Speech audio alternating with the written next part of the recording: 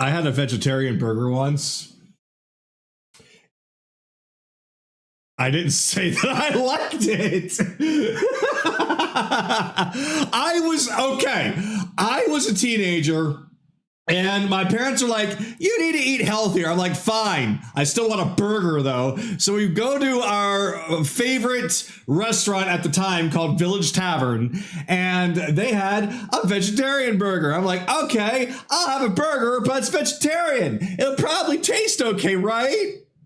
No, in fact, it tasted terrible, but the worst part about it was the texture, because it didn't have the texture of a perfectly cooked burger. It had the texture of a sloppy Joe. Basically, it fell apart, and not even in the solid chunks bit. It was like, how to describe? Kind of. Oh, I know the best way to describe it. It's like putting hamburger on a bun, but the hamburger's not cooked. It's just raw hamburger meat. That was the texture. Yes. So I ate half of it before I gave up, and I just gorged on the fries, defeating the whole purpose.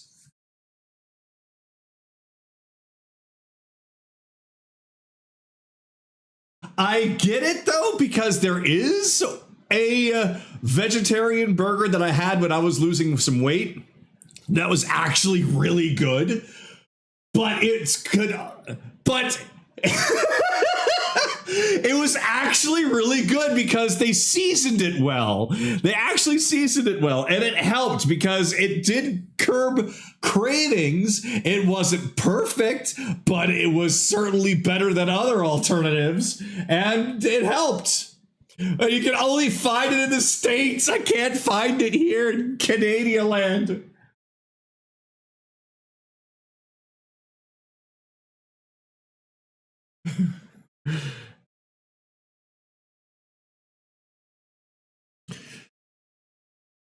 Oh no. Oh no. That's a real shame. That's a real shame. No! I'll fix it. I'll fix it. It's this damn fucking OBS not saving when I change. Oh god. Oh, why? Well, okay. So to give you a quick heads up, Kagato originally went off to get a monster, and Raku said something like, that better be caffeine free. He goes, it's not. Then I look up and saw that monster had a decaffeinated version, and that got Naraku on a rant of the same level as Kagato's hamburger rant. It is. It's the point of the brand, so why would they have... Exactly! But it evolved. Ranting about. Then it devolved into Naraku talking about steak and other things, and yeah, you missed a good crash out. I mean, granted, like, having a lower caffeine content in a can of Monster would probably be good for somebody like me, considering the fact that there isn't a fruit punch drink as good as this, and I can't fucking drink a lot of them because they have 160 milligrams of caffeine. So I have to limit myself to 2 per day, because if I drink more than that, I am going to feel like I'm having a goddamn heart attack, which you all know terrifies me. So I don't want to have that in my system, and it's also the same reason why I can't drink a single can of one of those 300 milligram energy drinks, because fuck that shit. It's like, hey, how much energy do you need? A little bit? Or do you want to have a defibrillator that you want to drink down? And I'm like, okay, let me try this 300 milligrams. I drink it, and immediately I feel like wanting to die. So the best thing I've got is Monster, which is 160, and god damn it, their fruit punch is so fucking good, and I can't have more of it. In other news, vegetarian alternatives are bullshit, heresy, and deserve to burn. I actually perfectly agree with both of these points, because, like, I had one of those fucking Impossible Whoppers exactly once from Burger King because I didn't know what it was, and it was just new, so I was like, fuck it, I'll give this a try. I was shitting green for a day. It's impossible to be tasty. Okay, so... It's impossible that it's food. One last thing, and then we need to get started. But Kagato, I thought you started drinking gamer stuff. Did you just not like that anymore, or?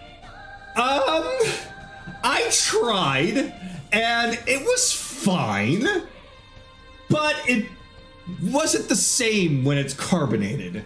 See, I'm a carbonation-aholic. I like the bubbly. I like the tickle on the tongue.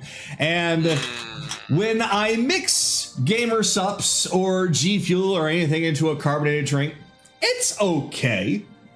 But it's not what they intended for the flavor, because when you carbonate something, it adds a different kind of taste to it. Even when you do it to water, it doesn't taste exactly like water. It tastes something else. It's the CO2 giving it that kind of weird taste. Gamer Sups, G Fuel, it not work so good. You need to either add juice to it and make your own mock Monster Energy drink juice, or you add sugar to it, which defeats the fucking purpose. Fair enough. Even though the juice also adds sugar to it, which defeats the fucking purpose. So, okay, let's get back on track here. No, I'm not done. I am not done. Is it the fizz and the bubbles that you like, or the tang? Because there is a difference. Yes. Okay, it's both. Okay, I can't help you then. Exactly. All right, let's get going. All right. So, last time, after dealing with Varsalos and returning to the Baba Yaga, the party saw a vision of the King of Kroy's final moments, seemingly at the hand of Ryudo. This leads to Kaylee. Kagato, Yes. you might want to check Streamlabs. What?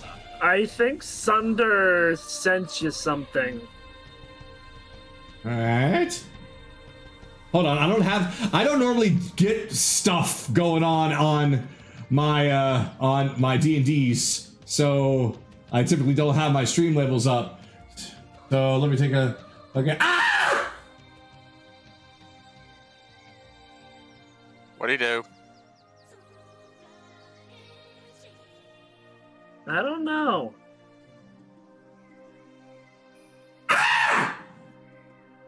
Thunder, you convention saving hero, what the fuck did you do? I think he's direct donated something. He did. I just don't know how much. That's the question.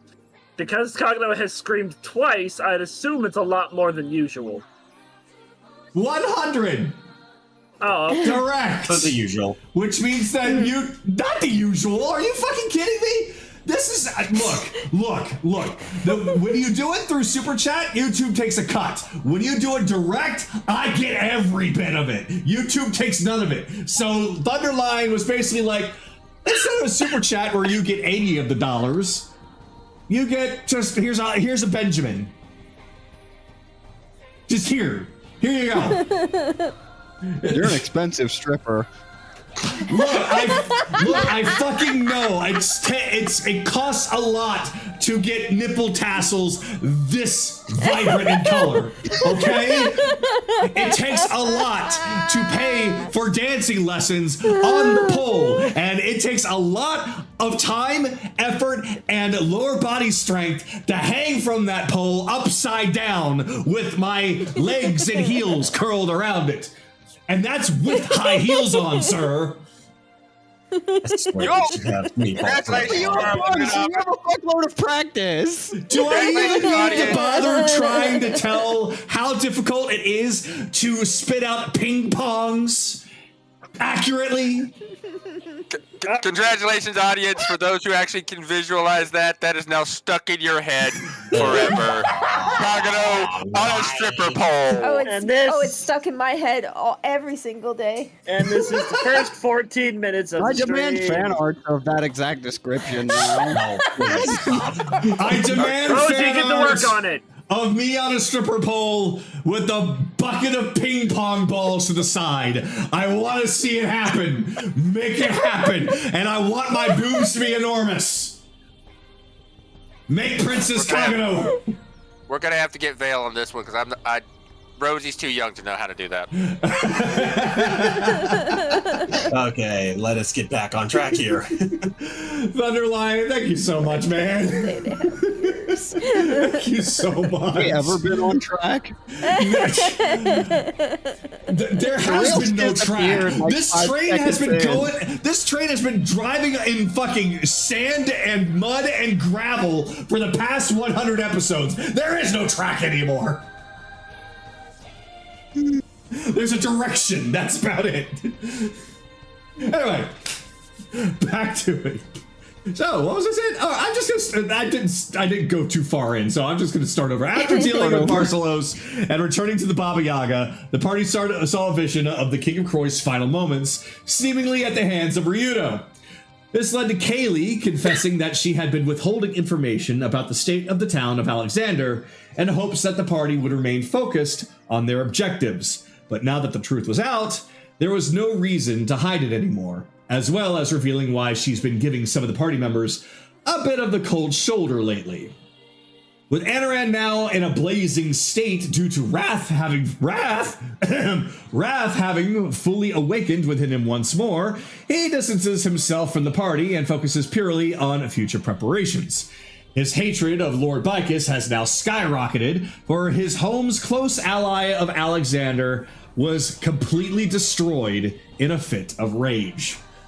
The Baba Yaga promises to uphold her end of the bargain and will deliver the Sphere of Annihilation at the opportune moment and not a second before, casting off everyone within the pool, the pool of reflections in the Sealy Court.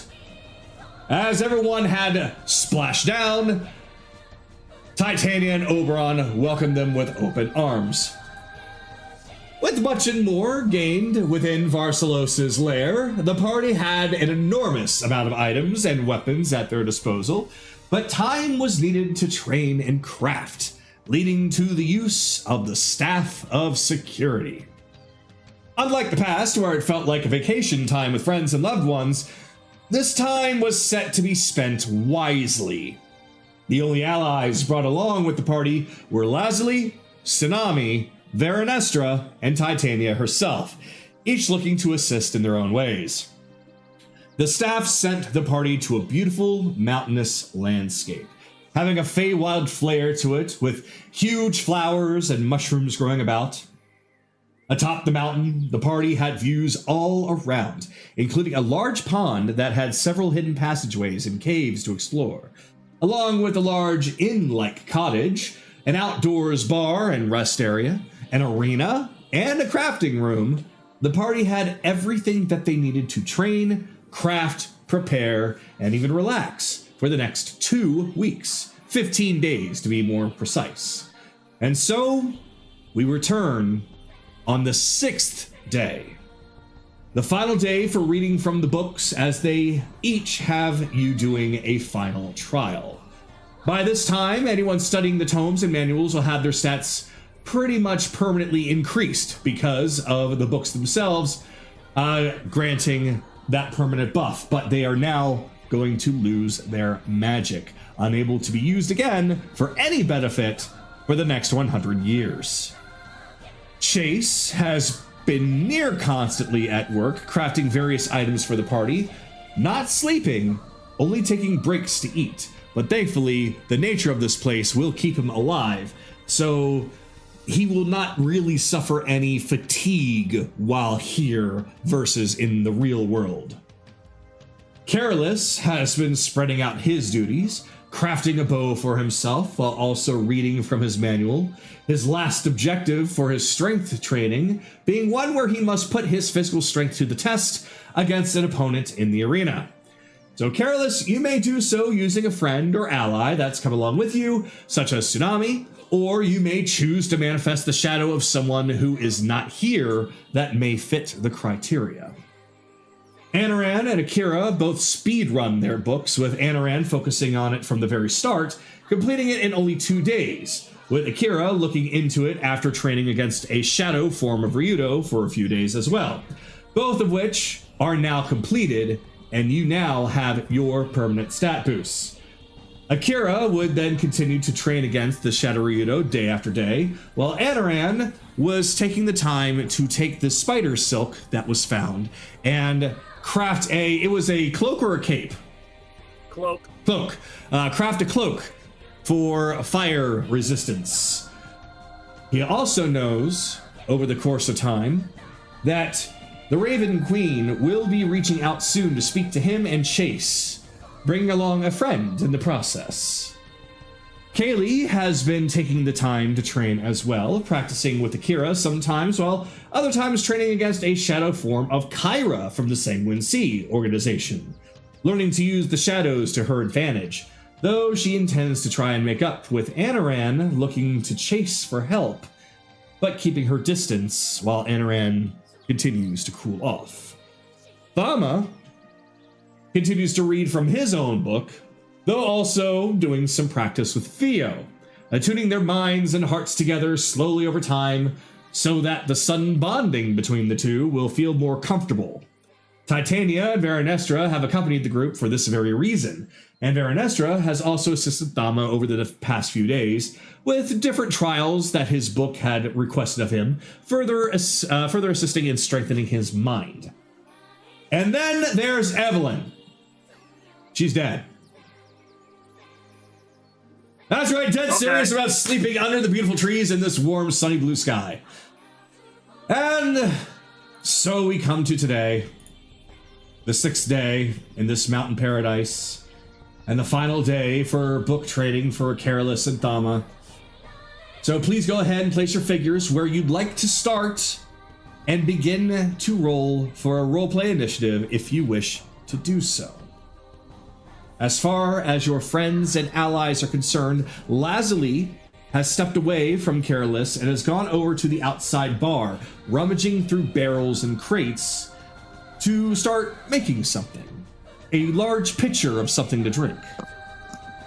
Titania has been watching most of the training happening in the arena quietly, almost judging the party silently, little by little, seeing what they're currently capable of. Veranestra has been her usual lazy self, lounging around the pond, exploring the hidden cave systems and peeking in on everyone's progress, mostly being nosy. Tsunami has currently entered the training arena herself, though staying far away from Akira, giving him space, as she seems to train on her own as well, though the energy she's giving off is a lot more aggressive than usual, prompting Titania to go and join her and assist. And that is where we begin. So, because Evelyn is not here, I'm going to have Evelyn lounging about by the water. I'll say right here. Why not? So when Charles does come, we can pick that up. And since Akira has already told me that all he wants to do is just focus on training, he will be continuously training against the shadow form of Ryudo. Now, let me go ahead and change the music. Hopefully, the mountain music will be useful now, but if not, we'll use what we used before. Go on ahead. Please, oh please, please work this week. Nope, it refuses. So for whatever reason, the upload for this failed. That's okay. We'll just use our adventure background music because it's still nice and calm enough for where we're at. All right. So, let me go on ahead and get everybody's numbers. And let's see, Akira and Evelyn are on standby for when they do eventually arrive. Now we're going to start with everyone else. So, Chase, what number did you get? 12. 12 for Chase. Anaran. 10. Anaran with a 10. Kaylee? 26. Kaylee with a yes. It's always when I swoop in last minute being like, oh fuck, I need a roll, and then suddenly I get a high roll. It's always the unintentional rolls. Well, like I said, if you want to wait until a little bit later, you can. This is basically just a roll for an order, but if you want to take that first turn, or if you want to wait until later, it's up to you. Does anyone want it? I'll trade. Well, let me get everybody else's first. Carolus, so what number did you get? I got an 18, but I'm purchasing something real fast for the training, so I'm hoping somebody will want to go before me because I want to give Tails Bio time to give focus. It is what it is. We will see what happens, do the best that we can. Belle, what number did you get? 11. 11, okay. So, Kaylee is offering her spot. Does anybody want to take her spot to go first? Naraku, you were kind of sad about your role. Do you want to go first? No, let's let her go first. No! I don't have anything. If you don't have anything, then... Okay, fine, I'll take it. Raku's like, I'm gonna make her sweat for a second. All right, so you have traded initiatives with Naraku. So now, Anaran, you are now first with Kaylee now last. So, that is where we will now officially begin. So, after reading for basically almost 48 hours nonstop, almost, well, like 2 days and 2.25 days, and finishing up one project, Anaran is just taking a little bit of a soak. Resting in the water. It's a very... Go ahead. Just contemplating to himself. Yeah, the waters are nice and cool, not freezing, not too warm. It is a very perfect temperature. You see that Evelyn is nearby, asleep. And this large pond has some fish in there swimming about. From your perspective, you can see that there is a small building over here, as well as a few various different openings that have kind of like a illuminated streamers, the best way I could really kind of describe it, indicating that it leads somewhere. So there's a spot over here. There's a spot over here. Each of them little nooks and crannies and little caves just to find other forms of relaxation, places away, and the like.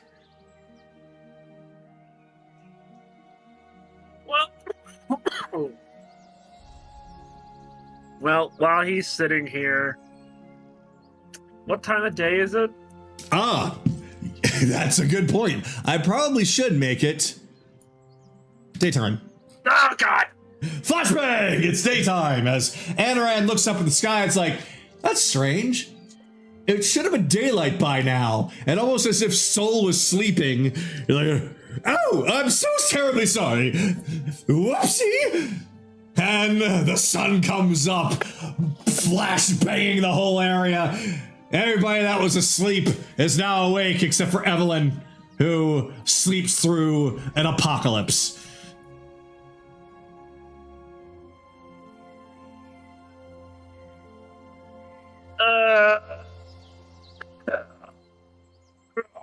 Okay. Well, he's been soaking for a couple hours now, so he'll get out. Dry himself off. It's over there.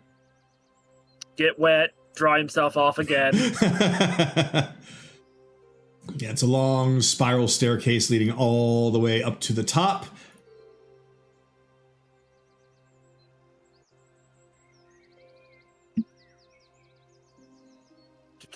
It's enough to definitely work out your leg muscles. I'm a wood elf. I'm fine. I figured.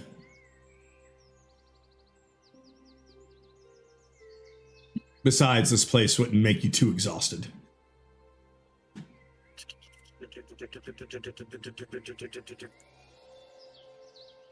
I did adjust this.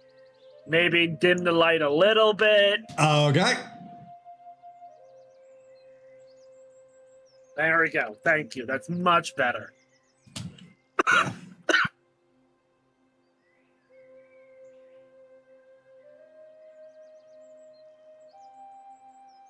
Well,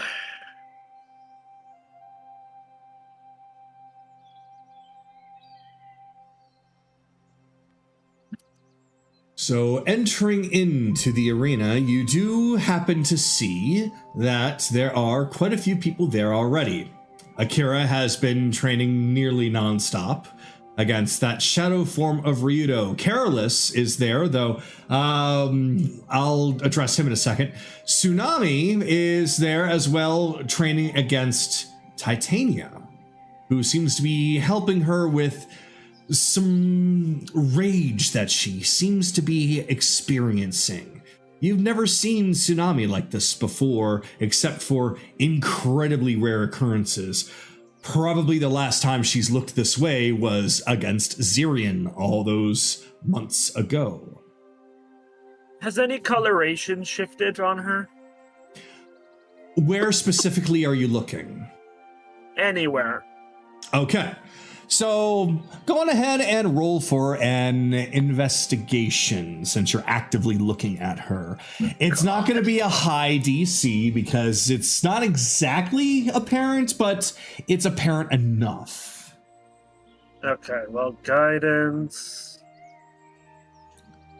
Yeah, your passive perception, you can tell that there is something a little bit different, but you're just now really narrowing it down. 7. Well, okay, with a 7. With a 7, you don't really notice much. Though you do notice that there's a little bit of a wisp of darkness around her. That's the best you can really tell. So the coloration hasn't become a little bit darker, a little bit more night-oriented yet. It's Not the colors haven't dulled a little. Not that you can really tell. All you definitely see now at the moment is a little bit of stronger, slightly darker energy from hers, which used to be more bright and almost like a rainbow in nature, brightly colors, prismatic, best way I can put it. It's not quite as prismatic, it's definitely more dominant, but instead of it just being like more whites and pinks and blues and yellows and greens, there's a little bit of black and blue in there now.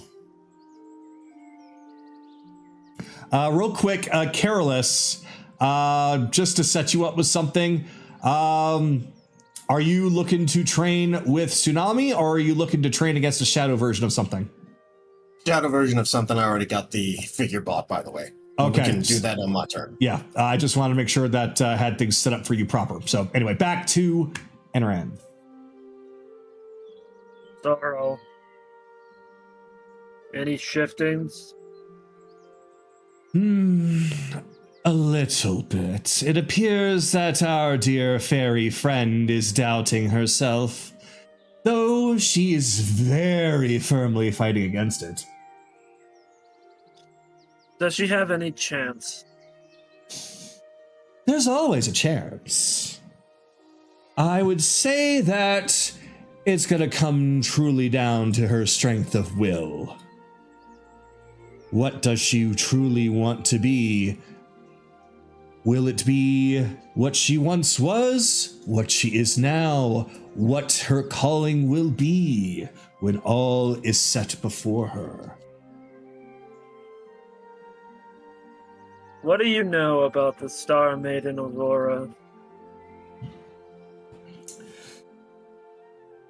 She was a rather, I'm not going to necessarily say cold, but she was standoffish. She didn't quite take to having too many friends. She had too much to do. It was a very lonely existence. But she did it to the best of her ability, and everyone was happy, and that was enough for her. But she would often push people away if they tried to get close. Her very own people. Though they were as close could be, they were still nothing more than subjects. Well, you two must have gone along just fine then. Well, before I had a voice through you, I just lingered. And there was much to linger for. Did she enjoy your company? Much like what she's doing now, she fought against it. But I think in her mind she knew it was inevitable. So it was an accepted partnership. What's her relationship to Celine? Teacher, mentor? Neither. There is very little actual close connection between them. They are counterparts on different planes, but that is about it. They know of one another, but they stayed out of each other's way. And it's funny because this was quite some time ago when Selena, now Luna, of course, she was how to put this, a little bit more, it's almost as if their roles had changed. Celine was a little happier. Aurora was the one that was saddened and alone. Tsunami, much happier. Luna, a lot more sad and alone. Two sides of the same moon, but neither side can truly show themselves at the same time as the other. Precisely. So while one was the bright side of the moon, the other was the dark. But unfortunately, things have shifted, though it is coincidental. It's just very strange to see.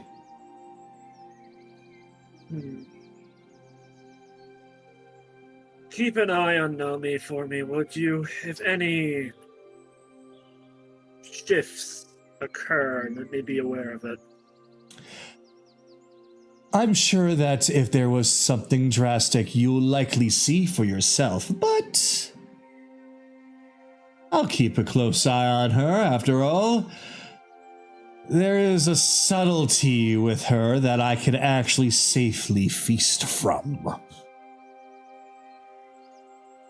And that's exactly what I want to see first. Every change is subtle. The moment Aurora truly starts to wake up is what I want to know. That may be sooner than later.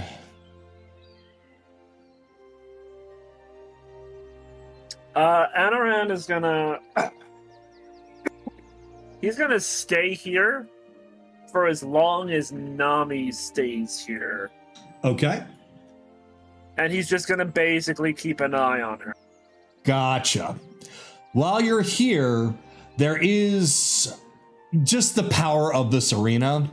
It does essentially just whisper to you that if there's ever a moment you wish to pitch your skills, call upon me, and I shall assist.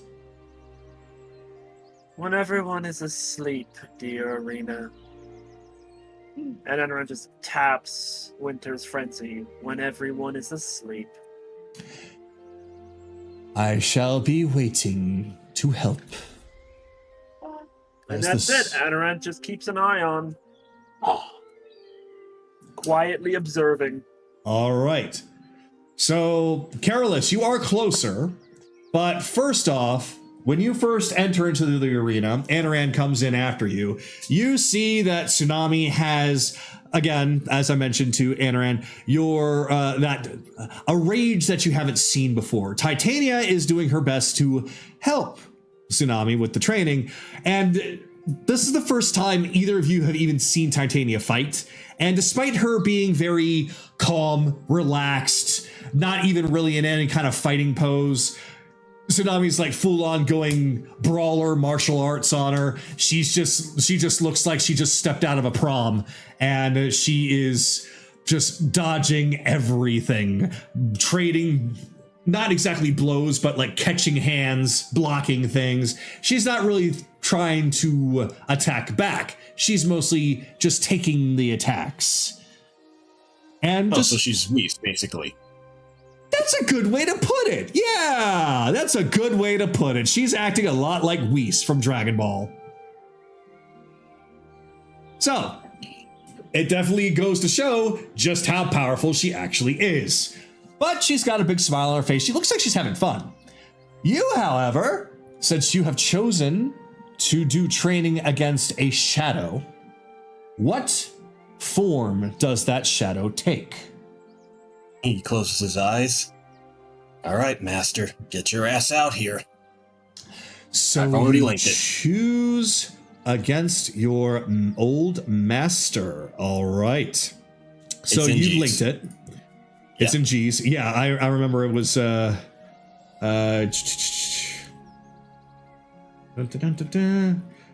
G-O.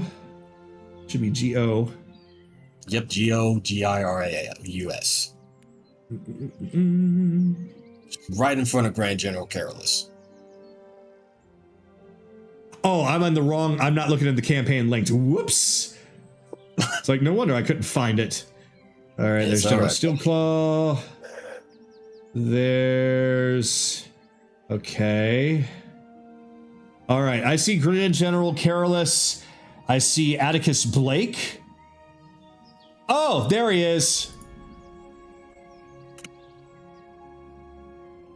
All right, let's get a little bit of extra space here so you're not like right on top of each other.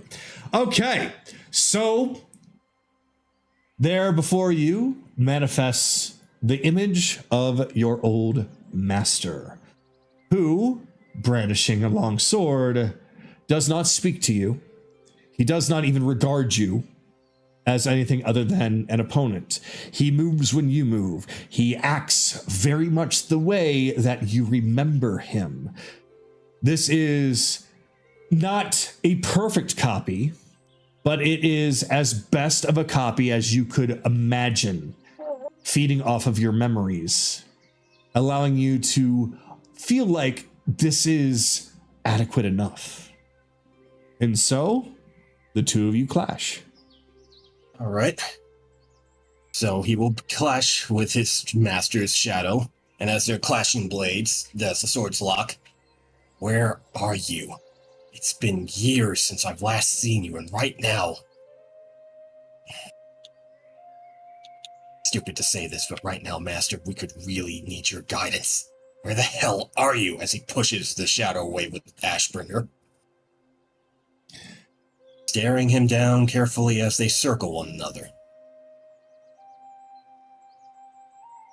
You find that all of the techniques that he taught you, he is now employing against you.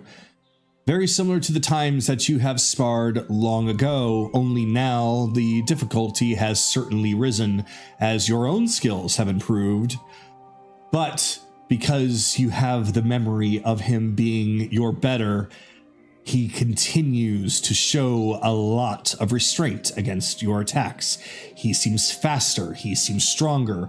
His sword parries against yours, despite you having such an enormous sword, and his is just a long sword. It does not matter to him. The power difference remains fairly equal. He's going to try a tripping attack on the shadow to see if that gets him off guard. All right. If you would like to, if you would like to roll an attack roll. Yep, tripping attack. That's a dex save, by the way. But first I'll do the attack roll. Yeah, you gotta make sure you even hit. Yeah, that'll hit. That's a 25. Ah, yes, that will hit. So, the shadow of your former master. Let's see.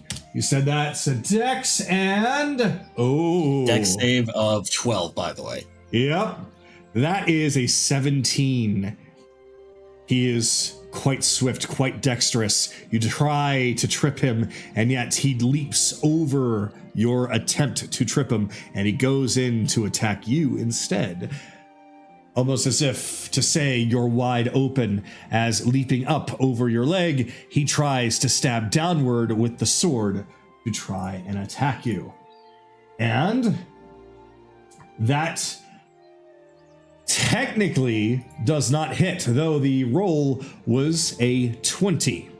That was with the addition. So it doesn't exactly miss, but it hits your armor, which is able to shrug off the attack. So while the attack strikes true, your armor's tough, strong. It doesn't care about that attack.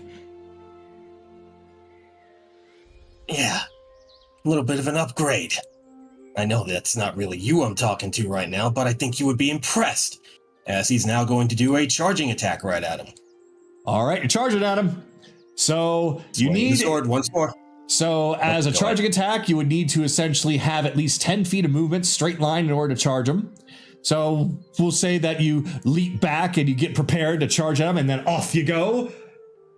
You dash straight towards him and... swing the sword, here we go.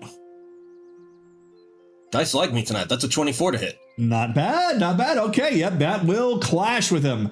And that will hit him, as he is unable to stop the amount of strength behind that attack, which causes him to actually stagger backwards, which puts him into a bad spot. He is now cornered, his left, right, and behind him completely blocked off. Well, there is technically a small space he can squeeze in through.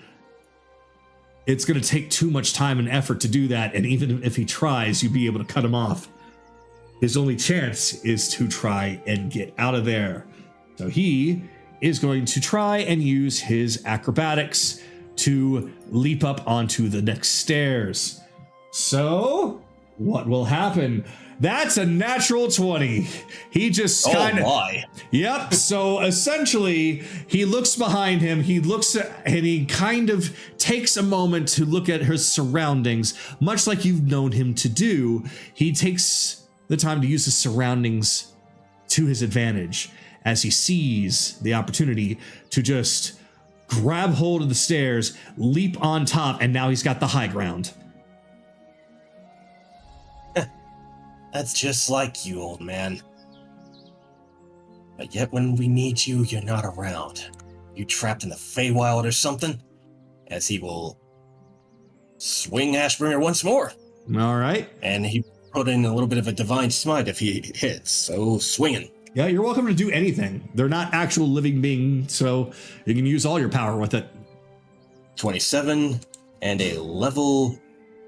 Oh, let me fix all these spell slots being used up real fast. It's been a long rest. And at level 2 divine smite. But we won't roll the dice damage because it's actually not real combat, so just for show though.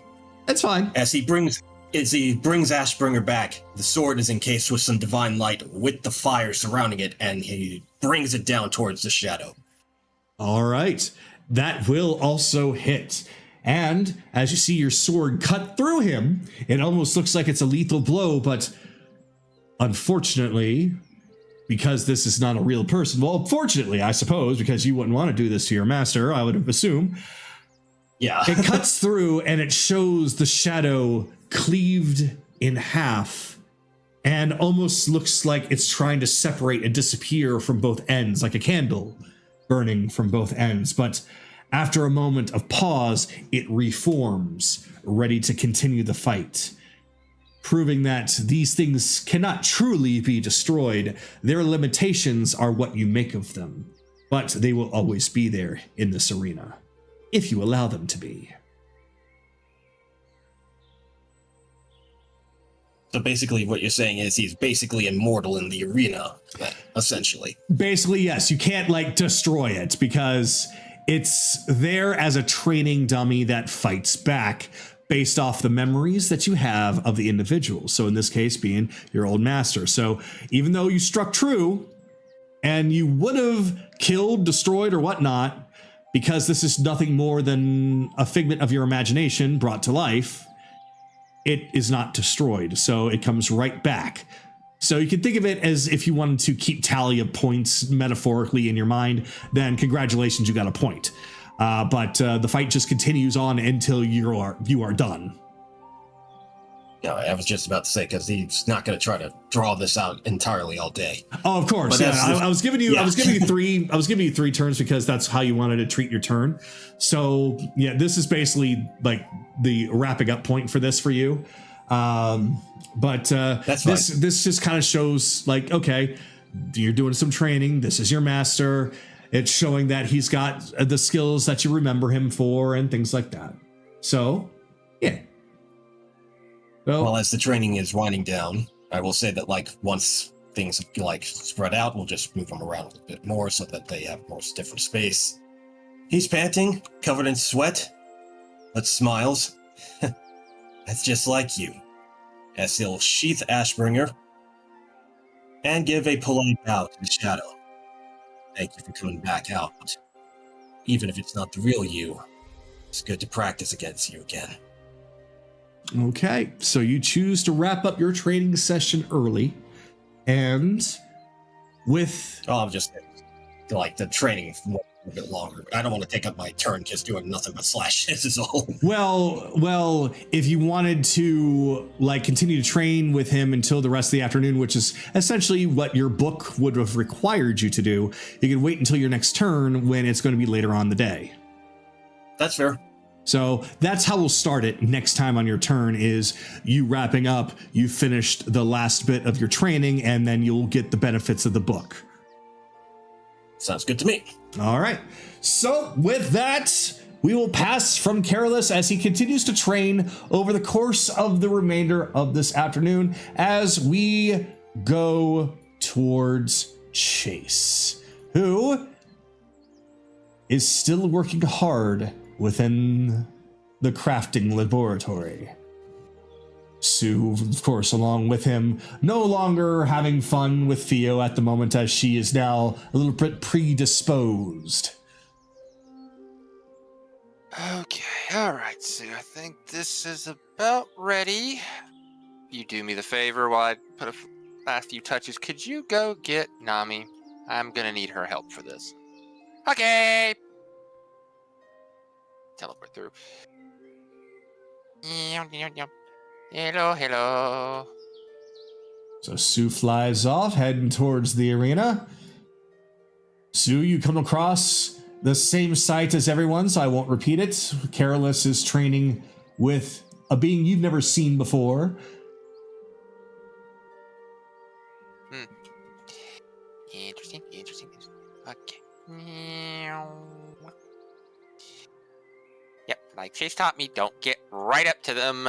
That's how you get punched, and I can't get punched. I'm not good at getting punched. Nami!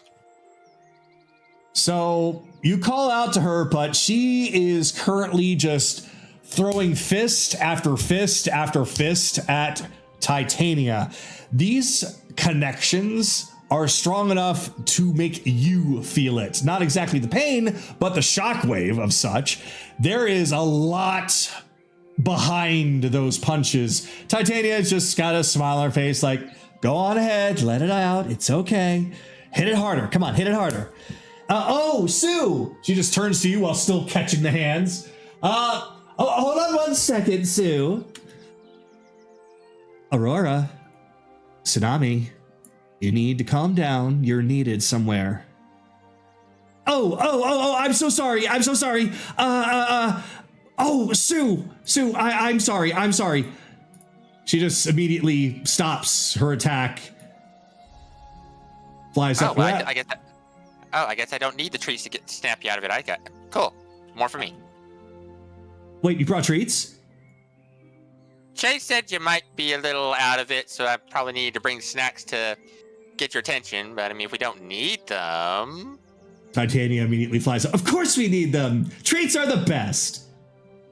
Aren't they? Treats are the best. Treats for all. Treats for me. Treats for me? yes, yeah. Sue hands a sweet roll to both of them. Yeah, okay. Yep, nope. I ain't gonna try and steal from her. Nope. Tsunami will happily take it and look down to Sue, smile as Titania will fly over a little bit higher as she just kind of gazes down, watches Careless, looks over at Anaran, acknowledges him, and just kind of nibbles on it like a squirrel with a happy nut. Chase got something that needs your specific touch for. Oh, me? Okay. Sure. Lead the way. He gets up close, like it's something for Kaylee. Oh, that's gonna be great. Okay, yeah, lead the way.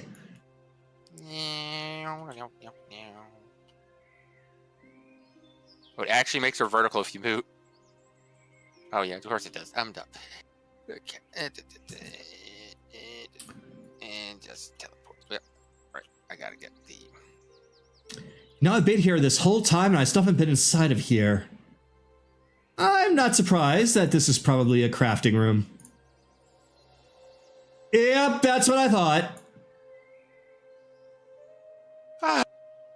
Good. Okay. That took quicker than I thought. Good.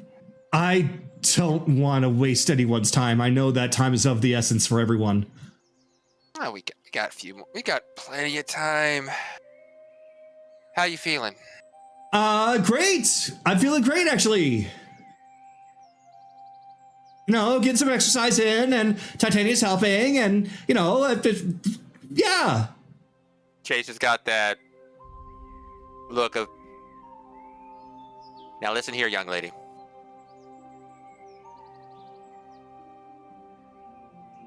Nami, Yes? how are you?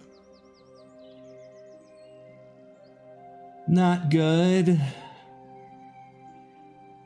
I can imagine. She actually, let's see. Oh, for some reason I don't have it. Oh, there it is. Like when you call her out on it, she actually almost as if like, the idea of when somebody is embarrassed or something, they shrink down. Well, she literally does so as she turns more into an actual fairy and she becomes a little bit more reserved, kind of poking her fingers together. I'm not the best. I can imagine. We're technically in the same boat, if you think about it.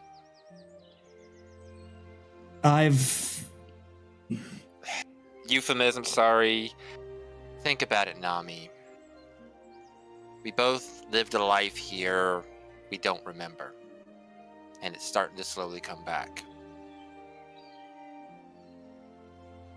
But can you still remember who you once were? Or at the very Yes. least... Or the very That's least. good. That's good then. Or the very least what? or like you're not you're not forgetting like your childhood, your friends, family, things like that. No. No. Oh, good. Then everything's fine. Is that what's happening to you?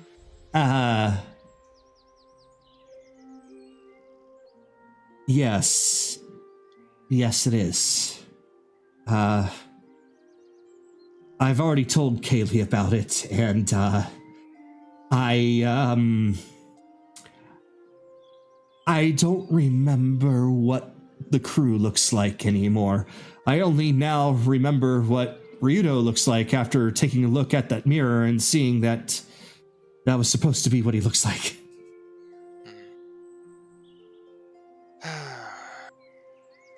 Are you doubting yourself? I'm trying really, really hard not to forget what I am now. I don't mind remembering what I once was.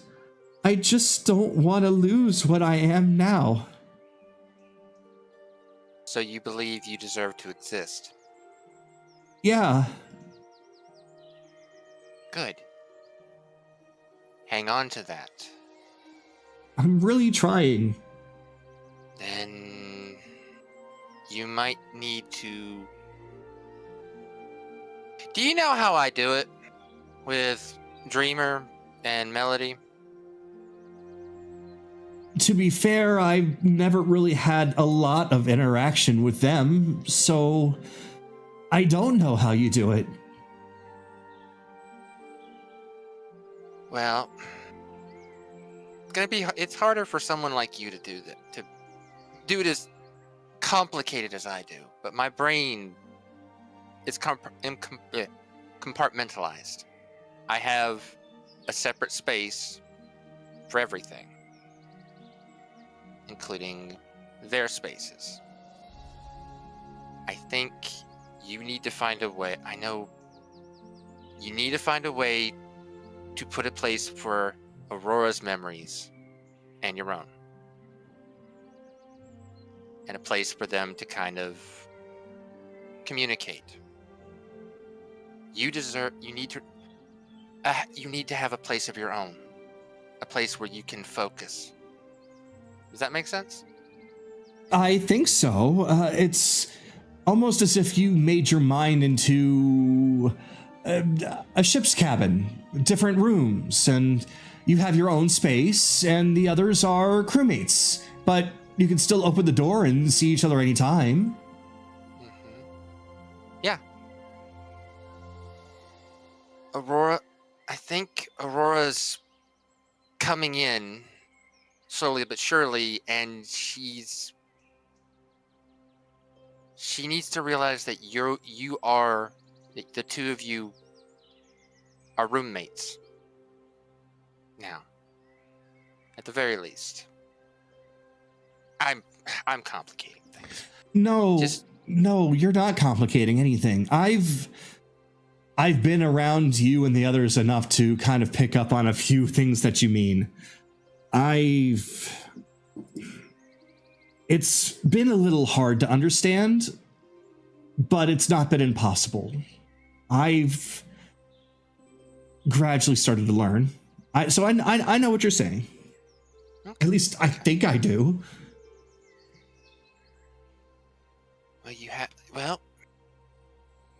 You have a lot of people. I know it's going to be difficult, but if you ever feel weak, remember we are here and we will help you in any way we can. But but for now, we're here to relax, enjoy ourselves, and create.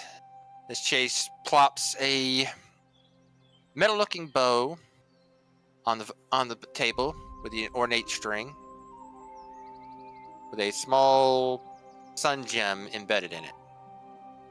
Oh, I see. A new bow for her. Mm-hmm. It has a few new tricks it's going to have, but I figured it needed to have your touch as well for the magic.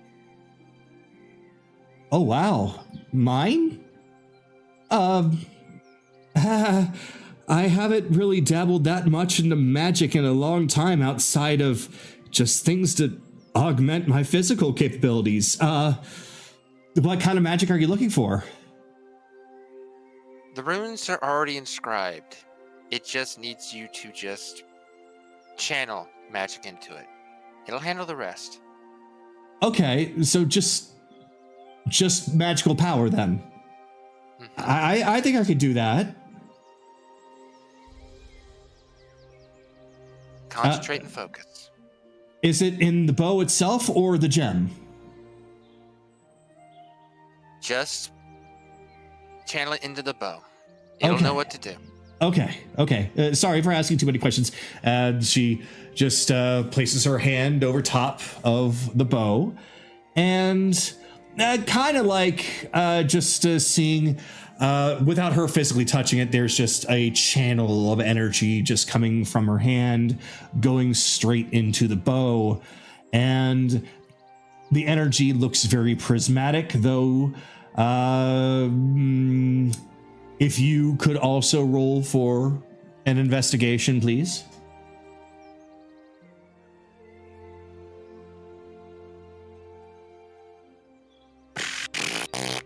Add rolls tonight. Okay, so...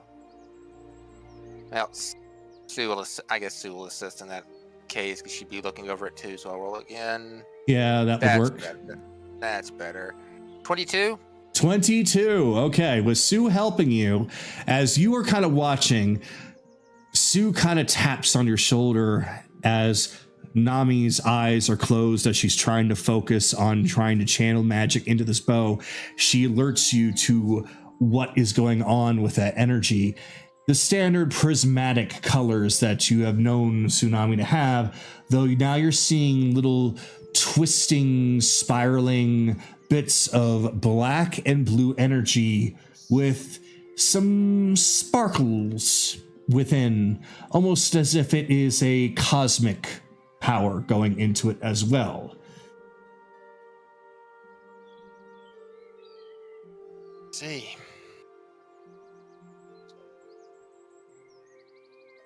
Very good.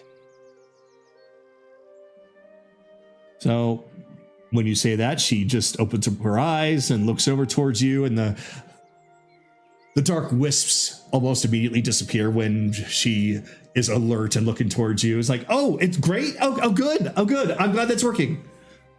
Mm-hmm. Nami, are you scared of her? Of your old self? I'm not exactly scared, as I am worried. I guess you could kind of interchange the two, really. On one hand, I know it's supposed to be me, but at the same time, it's not. Somebody that shares a body, this is a commonplace that I've seen with a lot of us. But I'm worried that when she does fully manifest, that I will struggle to keep hold of myself. I don't know if that means that we become one and I remember everything, both from who I was and how I am now, or if nothing happens and she just completely takes over. And I fear like that might be the case if I'm losing the memories I once was. So I'm trying my best. I don't want you to worry. He pulls her over it into a hug. Hey. It's understandable to be scared in a situation like this. While I'm not saying don't fight to remember and keep who you are, but don't fight her. Does that make sense? It does. I don't want to fight her. But what if she wants to fight me? Why? What if she doesn't want me around anymore? What if I'm just a burden on her? That me existing, it gets in her way. You did what she wanted. You brought help.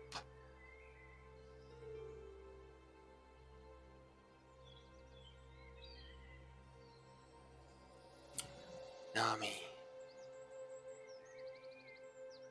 She will want you because you are... You're probably...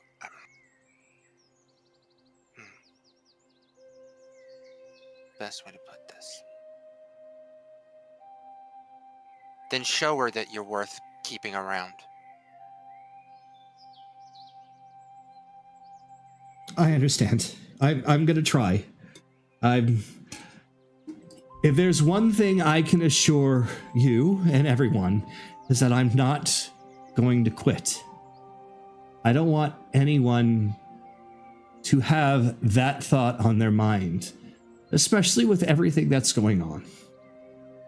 So, Kaylee said that it was okay for me to cry, and I still want to, but at the same time, I'm trying to stay strong for everyone else because I don't want to cry until after it's over.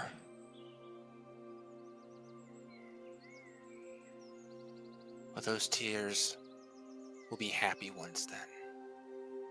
Exactly. Just show her that the group does want Aurora to come back, but that we want to keep our Nami.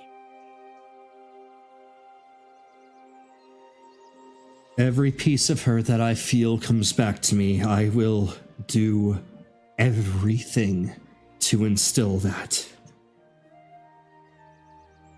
Good girl. All right. Go on. I can take it from here. Right.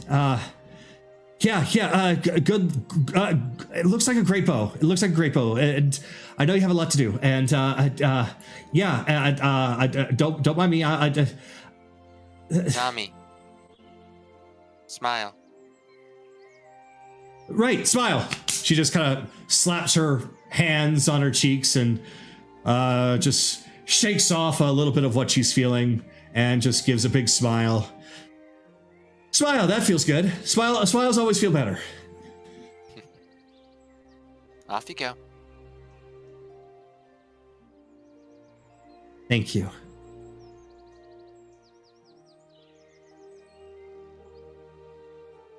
It's one thing down as Chase slaps Sue's armor on the table. All right, now to get to you.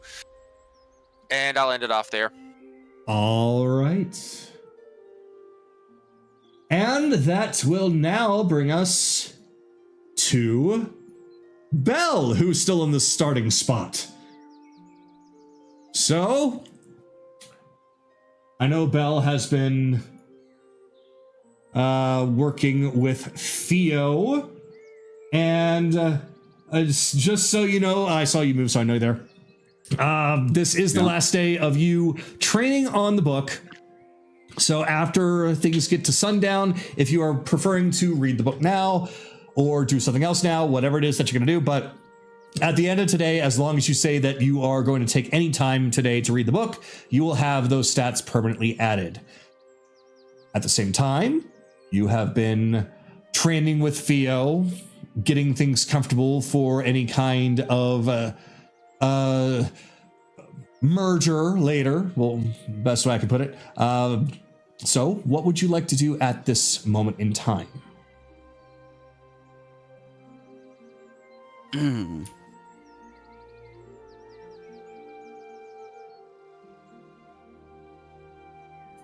Well, that's been getting let's see if that's getting pushed back.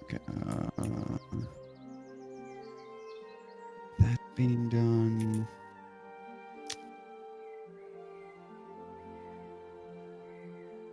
Need to look something up real quick and. No problem.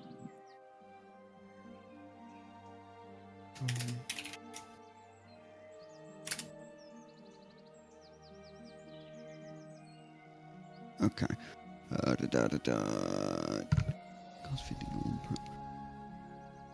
Okay. Okay, they made that take not near as long. All right. Well then. For now, for now at least, I'm more or less, more or less on standby for now then, but because what I'm doing first and foremost is I'm copying the scroll of contingency. Gotcha. Okay. So, I think in terms of cost, Bell, I think we said that all the magical paper and parchment we found in the bank was enough to cover you scribing all the shit in your book for the trip. Yeah, I was just looking up how long that like how much time that actually takes. Mm-hmm. 2 hours per spell level. Yeah, so that's better than it used to be a day per spell level. Oh shit. Yeah, it would take you this whole time to do all of it. No, I wouldn't have gotten through all of it in 15 days. But yeah, you're right.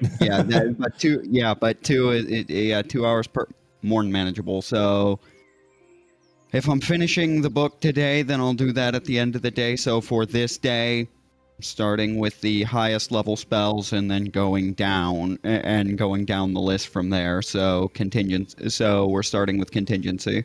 All right. Which is going to take up 10 hours.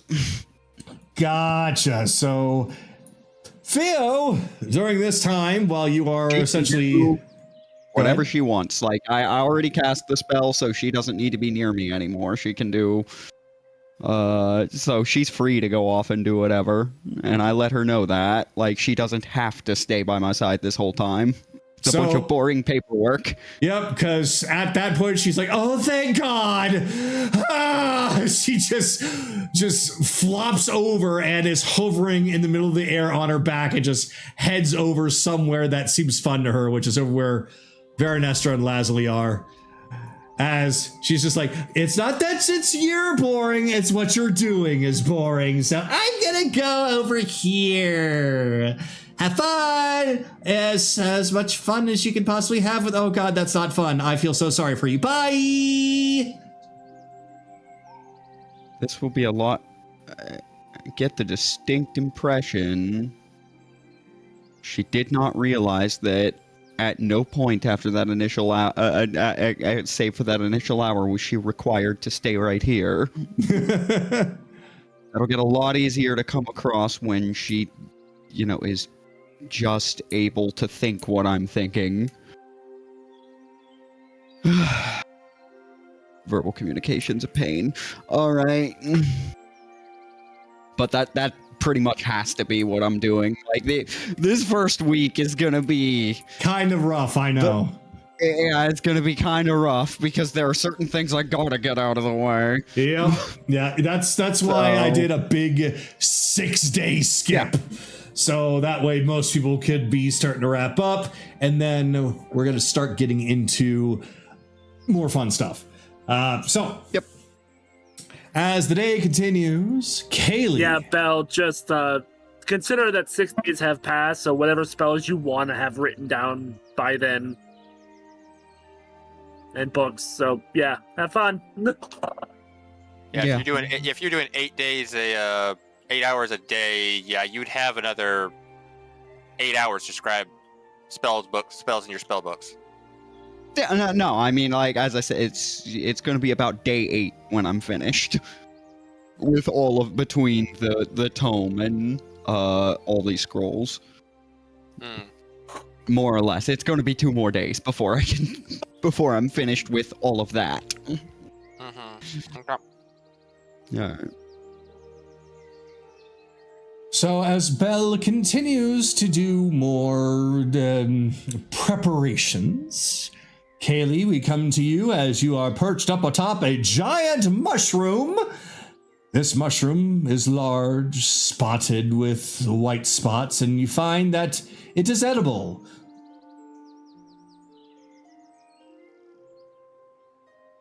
I'm not eating the mushroom.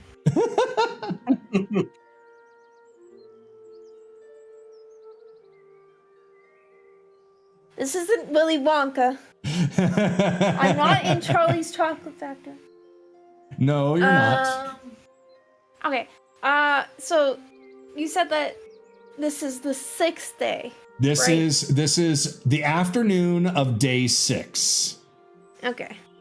I would say that Kaylee was training with Tara that entire time. And that I wanted to ask how much that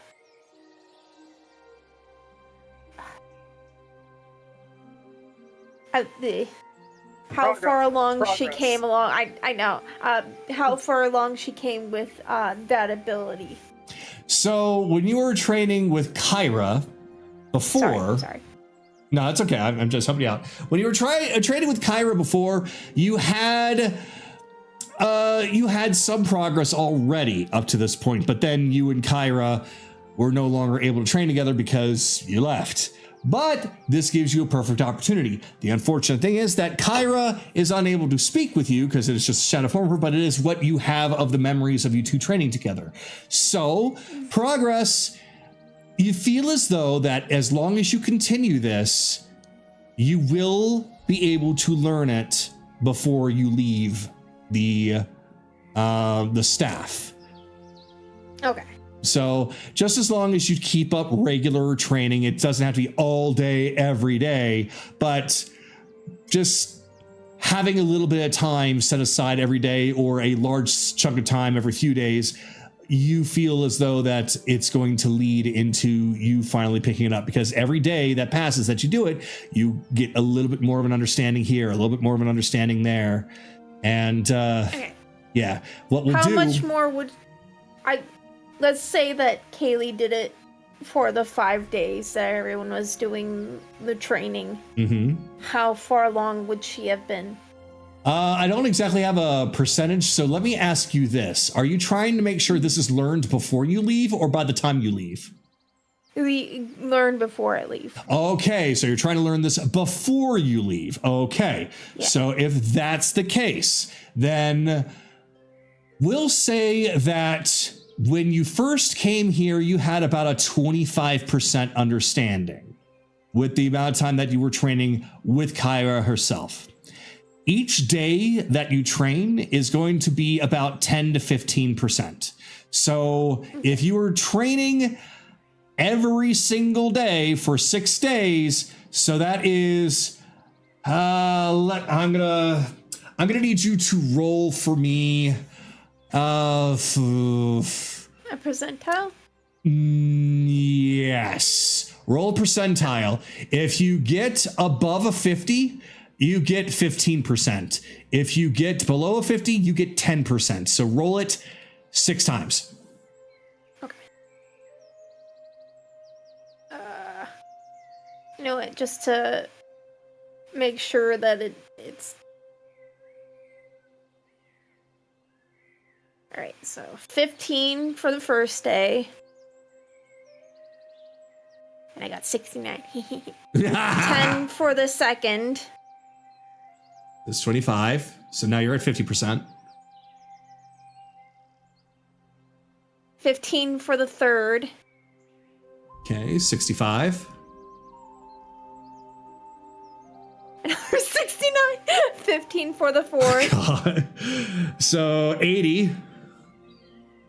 So now statistically, you got 100. Okay. Yeah, and so statistically, even if you 10. roll, you would have gotten 100 by the end of the 6th day. Okay. So she's basically learned it by this time. So, yeah, since you've been doing nothing but training this whole time, every single day up till now, then yeah, we'll say that with the amount, actually, let me see if you get it today or if you got it yesterday. So after, actually, yes, go on ahead and roll me the last two. Okay. So I did roll an extra one, and that was 10. 10, okay. So 90. So it would have been 100 or 105. So today is the last day. So you do need to train today to get it. Okay. Okay. Well, does she need to train with Kyra at this point since she's so close? Basically, since you're at 90% minimum, you kind of have an understanding it's refining. So you don't necessarily have to train against Kyra if you don't want to. I'll say that at this point, you can train against anyone and essentially start putting your training into practice against another opponent. Then she's not over here.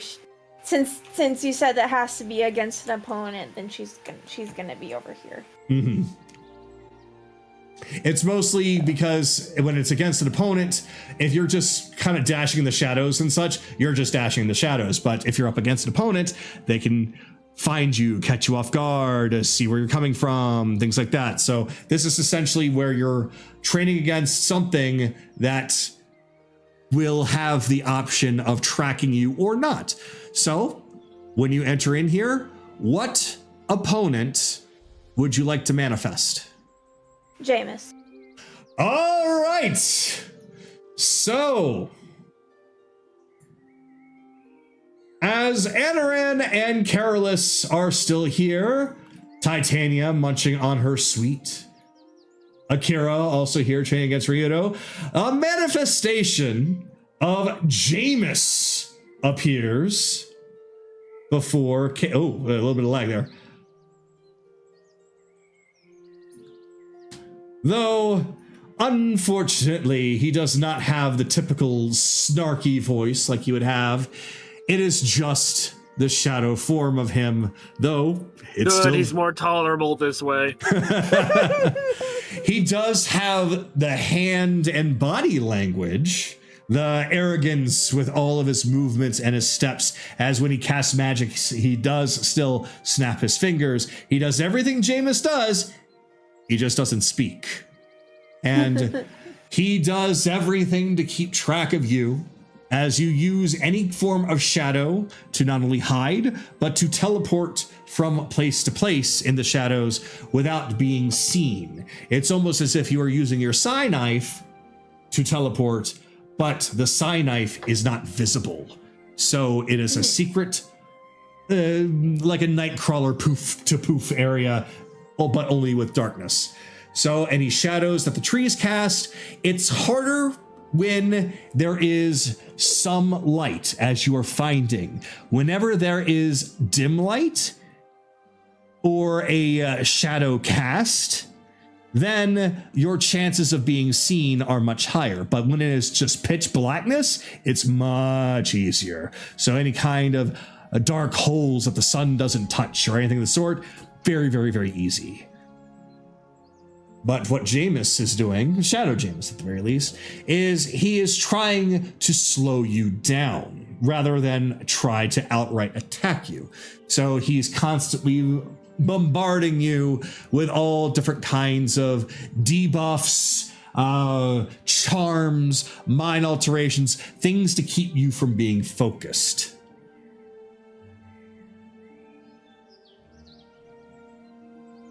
Alright. Well, I'm guessing this is what I'm going to be doing.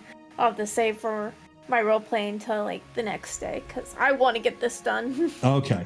What we will do is once you have this in the form of out-of-combat roleplay purposes, then it is essentially just using the shadows, and then it's like perception rolls against people who are wary of you, but you're trying to use the shadows. We will make a mechanical version in the form of a trait or feat or something that I will work on over the course of this next week so that way we can look at it, balance it, and such, and then you'll have it by next week. Okay. Okay. But for the sake of roleplay today, it's basically just like the shadows are your friend, and you can essentially Jason Voorhees yourself around.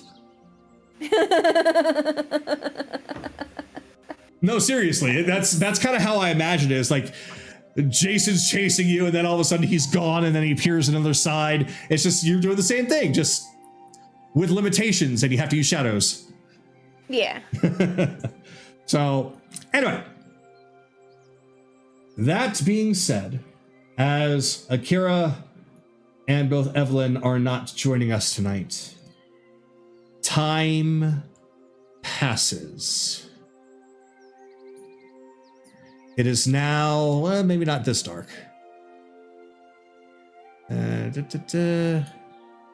There we go. Time passes. The sun is going down. It has been 8 hours. It is now, for those of you reading a book, you are done. Careless, you are officially completing your manual.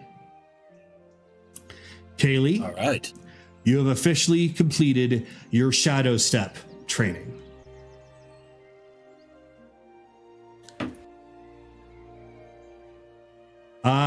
Let's see. That was 10 hours for Belle instead of 8. So Belle, we'll just make it easier in case you want to do something. You finished with your scroll. We'll make it easier. So you finished with your scroll, so you have the rest of the evening to do anything else, whether it's reading the book or doing something else. And yeah, so we are going to now go back to the top of the list and see what everybody wants to do tonight leading into the next day. So that means we are starting with Anaran. As Anaran, you see that Titania has finished long ago munching on her little treat and is back to watching over everyone training. You have been watching as well as Tsunami eventually did return, and instead of training against Titania, she asks her to go ahead and step aside, and she does a little meditation. Best way that we could put it. She will do meditation. She is in her fairy form.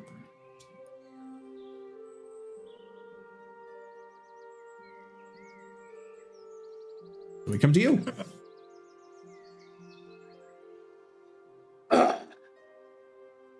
So,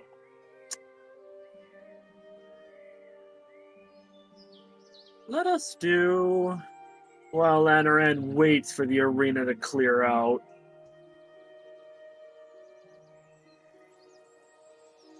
Anaran will take out some incense, set it around him. Legend lore. All right. So, legend lore, which means we are going to get some, well, lore. So we might as well change the music to reflect that. Emphasis on reflect.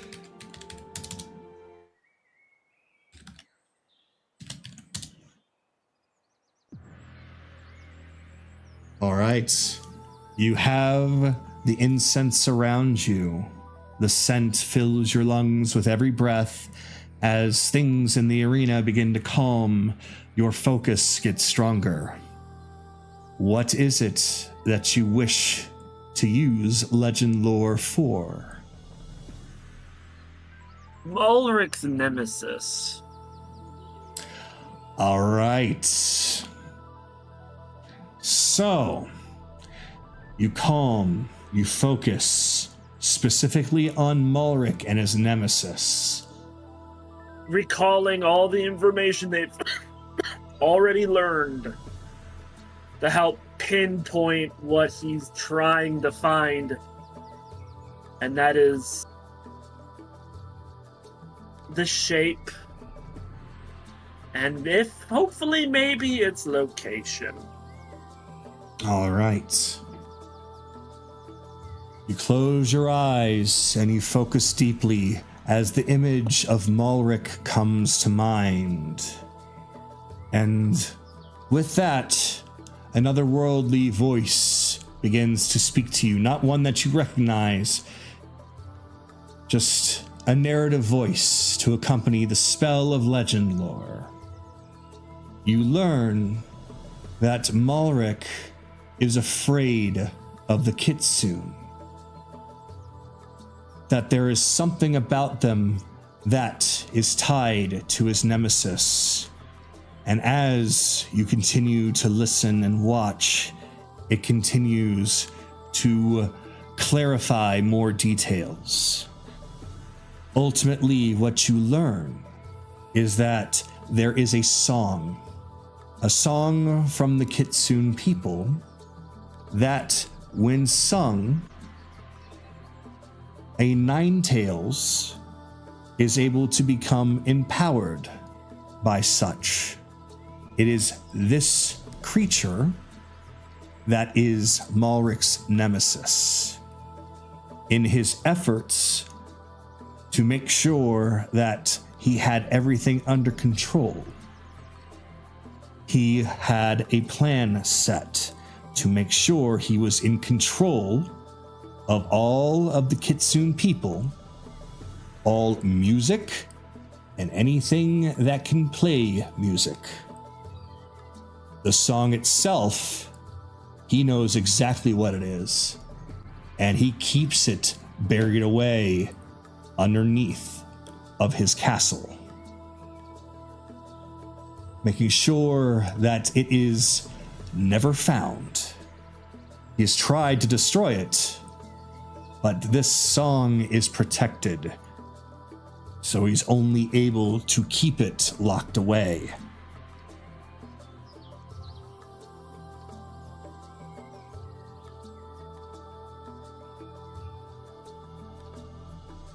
And that is it. So the incense burns away into nothing. The 4 ivory strips tell him the tale. Interesting. A kitsune or somebody needs to sing a song. And that will spell the doom.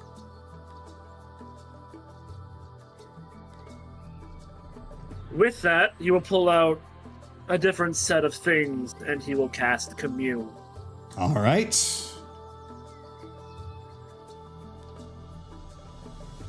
Hello, milady. It's time to start narrowing some things down. The one called Shotari, does she still have control of herself? She does. The one called Shotari, is she currently under the employment of Malric? No.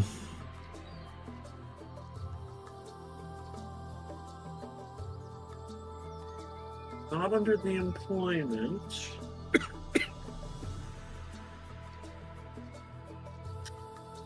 Final question. The one called Shotari.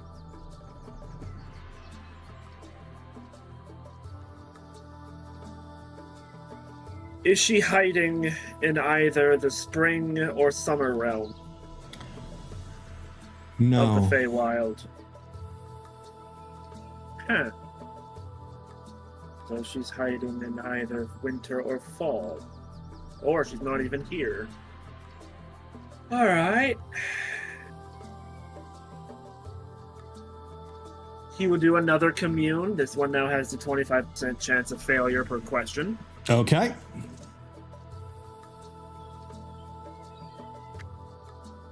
Question 1. Is Shotari even still in the Feywild? All right. Go ahead and roll your Now percentile. we roll. 25 or lower is bad. Correct. That is a 40 on the dot, so it goes through. All right. No. She's not still in the Feywild. Okay, that means she's somewhere else now. Okay, Well, that's kind of a double negative because you said not in the Feywild, and she said no, right? So that means that she would be in the Feywild, or I meant for the answer to be that Shotari is no longer in the Feywild. okay, yeah, that's how I understood it. I was like, Wait a minute. That's how because the phrasing of the question is she not in the Feywild?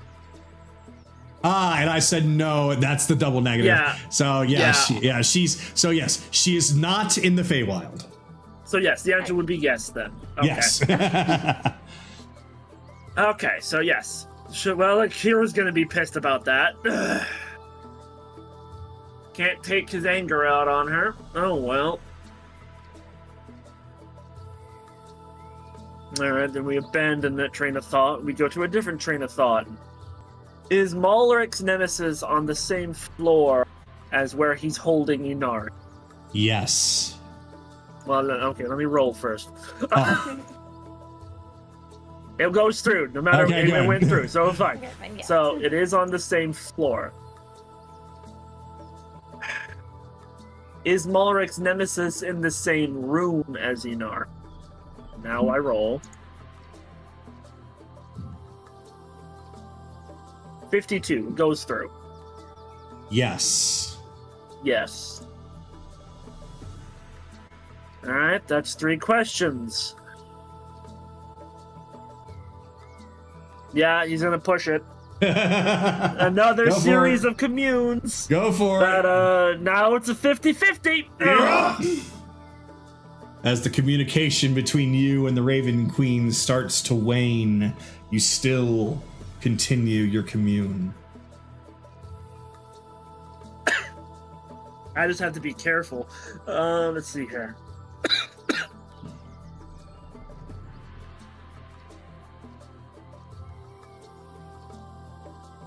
If we destroy the stone holding Aurora's memories, will that break the corruption spell on the Kitsunes? Okay. That's 27. Failed. Unfortunately, the Raven Queen tries to say something, but it does not go through. Anaran's gonna say the same question. He's gonna push this. This is something he wants to know. Mhm. And the dice are saying I'm not allowed to fucking find out! I One mean, more you have time. Yep. He's gonna burn that last question with the same question. Motherfucker! Now you give me the 07? Now you give me the 07? It's saluting you for trying, but also pissing in your eye. Alright, so he takes out that this is just not gonna go anywhere, because now it's a 75% chance, and he's not gonna push that. Okay. I would say, just save it. But because I guess the dice are in somewhat my favor. Channel Divinity. All Might right. as fucking well. Might as well. The specific, the specific request is to burn the memory of the pathing to get to Inari. Because this is very important, and Anaran would like to know the exact path. Oh, All I right. see what you're asking for. You basically want Yeah. a mental map. Yeah, I want a map that's not going to fade away. Gotcha. Nope. You fucking asshole. I can just see the steam coming off his head right now. It's like, Oh, like the rolling a Raku. 99 on your loot chest at the end of a raid, and then somebody gets 100. Oh. All right, so Let's try. yeah, he's gonna every time. I can try again tomorrow, Mhm. but because that's information we need, and be needing that as soon as we kill off two other people. You got a good chunk of information out of it, though, so don't sell it short. Yeah, but not enough information. That's the problem. That is true, but you still got a good chunk of it. We can work on getting the rest later. I mean, that's basically gonna be the rest of his fucking time here, outside of like a couple things. So, with that, he's just gonna throw his hands up in the air. Be like, Going ale? No. Be like, come on, I want to go home. I hate to say it, Naraku, but I think Starlina cursed your dice. She What did she made the say? figure. She made the figure of Kagato on Oh. a pole dancing in Hero Forge. Oh my god. Starlina, I will hunt you down. And she posted it in the general art. Oh It's god. disgusting. Oh, So no! He's gonna look at Titania and kind of signal her to come closer. All right. So her eyes continue to scan over and sees you, Amaran, as she takes flight.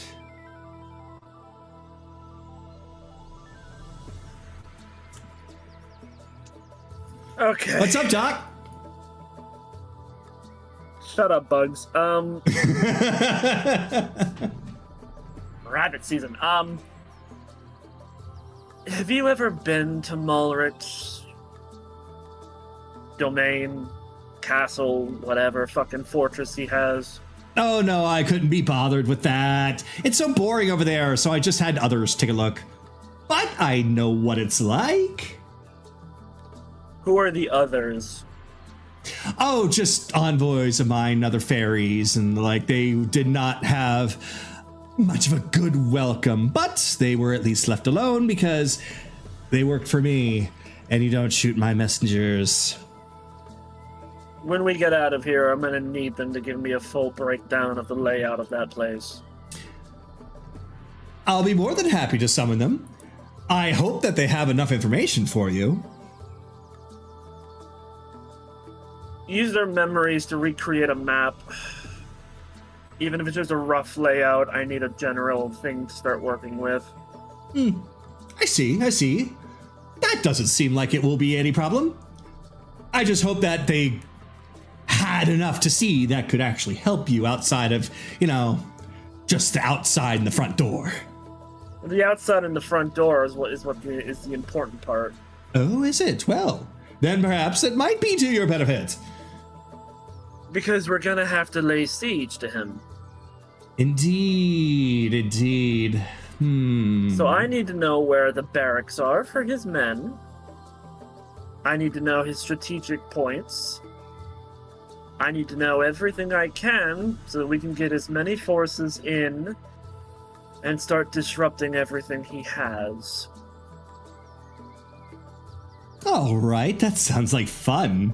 It's been a while since we've done a good old-fashioned siege.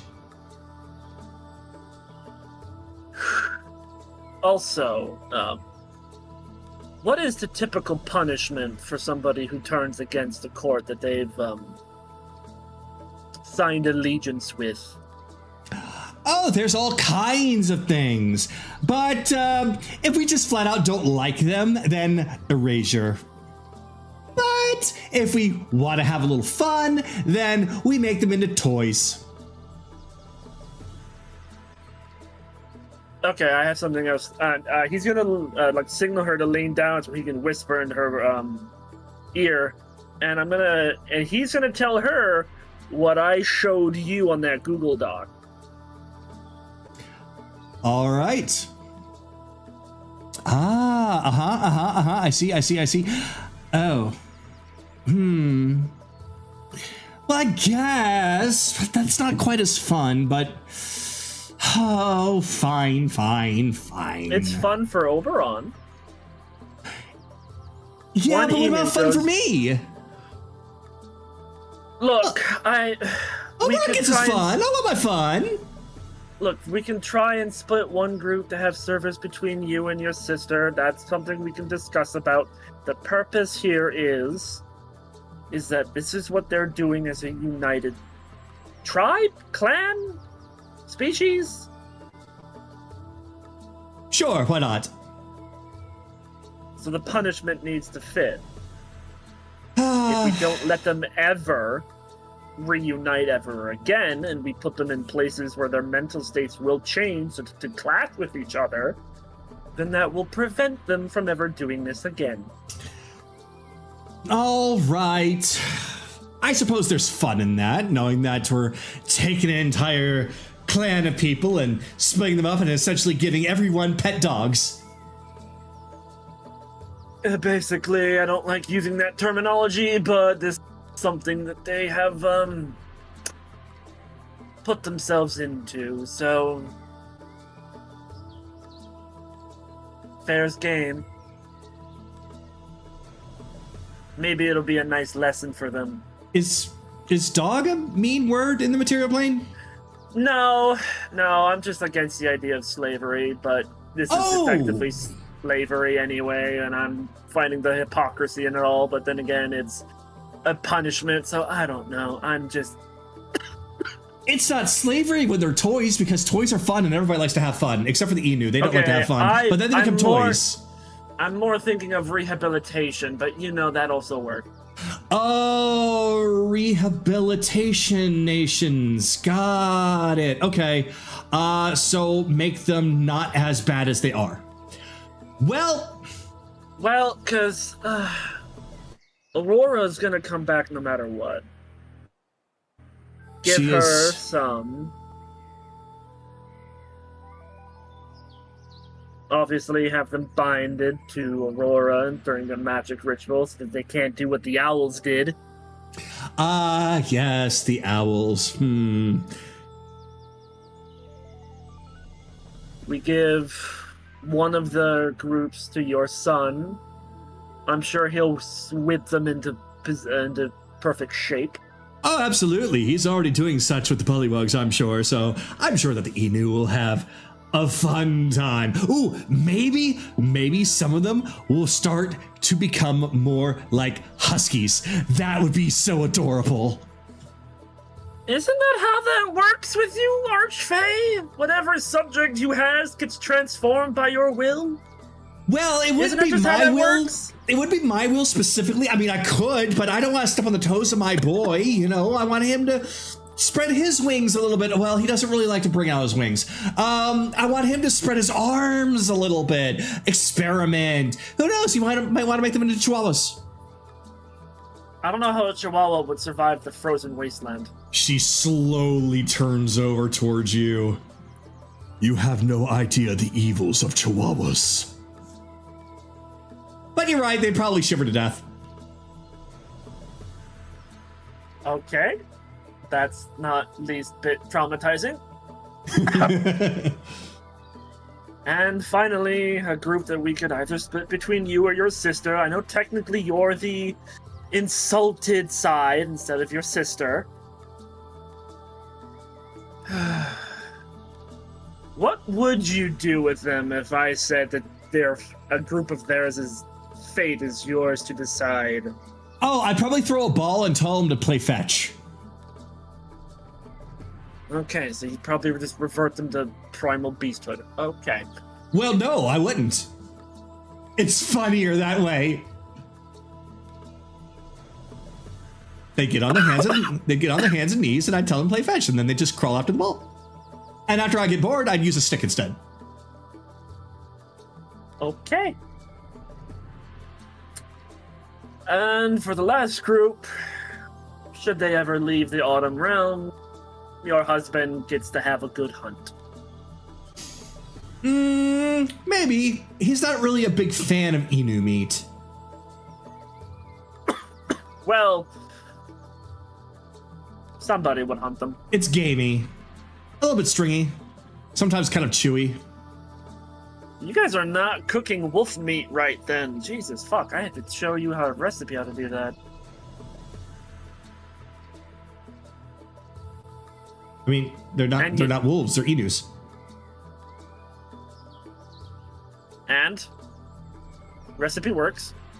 I'm sure it works, but wolves, they don't quite have the stringiness. They're tougher, but they're leaner.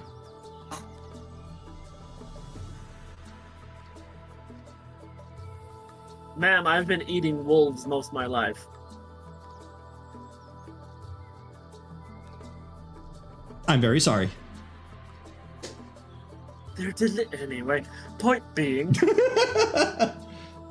a punishment like that should fit and should prevent them from doing this again in, I don't know, 1,000 Feywild years. Oh, I'm sure once they're completely split up, they're going to be... They will not rise up together as an entire clan anymore. I know what you're actually trying to do. I'm not that stupid. Then you can drop the facade, madam. Facade? Oh, good God, you're just like him. Never mind. Anyway, that's what I wanted to ask you. Well, consider your question answered. I'll be keeping an eye on Nami, and later tonight, if Aurora does take over, I'll let you know. There is... Speaking with her. There is a chance that that might happen, but I'm not entirely sure how far along she is. Still, it would be nice to have everyone looking out for her. She is very troubled at the moment, and she's doing her damnedest to make it not everybody else's problem. That's okay. I need this to work too, or I'm gonna have a lot more blood on. Well, that's no fun. Blood's hard to get out sometimes. No need to have too much of it. So I appreciate you taking a watch over her. I am going to take this opportunity, now that I have seen a lot of what I needed to see. There's a couple of things that I need to do. So I am going to go and do such a thing, and you are gone now. Over here. Oh, there you are. Yes, I'm gonna go. Wait, you heard me. I heard you. And off she flies. Yep, Anaran will just find a much better position to keep an eye on Nami and wait until the arena clears up. All right. So, let me go on ahead and stop this. And go back to, since it is the evening, let's have ourselves a nice, relaxing, calm night, happy music.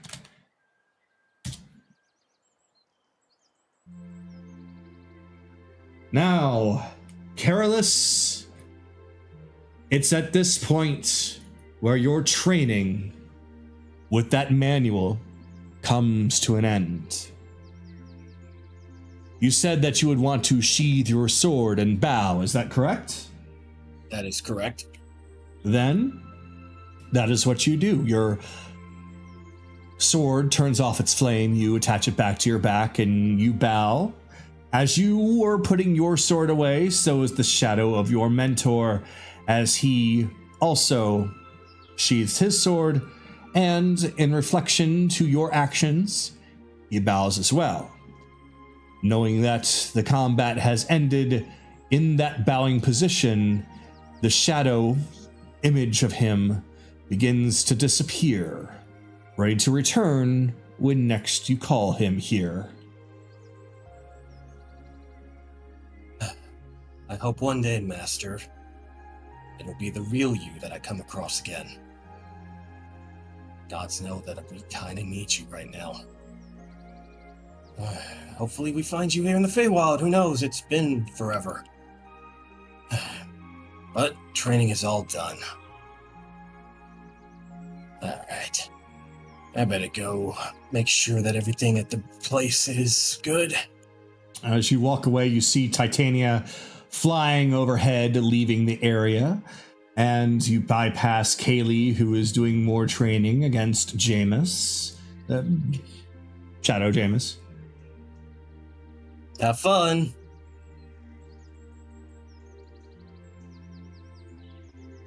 She's too invested Yeah, you basically in call what out. she's doing. Yeah, you basically call out "have fun" while she's in the middle of striking at him. So Yeah. she's a little invested. Yep. But you go and find yourself back in the lab again, as Chase Back to the lab again. Yep. is working on several different projects at once. This room is just covered in various different projects. We're talking almost every single thing that needed to be made is currently in the opening or middle stages. Very few things are fully complete. Every table, every box, everything has something going on. Hey, Chase. Just coming back in, checking up on the bow over here. Uh-huh. Also got a new idea planned out here in a moment. Okay. Anything you need my help with? Actually, I might need your suggestions on something. He'll grab a piece of paper and draw a circle and a crude little emblem on it. And Chase will see that it is a shield in the form of a medallion. What do you think? We make 7 of these and enchant them for everybody?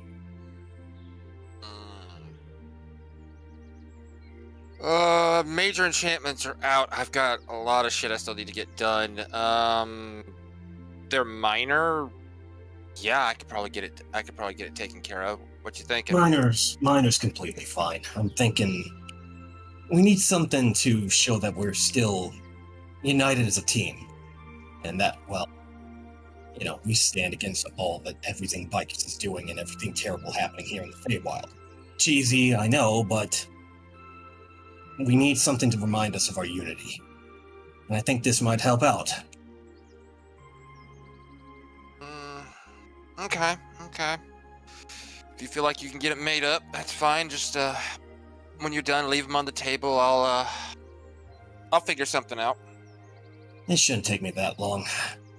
Tell you what, I'll start sketching up the carvings for the mold later, and tomorrow I'll start doing the cast ironing and whatnot. All right. That way you don't have to do everything yourself.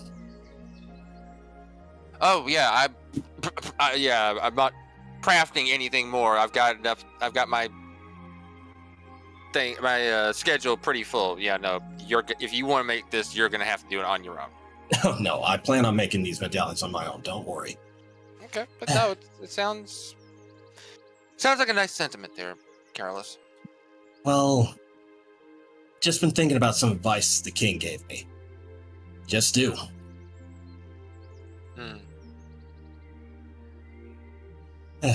Anyway, I won't take too much of your time up. I'll just start carving up the symbol here on the wood. I'll probably catch some food later. And then I'll cast iron everything tomorrow. It's been a long time in the arena. Well, it looks like you finally answered my question. Well, what's that? Remember I asked you a long time ago why you set on this journey? Why you set on the path you went? You finally figured it out. You don't know. You didn't know. It's a journey. I guess. You need to find yourself. Yeah. It took me a while, and I apologize about that, but better late than never, right? I already knew the answer, man. That's why you couldn't answer before. I appreciate that, Chase. I mean it. Go on, get some work done. All right. All right, Kagato, just to save some time, I'm not going to do the cast ironing tonight because that would be insane, but I will say that he'll take a piece of old wood there, and he'll start carving out the emblem for the medallions that he'll start cast ironing tomorrow. All right. So, you're basically making little round shields. Pretty essentially. much. Pretty much, like, this is just like the prototype. You know how some cast iron molds will make a prototype image and then apply it to the heat and the metal once it's all done and whatnot? Yeah. That's essentially what he's doing with the wood, just getting a shape and then applying it to metal once it's ready. Gotcha. Okay. So, based off of that, using your carpentry skills, it is not going to be too difficult since you're not doing anything extravagant like trying to make a bow. You're just essentially making a carving. And you've already had history of whittling and such, so we won't worry about that right now. But when it comes to the cast iron and such, we'll start some rolls there. So it'll determine whether or not this is done early or if this is done later. Yeah, so you don't want me to, like, roll the strength die right now for carving? Nope, not necessary for this. All right, so I'll just say in detail as he's carving it out before he goes get some dinner with Leslie. The shield he's carving out isn't an extravagant looking shield, but it's a shield that has a shield with a letter over it to symbolize emissaries. So basically a circle with an E. Yeah, no, actually like a rolled up scroll. Just the scrolls on top of the shield. Okay, so you have more of a design than a circle and an E. Right. Okay, that's important to know because otherwise I would have been like, all right, congratulations, you made an iron circle with an E on it. No, he'll just carve that up and yeah, nope, this will be good. He'll turn it over to Chase. What do you think?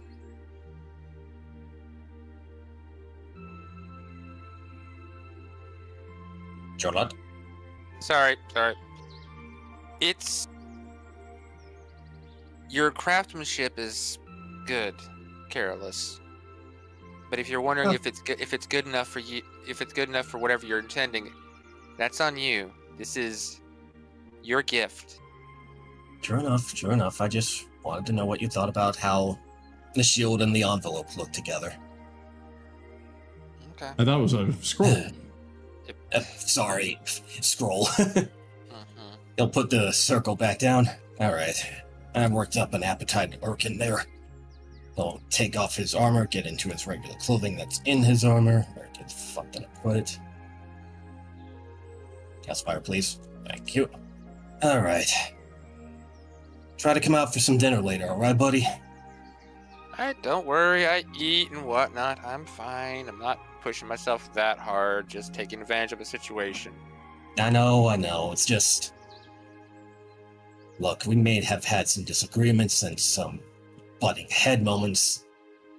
You are family. You know that, right?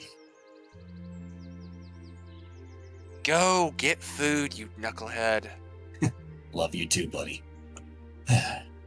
Are your shirt sleeves torn? Yes. I was wondering about that. It's like, okay. Oh, it's got new tattoos on. Wait, what? Those are dragon tattoos on his arms. Oh, I thought those were torn sleeves. No.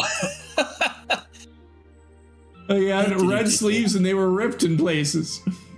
Nah, if that could happen on Real Forge, that would be amazing. That makes it look like it. Well, it kind of does from this angle. Hey, Phil. Lady Venestra. Hello! Are those torn sleeves?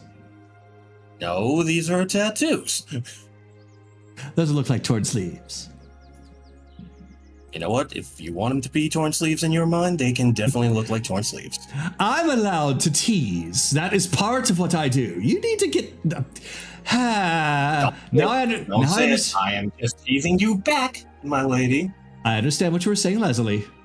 I know, right? Hello, dear. Hello. What we got here? Just some dinner? Oh, all different kinds of things. Basically, it just kind of refills everything. You take something and it comes back. You take a piece of pig, it comes back. You take one of these, it comes back. And it's why am I up here? But yeah, so infinite food.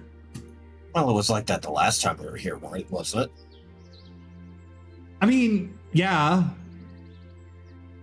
So I guess it makes sense. Oh, honey, it's okay. But, and she just goes and pulls out a pitcher from, we'll say there's an ice box over here. I made a refreshment. Oh, what did you make? Oh yeah, it's actually really good. Here. She just puts the pitcher down, sets a glass in front of you, and just pours in a liquid that, how best to put it? It's got a nice purplish hue, but not like grape juice. It is more of a crystal, a crystal amethyst looking kind of color, almost like the purple of her dress, but a little bit more translucent. Oh, okay. So I was thinking maybe like a wine color that's like a little bit light or something. No, it's a little bit more translucent. It's not a very thick, dark color. It is a little bit lighter than that. It looks more refreshing. So it puts it down. It's like, I saw a bunch of different things that were in a lot of these crates, and there's a lot of things that, of course, we're used to here in, in the material plane, but there was also stuff from the Feywild in here.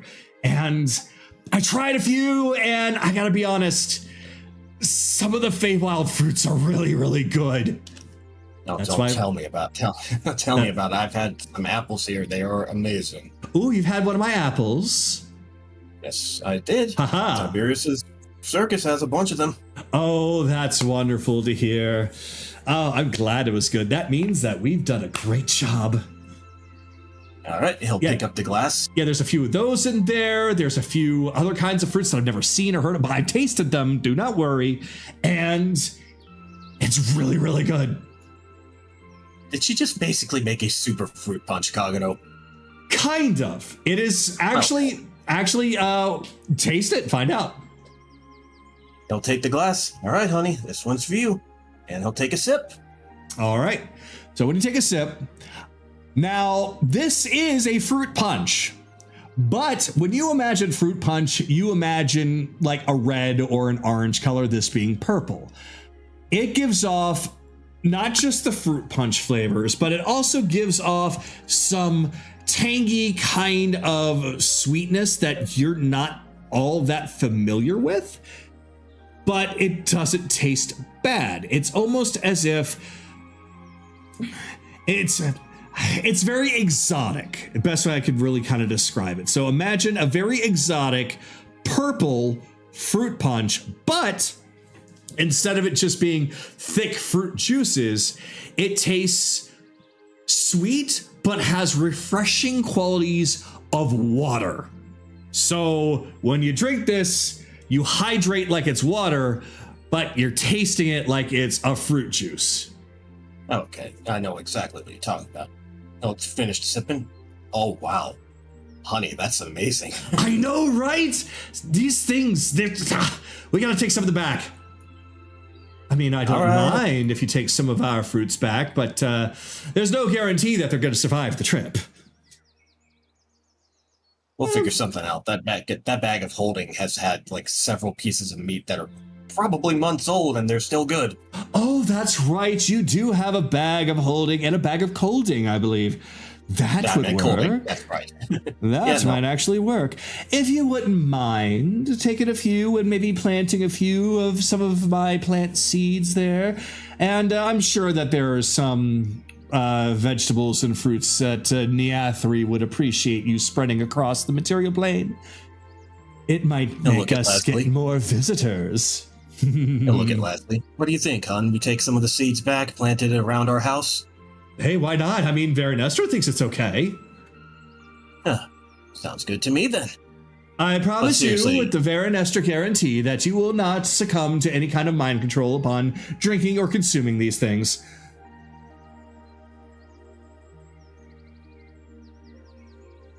But seriously, you haven't just been making dinner all the time, right? You've been practicing and training as well? Oh, I've been doing a lot of different things. I'm sorry, I got a little bored watching over your shoulder to see what you're doing, and strength training isn't exactly my thing. So No, it's perfectly understandable. If you were training by yourself besides just making food, don't complain about that. Oh, I don't even need to worry about making most of the food here. It's already made, ready to go. I just decided to combine a couple of things and see if I can make something unique. And there you go. I'll take another sip. I'll say this, you might need to teach Anaran this recipe. He might like it. Well, the others might like it too. Well, that's kind of why I made it. I wanted everybody to have a little something special, and it's a little something as a thank you for everybody coming for me. I wasn't gonna let you be stuck in there. I know. Besides, hold on. I wasn't gonna let you be stuck there, and you already know I'm sorry. It's just I don't ever want to lose somebody like that ever again.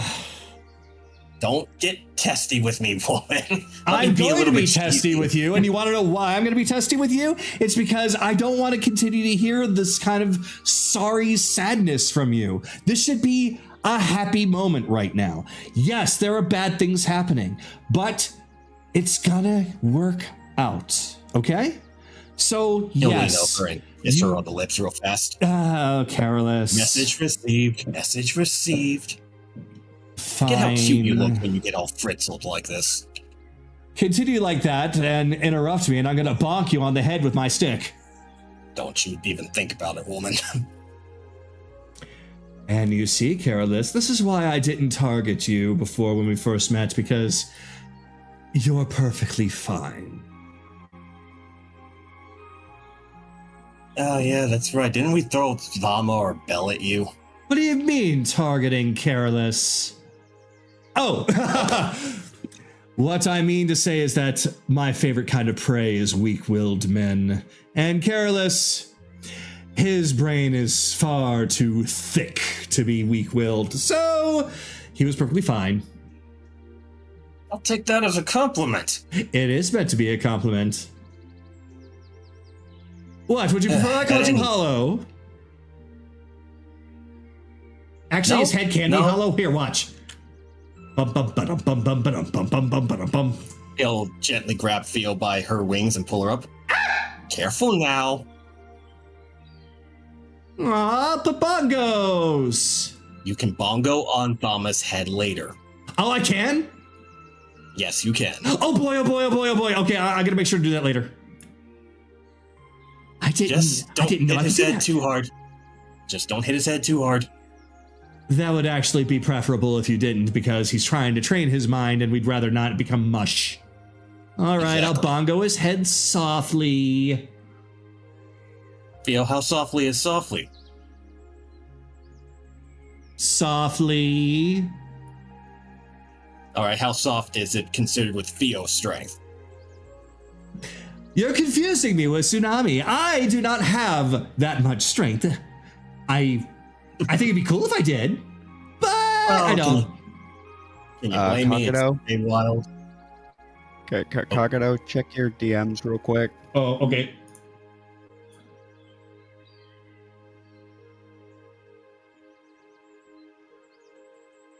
Gotcha.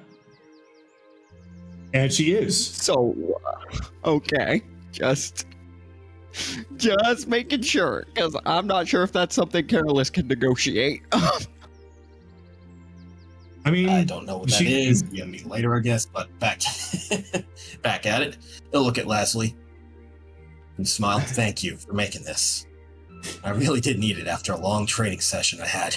I figured as much. There was a lot of you over in the training arena, and it would have been nice to actually have something that you can drink to recover, but also get some vitamins in you, you know? And water is water, and water is nice, but sometimes it's nice to have something a little bit more. I mean, Anaran doesn't go around drinking water out of his pitcher and his teacups now, does he? No, but I would imagine that if he did that, that would look really ridiculous. I'm not picturing Anaran drinking his tea out of pitchers now. The pitcher is used to pour it. Oh dear. I think you've taken a little bit too much time in the arena. I'm making a dumb joke, Leslie. I am making a dumb joke. Come here, you. She just picks you up. Well, not really pick you up, but takes you by the hand and pulls you over. Come here, sit down. Yes, ma'am. You two want to join us? Well, since Thama is currently still working on his book, and I've got nothing better to do except for what I want, and this is kind of fun, why not? Yeah, this is basically kind of a vacation for you and your mother too, isn't it? It actually is. See, every day for us has been very, for the longest taxing. time, not so taxing as it was just fun. We would do whatever we wanted to, go where we want to, speak to whoever we want to, play pranks on whoever we want to. We just did what we wanted to. It wasn't until certain events. There's plenty of things in the past, but most recently, of course, you know, is the Drowned King, and we are stuck in the court all the time just to make sure that the people of Yggdrasil are safe. I can't leave to do what I want to do. She can't leave to do what she wants to do. Oberon wants to go and help everyone, but he can't. Frustration. I saw it in his eyes when I was talking with him. It's been a very large boon that you and yours came when you did. It would have been a very, very, very long and annoying stalemate for an extremely nauseating amount of time. You came, and I wish that it was sooner, because then this would have been nipped in the bud far earlier, and maybe this Drowned King business would have been dealt with faster, but it appears as though that coming with him are other problems rearing their ugly heads, such as with Mulric and others in the Feywild. So, this is something that we are most grateful for. And I can assure you that you and yours will be greatly repaid and assisted in kind once this is done. Because we are learning more about your own plights, and it would be extremely rude of us to ignore that. Yeah, there's problems back home, but if we can't take care of it right now, we might as well take care of the problems that we have here. Besides, Indeed. I don't think it would be good of me to just ignore somebody's issues. People need help. Show them kindness out of the good of your hearts. Kindness out of the good of one's heart. Yes, yes, I understand that. Although it is much better to do it when you get something in return. But sometimes what we want in return just so happens to be beneficial for all parties. And I think that in this one case, it works. What is it that you people say? Scratching your back, you scratch yourself or something? I don't know. But you scratch my back, I'll scratch yours. Oh, but you don't will? think of it as like I got a terrible itch down here, and that's the saying. That is the saying. Oh, that's the saying. That's the saying. Got it. Oh, very well. So yes. Point being, though, is that, well, sure, a reward would be nice, but making sure people have homes that they can come back to, making sure that people can have happy lives, I think that's the real reward. Oh, my dear Carolus, you would not last here in the Feywild for very long. You have a good head on your shoulders, nonetheless, but I think that head belongs in the material plane. Not saying that's bad. Not saying that's bad. It just won't work here. No, it's just... I'm not a commoner here. That's understandable. I do think I've gotten used to some of the intricacies here, though. Anyway, let's stop talking at 8. That's basically me saying I'm done. Yep. Until the next time. Yep, that's a good idea. So, whoops. Let's see. Some of this, some of this, some of this, some of this, some of this. Ooh, look at this. All right, those are artificial souls for Akira, if he wants to, have some soul food. I'm sure he will.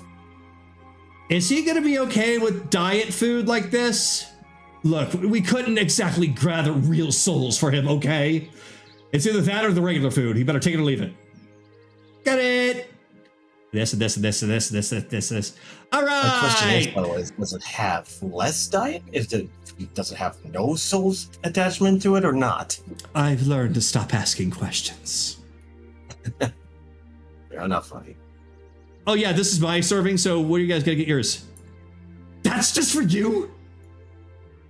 And that's where we're going to end off with you, Carolus. Chase. We're going to come back to you as Carolus has already left. He's made his little badge prototype. Mm-hmm.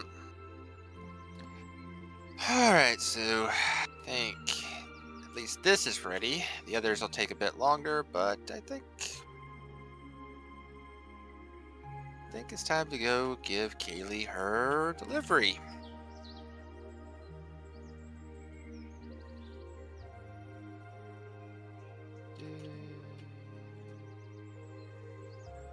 So upon entering, you find that Tsunami is quietly meditating on her own, still in the same small form as she was when she left you.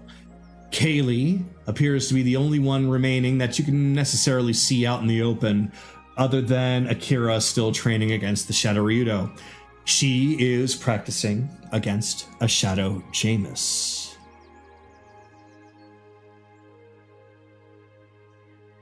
When you get a moment, I got something for you there, Kaylee.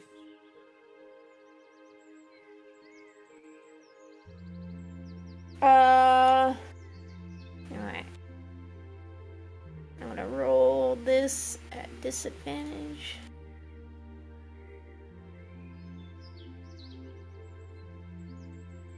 Okay. Oh, that works.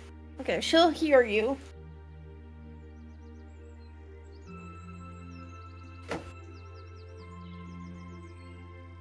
She'll look up. Chase has a very fancy-looking bow in his hand. The Shadow Jameis, when you stop fighting Kaylee, he stops fighting as well. His gaze is still upon you, but he does not act while you are currently predisposed otherwise. Just acting like just a stationary training dummy at the moment. Okay. Hop over. Bow? Yeah, I promised you a special bow, did I not? Go on. I think so many stuff has happened that I've completely forgotten. It's okay.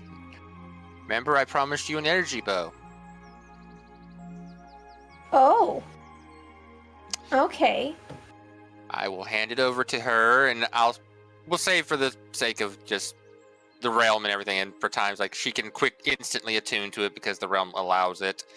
The item you're looking for, Kaylee, Bud, is called the Shooting Star. Shooting star. Okay.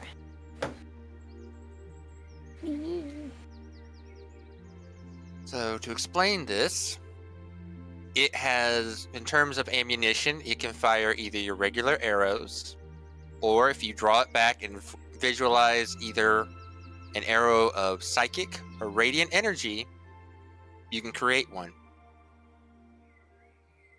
So you don't even need arrows. Whoa. It'll have a little bit extra punch, aka it'll do an extra D8 of whatever type of damage you're rolling. So if it's a regular arrow, it's regular piercing, or if it's the other type, it's the other type. And I think I got this right. Similar to how you have your little psychic axe throw, I think you can use this to do your teleportation at the max range of this bow, at the standard range of this bow. only once a day, though. Okay, so So not at at will. I can't do it at the max range of longbow, which is 600 feet. It would only be 100. It would be 150. 150. Yes, it Okay. still uses up one of your side dice, but you can, if it's a spot you can see within 150 feet, you can teleport there using your psychic teleportation once a day. Okay. Holy shit. I'm just imagining Kaylee's eyes are the Steven Universe star eyes right now, getting the bow.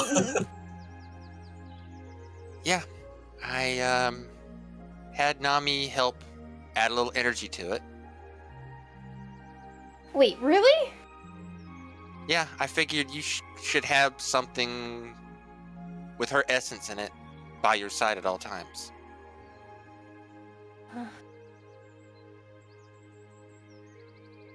She just goes over and gives him a hug. This is so cool. This is so cool. This is so cool. Well, my training for my shadow ability is nearly done, so I guess this will be the second thing that I train with. Yeah, it should be. It shouldn't be too hard. It should just come naturally to you, but a little training wouldn't hurt. But Yeah. So I have to ask, have you been taking care of yourself? I haven't pushed myself past what this realm has let me. I'm going to rest towards the end of all this, but I need to make sure everything's done. So that means you're going to be taking a full 24-hour sleep. I'll at least take an 8-hour sleep and then kind of lounge around the rest of the day, maybe. Okay, I'm holding you to that. Hey, I'm not Anarend levels of obsessive. Okay, maybe just a little at some time. You're obsessive when it's something that you actually are passionate about, so... Well, same goes for him, just his passions and mine are slightly different. So long as you promise me that you're at least taking a break around the end of things, then I'm gonna hold you to it. It's like I'm stopping to eat and I'm clearing my head every now and then. She looks over at Sue. He is.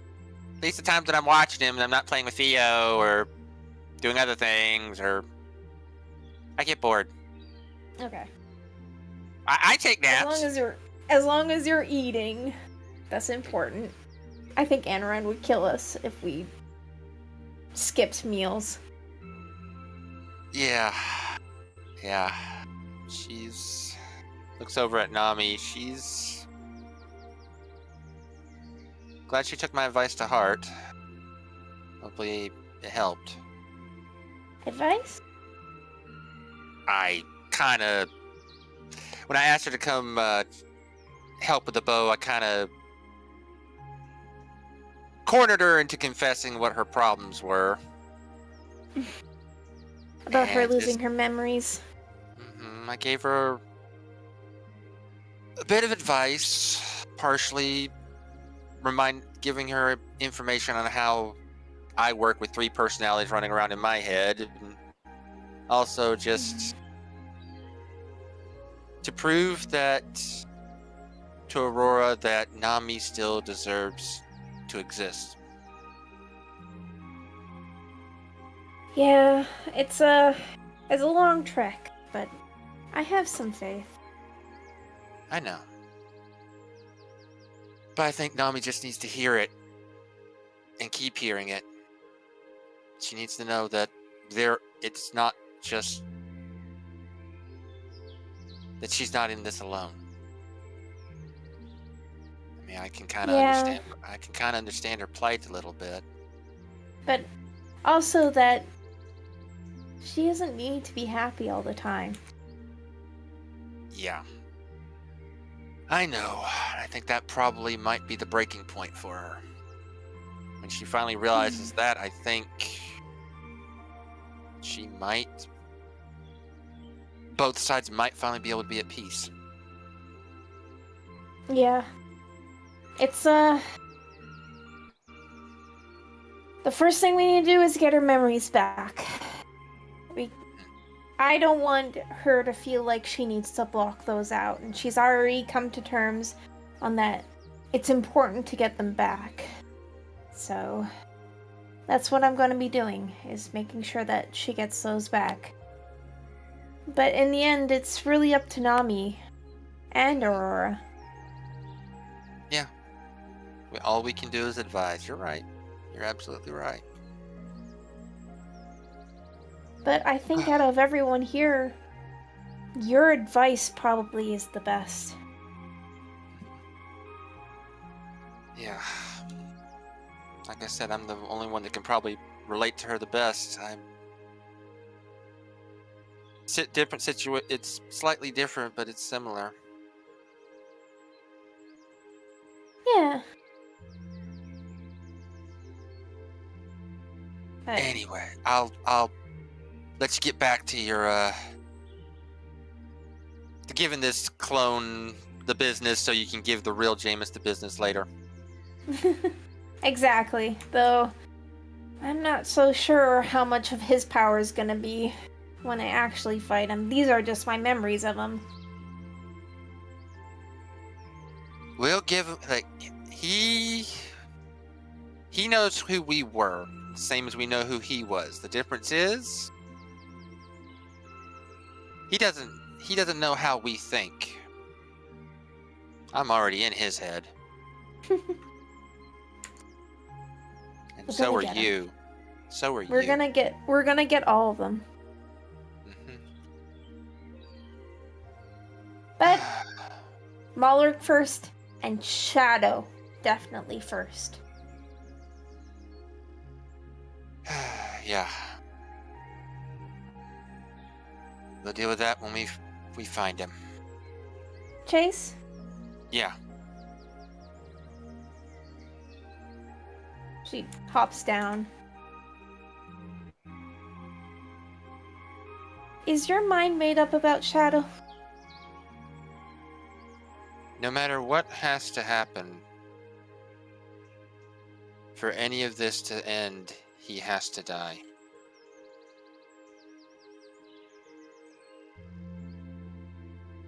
Then I won't stop you. But know that you're allowed to change your mind.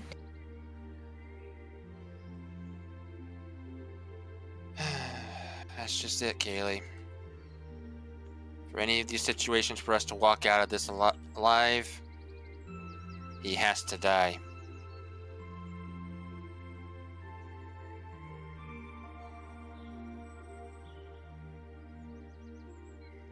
Well, I guess I'm making new figurines. Oh no! Oh no! No, not new figure. Oh no! The horror. And I'll just have Chase kind of walking back, and that'll be the end of my turn. All right.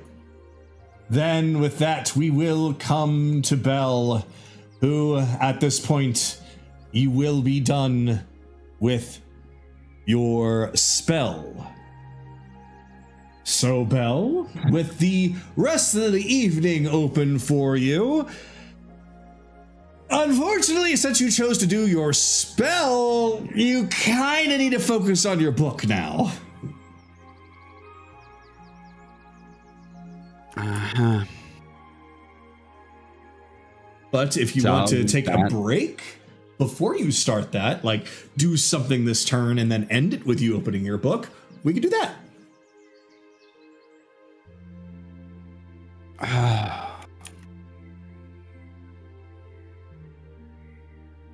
Let's see.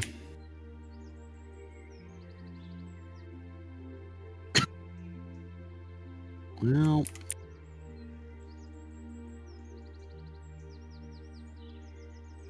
given everything that's going on right now,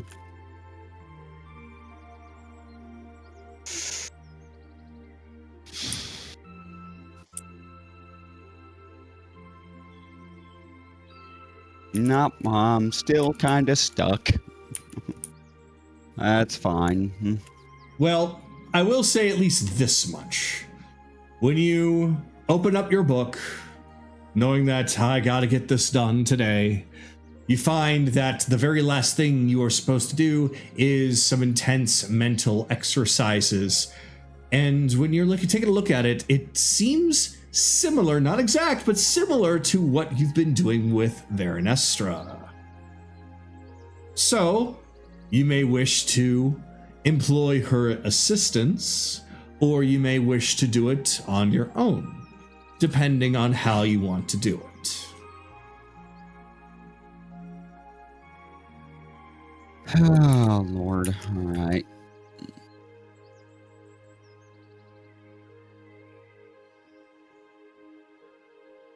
Well, there's the bookworm. Hey, Thama.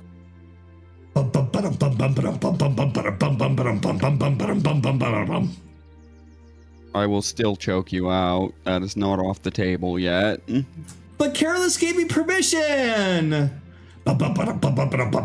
I'm taking away Careless's permissions.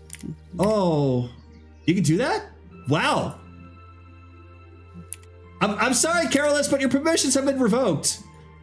I figured.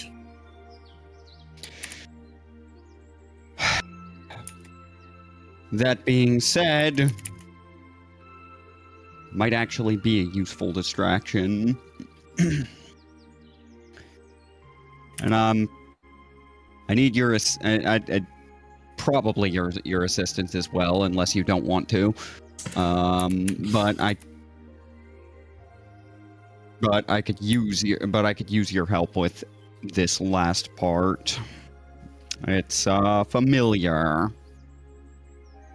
My dear Thama, I'm here for the sake of helping you, as well as everyone else who might need it. So, if I can expedite things by assisting you, then that is what I would like to do. So, you say that this next exercise is very similar to what we've been doing?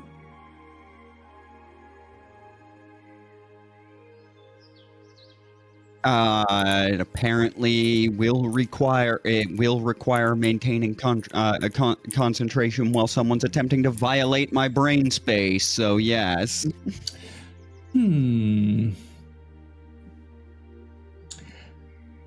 Practice with concentration and keeping your mind intact. I think that Thea, would you be dear and help me out with this as well? I've got an idea. So, my dear Belle, since my other methods won't necessarily work so well with you, and that being of the more physical persuasion, I'm going to have to do the distractions the typical way that I have been before, and I'll just let the physical distractions come from Theo. So you're going to be assaulted on both sides. Isn't that going to be fun?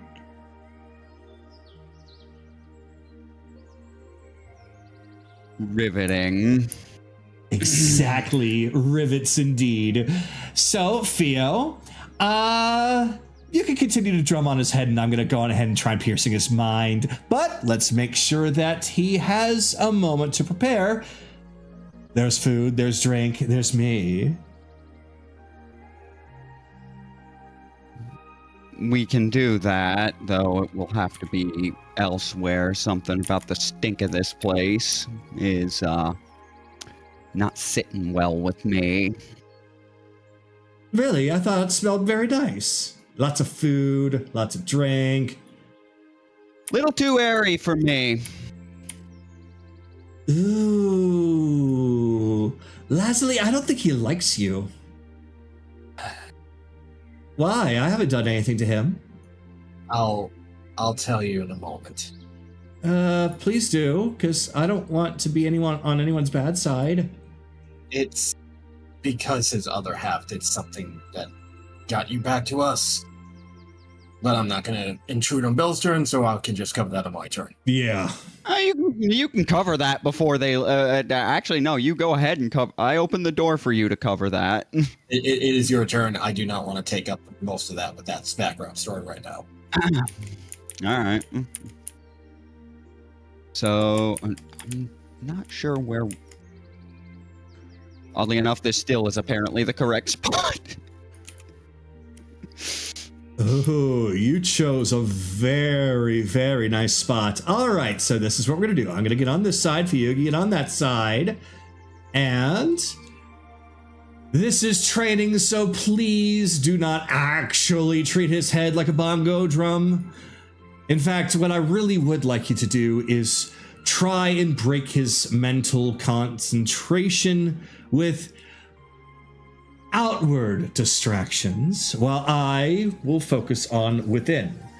If he can manage to hold on to his mind, his sanity, or at least concentration, that should be sufficient enough. The book should be able to do what it needs to do, and he might get a little something extra out of it with all the time that he and I, have been working on his mind.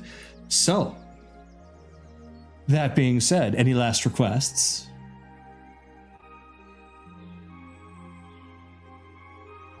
Just...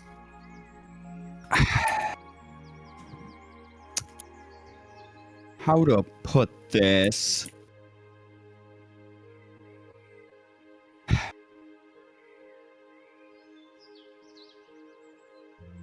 Do what you gotta do, but try not to take too much advantage of the situation.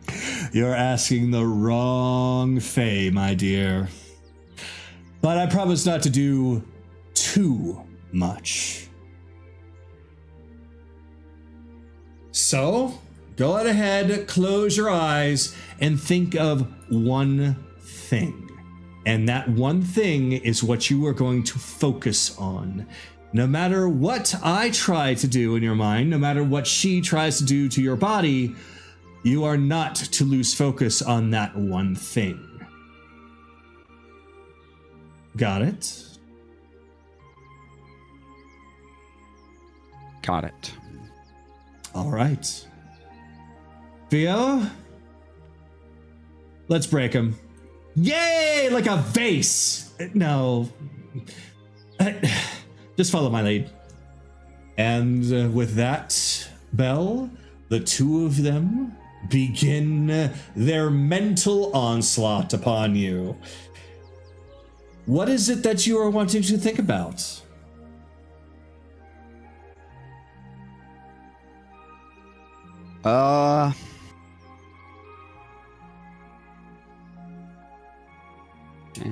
Give me a sec here.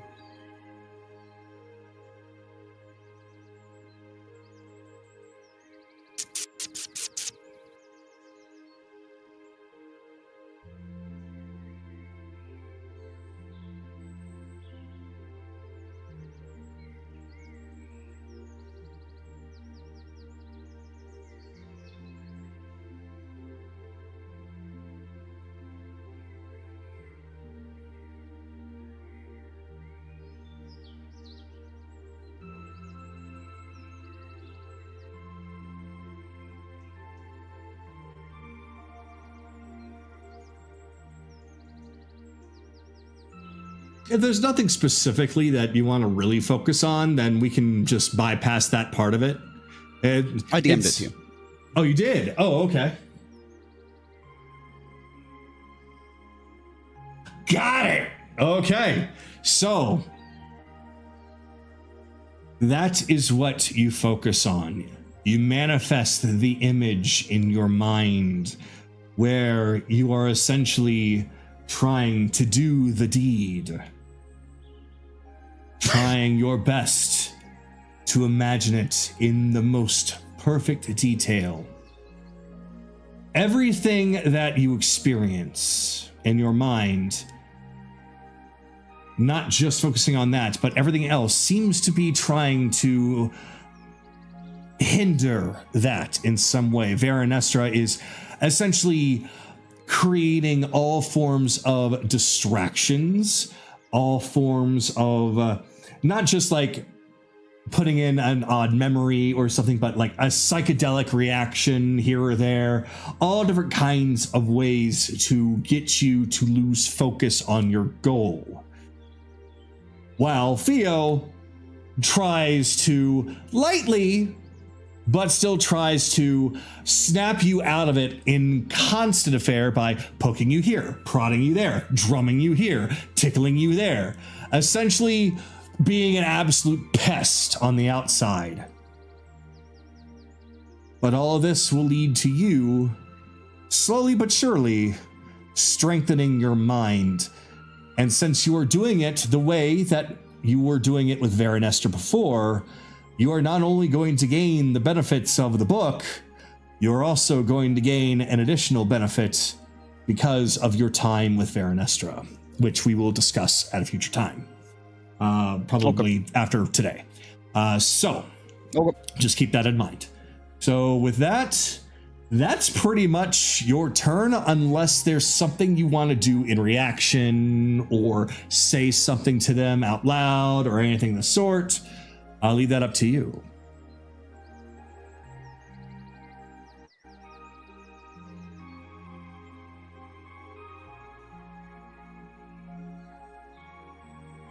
Well, I mean, the point of this is to focus. So, unless physically talking at this stage is not an impairment, then I wouldn't have much to say until afterwards. Physically talking would only impair you if you lose focus. So, if you believe that you can physically talk to them without losing focus on your mind's goal, then you can say some small brief things. Holding a full-on conversation while keeping focus, that's going to require rolls. Then might as well make it interesting then. So, still, now that you've been in here often enough, do you still believe your initial presumptions about my shallow nature?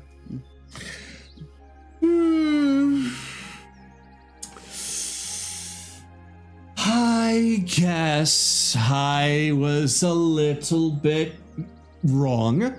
I'm welcome to myself admitting that.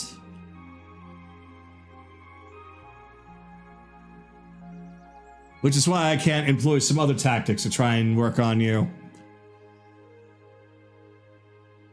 Other tactics? Oh, geez. Yeah, like this. So she tries to manipulate your brain into trying to distract you from your mind's eye by literally having her stand in front of your goal, just completely and utterly clothesless. Just posing and posing. Things like that. I can tell they don't work on you.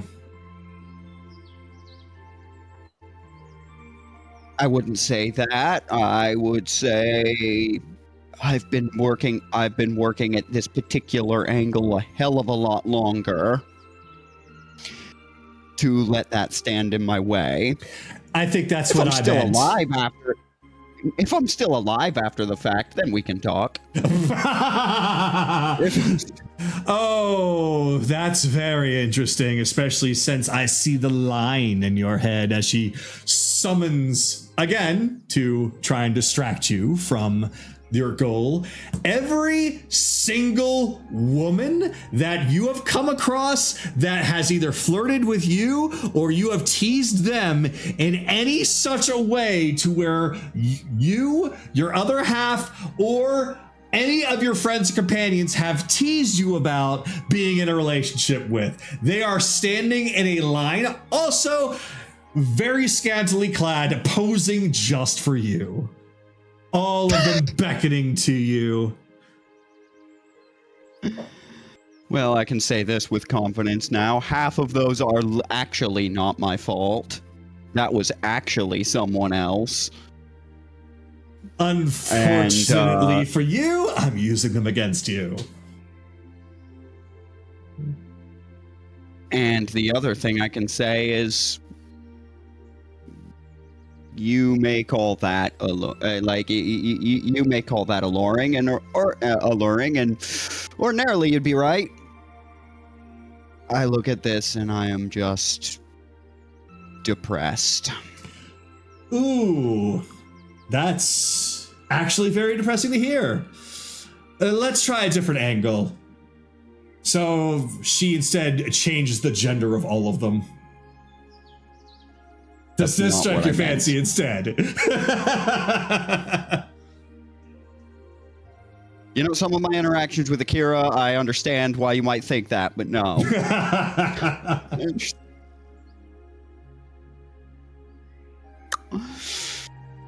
No. No, there.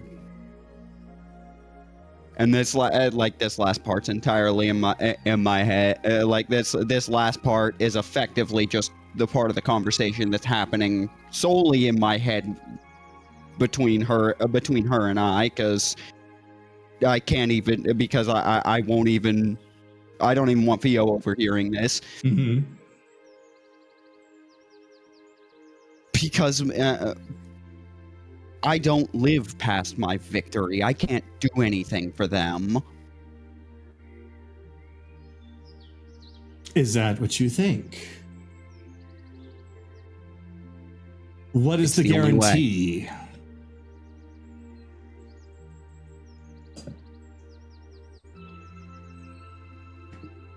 Is that just how you people are? Is that once the deed is done, you keel over immediately?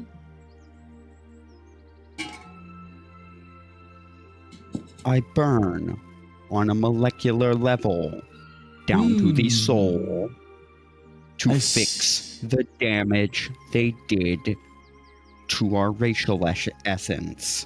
I see. And who is it that lights the fire?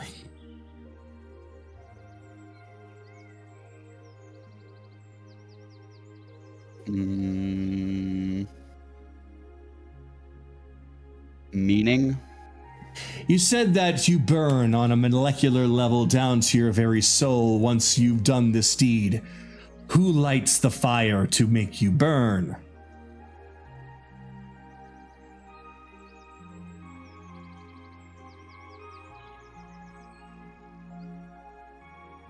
I would assume I would assume the manifestation of our essence, but that is actually a question that scares me, so I try not to think about that. If you're not there are entirely... multiple answers. None of them are good. See, that's my point. If you're not entirely sure yourself, then there's no guarantee it will actually happen. Perhaps it's something that you are led to believe will happen. I've seen no evidence to the contrary. Ah, yes, but I'm sure there are plenty of things that you haven't seen in the world. There's plenty of things that you haven't seen in the Feywild. I don't know about your history with the Shadowfell, but that's neither here nor there. What I mean is that just because you haven't seen it doesn't mean it doesn't exist. It works both ways, too. So, I'm not saying it won't happen, but I'm saying there's a chance that it might not happen. Just because you were led to believe and have no evidence to the contrary doesn't mean it's a guarantee.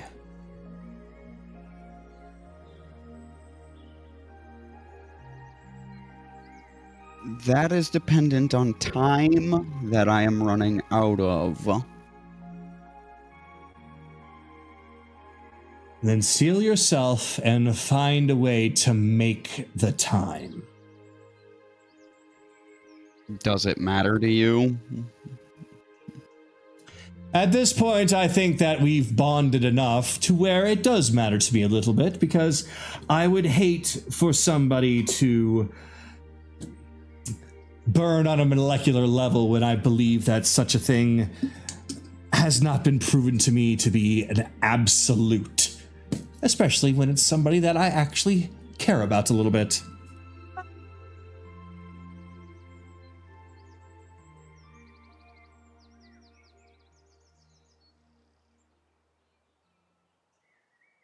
Yeah, just get back to whatever stupidity you're trying to distract me with. Fine. Whatever you say, my prince. And she goes back to... Oh, I'm yours now. I'm flattered. A figure of speech, my dear.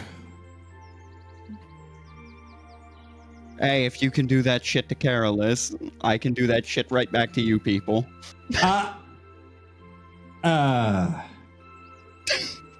Fair enough. Just for that, I'm going to be bombarding you with an assortment of different bright lights and colors that might give you a migraine. Are you sure you want to do that? I haven't seen any evidence that I'm not prone to seizures. Well, that's part of the training now, is it? Now prepare yourself, flashbang. And suddenly, she begins to assault your mental senses, and you are desperately trying to keep focus through various bright lights, colors, things that just, it's an absolute mental assault. Okay. But I think we should leave it there because that's essentially where she's going to stop fucking around and actually work hard on helping you. So that brings us to Kaylee. So Kaylee, you have just received your bow. The shadow of Jameis continues to await your next move before acting, though he is still manifested until he is called away. Or sent away, I should say. Do I need to work on my shadow teleportation ability? Nope, you're done. Until the end. Oh, I'm done? Yep, you're done. Okay. Yeah, today's the end of that I wave day. at him. I give him the shoo away wave. Like get out of here. Go away. As he disappears, he does as Jameis does, and he takes off his hat and bows, looking at you with his typical smart-ass shit-eating grin, and then fades away.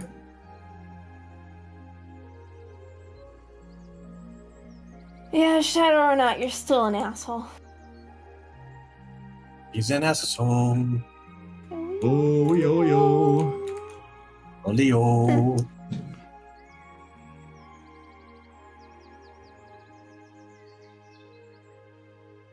Okay.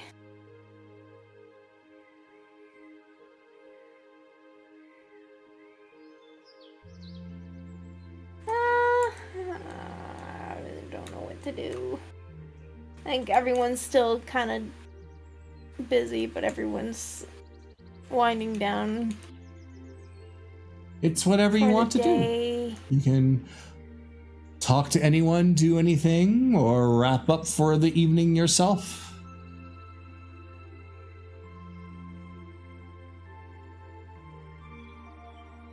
I think I'm just gonna wrap it up. All right. So she'll go into. I'm assuming this area is kind of like the sleeping area. Yes. So she'll be going in there. Yeah. So when you walk inside, you find more food, tables, all kinds of things, a kitchen. There's a couple of doors, but you already know this place because this is created from everybody's collective minds. You know that beyond those two doors are a pair of rooms. One of which is a double bed, one is a single bed. They have books and tables and such if you wanted some more room. Going upstairs is a big commons area for people to hang out together and chill inside, and tons and tons and tons and tons of rooms. Yeah.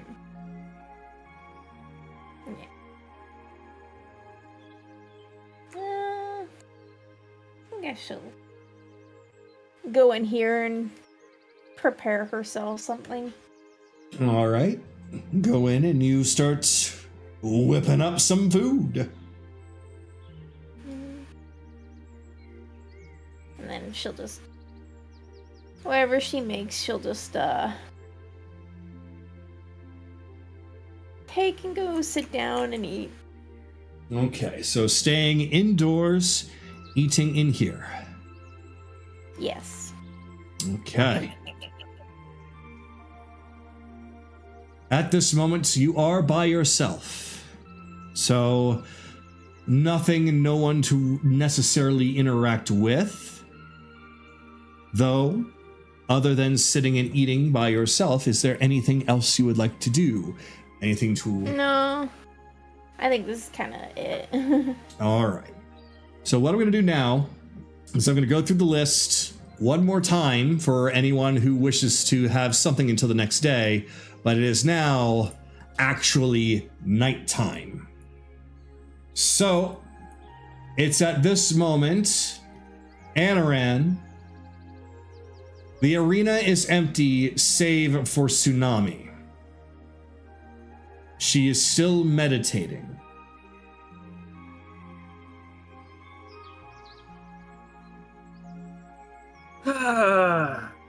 Very well.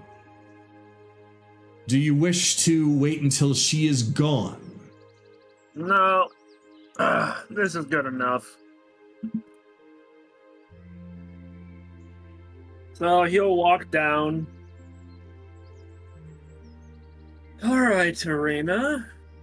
You're gonna have a very special type of training. I don't need a shadow to fight. I need a shadow to help contain. You are able to use your own mind's eye to manifest whatever it is that you would like. From friends, enemies, history, it's your choice.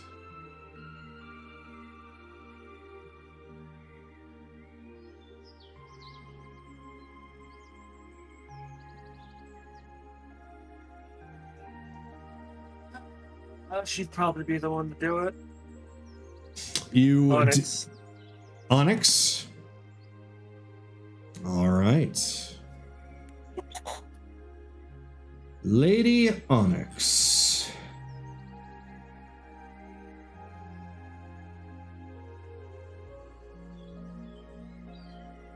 As she manifests in front of you. She regards you, but as with everyone else, that is about it. Despite it being the image of her, it is not her. That is fine. You don't need to speak. You only need to do as I ask. Anaran takes off his armor. He puts down the shield. He even takes off the tunic so that he is shirtless. Your task is simple. He holds up Winter's frenzy. I will be unsheathing and resheathing this blade until it bows. If I lose control, you knock me out. This place will wake me up, and we go again. If I succeed, then I shall sheath the blade and pull again. Suffice for you? So, as Onyx would do, she cracks her knuckles, and a few rock pillars form around her. She is ready. We'll be doing this until everyone wakes up, or until this blade bows the knee. Bends the knee, I should say. Alright. So, he's gonna start. But first, he casts... Let's see, double check, make sure this works the way I was thinking it works. It does not work the way I thought it would work. Okay. So instead, he casts Bless on himself.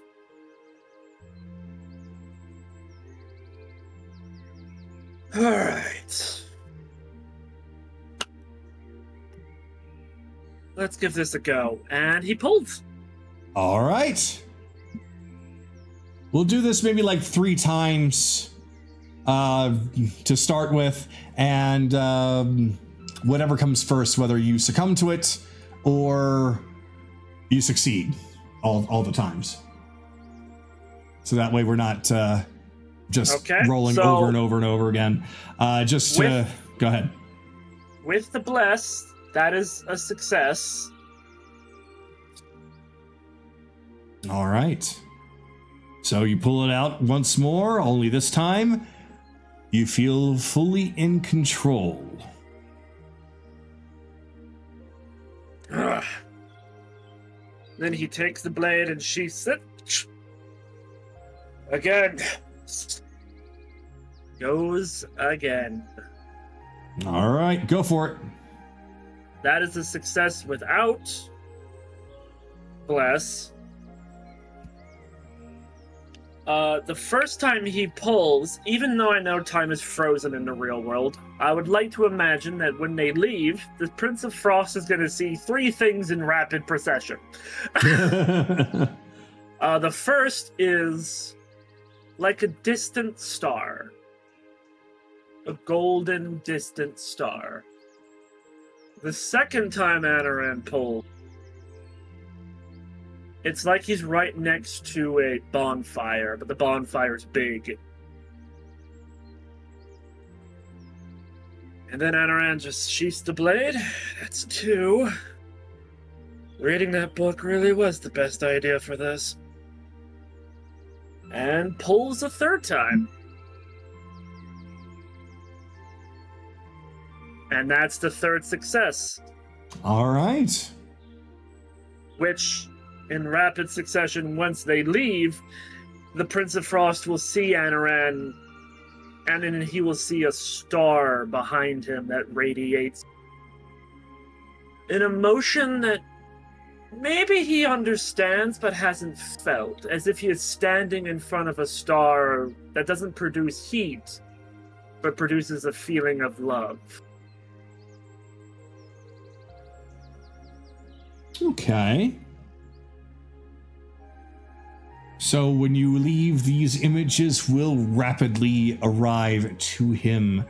As the more you continue to train with the sword, the stronger those images will become. He just blinks. Yeah, reading that book really was the turning point for this. Sorry I couldn't play your game. I don't have the time. Are you referring to the spirit of the arena? No, he is referring to the sword. Ah.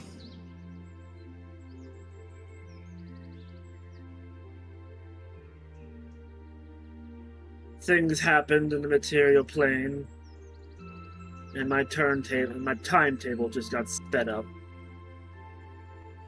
But then he feels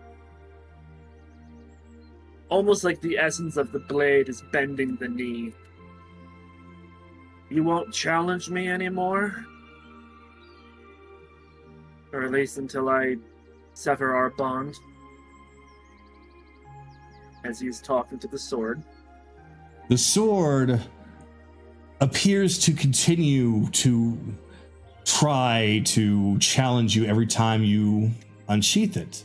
But it truly is that the book, the time, your experiences, they have assisted you in overcoming this challenge. So it's not so much that it doesn't want to challenge you. It's that it no longer is as much of a challenge. You've experienced what it can do when failing once already. That has steeled you, that has made you more aware of its capabilities, and then being here, reading that book, it has strengthened your will. So, the best way to describe it would not be so much as it's bending the knee as it is respecting you more.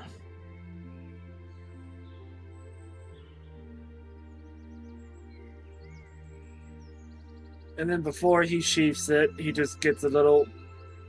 Wait, you were capable of casting spells? You were capable of... Oh, you fucking Fae! Well, at least now I know I can do that. Though, he does look at the sword. Are you still gonna hurt people that are near me? Is that still gonna happen? A cold snap kind of affects your fingers when you touch it. You're familiar with this particular brand of cold snap, as if it was to say, oh, absolutely. Well, you know what? Good enough. At least you're not going to try and take over my mind anymore. Alright. Works for me, I guess. I just have to tell them to be careful. And he sheaths the blade. Well, you did this in 3 rolls. The amount of time that you took actually doing this would have been well over a couple of hours. Okay, so he just sheaths the blade. Alright, it's one more problem done with. Thank you, Arena. You are no longer... With that, the Shadow of Onyx nods to you, gives a small wave, as you know Onyx to do whenever she says goodbye to you, and she disappears. He puts all of his stuff back on.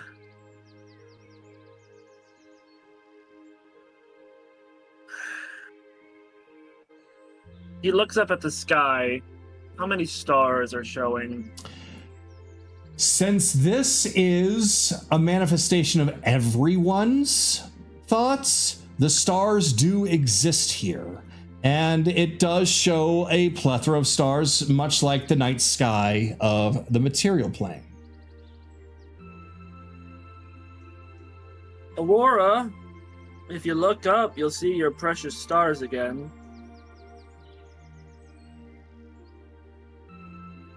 Tsunami will actually, when she hears the name of Aurora, look at you, but she will look back up at the stars. It is nice to see them, considering we haven't seen them in several nights. Yeah. Something that's so simple that everybody takes for granted, you know? It's there all the time, and nobody can really imagine them being gone. And then just suddenly they're gone. So with Anaran's 20 insight, is this Nami's speech pattern or somebody else's speech pattern entirely? No, it's Nami's. Oh, okay.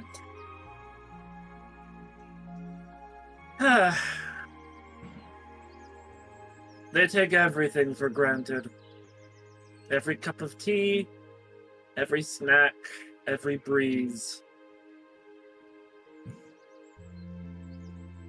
There's one thing I have learned, the being in the material plane from here, though a lot of my memories from being here gone notwithstanding, it's that a lot of people's lives are fleeting. So why not take more things more seriously?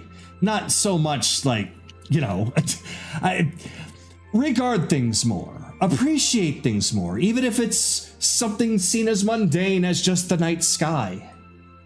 Because there's going to be a time when things are gone or changed or worse. It's a lot. Taking everything into consideration.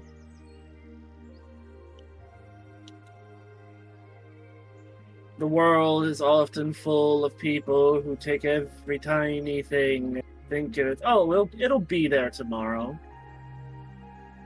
The neighborhood bakery, it'll be there tomorrow. Everything will just be there again. That when it does leave, they get so terrified of everything. people are coming to be more afraid of the unknown. Why? It's as natural as rain.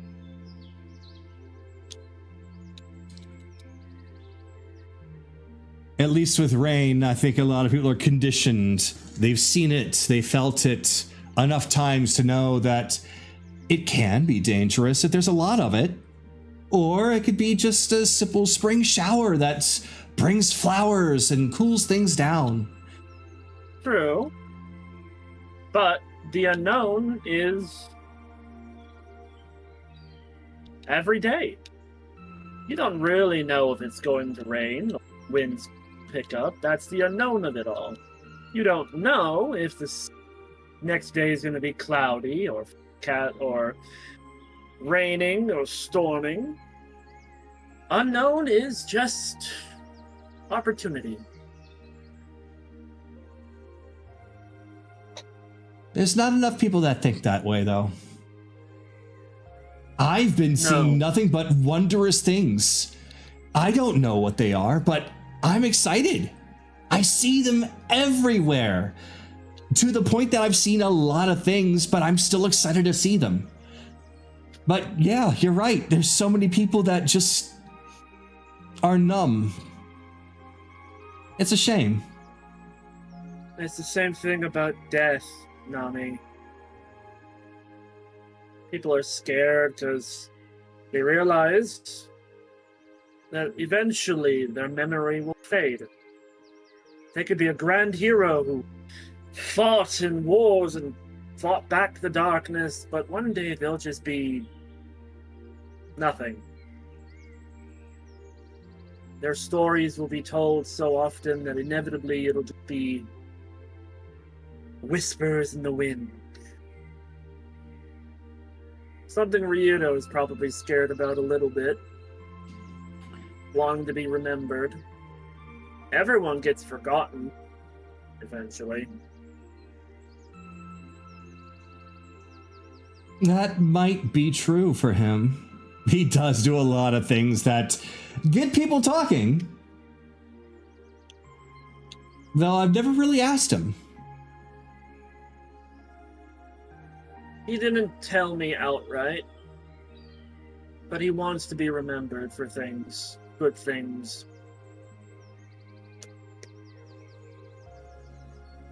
Now, I don't know how deep in possession, progress that you and Aurora are, but I'm assuming you've spoken with other people.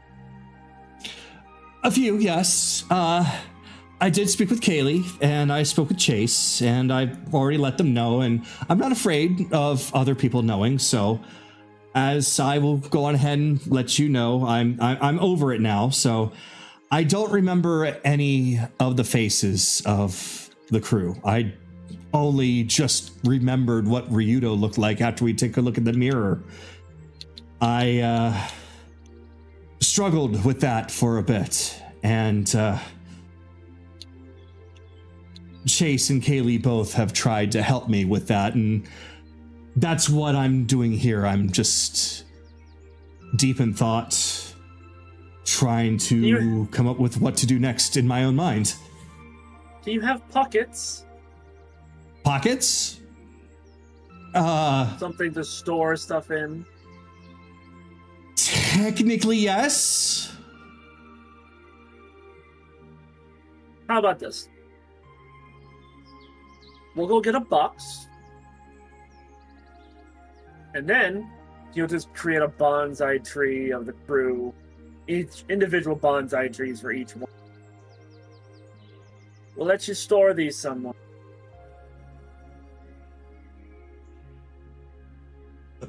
Stupid camera. Yeah. As whoop, she comes down. Fly, thank you. So, like little mementos. The thing is not that you are forgetting, it's the fact that your memories are probably being pushed somewhere.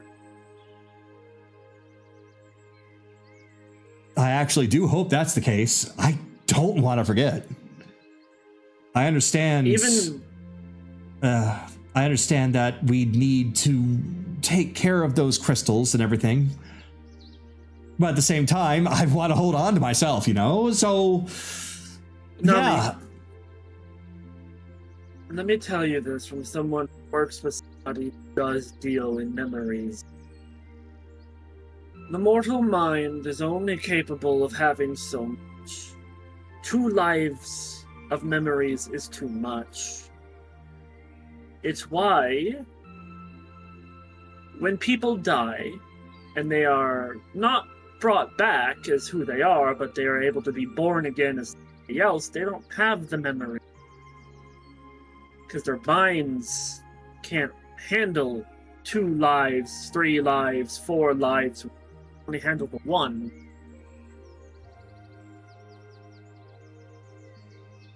Is that why the Raven Queen extracts memories? Yes. It is to make sure that when a soul does reincarnate as somebody else, they're able to just live their lives the way that that person wants to live. Ah, but then you see, they're not truly forgotten because the Raven Queen remembers. And that's why she's always crying. That's what happens when you're stuck in death. You get stuck in the past a lot of the time. Ooh. It's a pretty rough duty, but something I'm happily willing to help out with. I didn't know that she was always crying. Ah. You remember what she looked like when we did that whole divine meeting with the gods? Yeah, she wasn't really crying, but she has that white face? Yeah. That's a mask. What? Oh. Yes.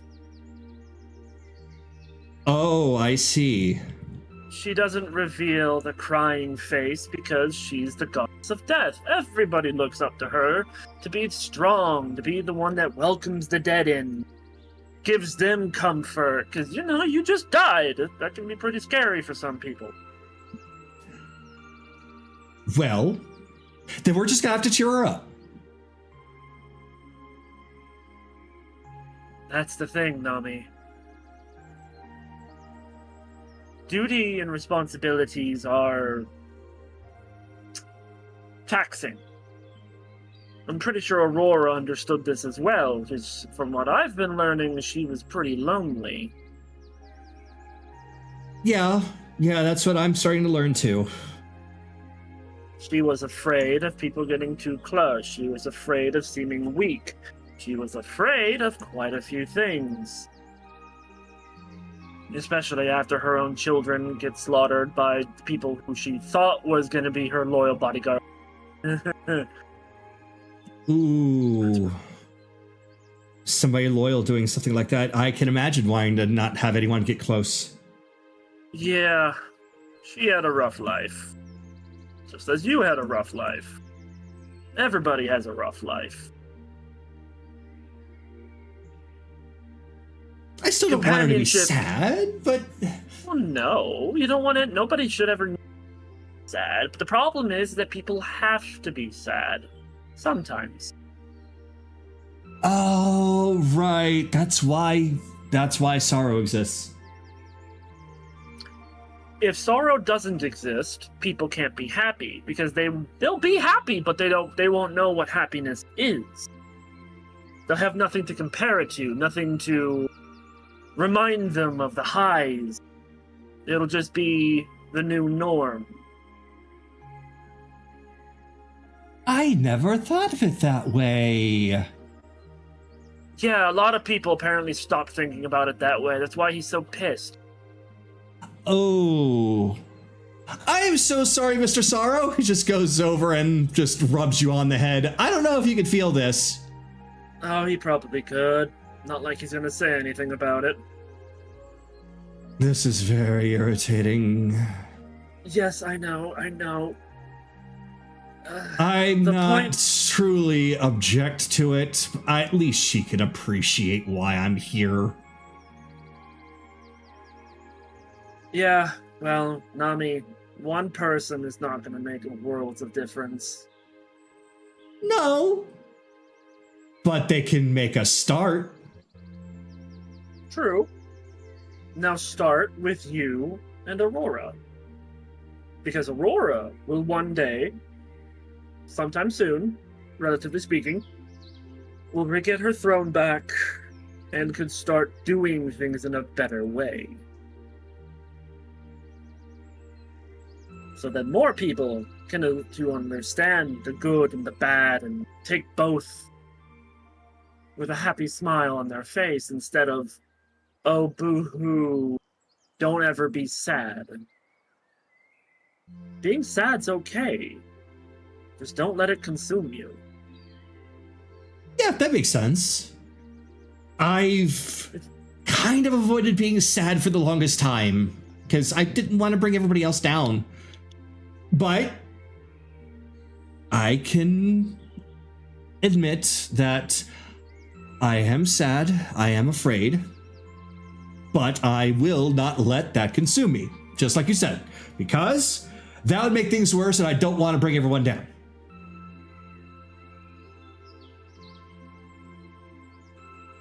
I have put into motion potential conversations to try and figure out how best to get this whole situation with yourself and Aurora figured out.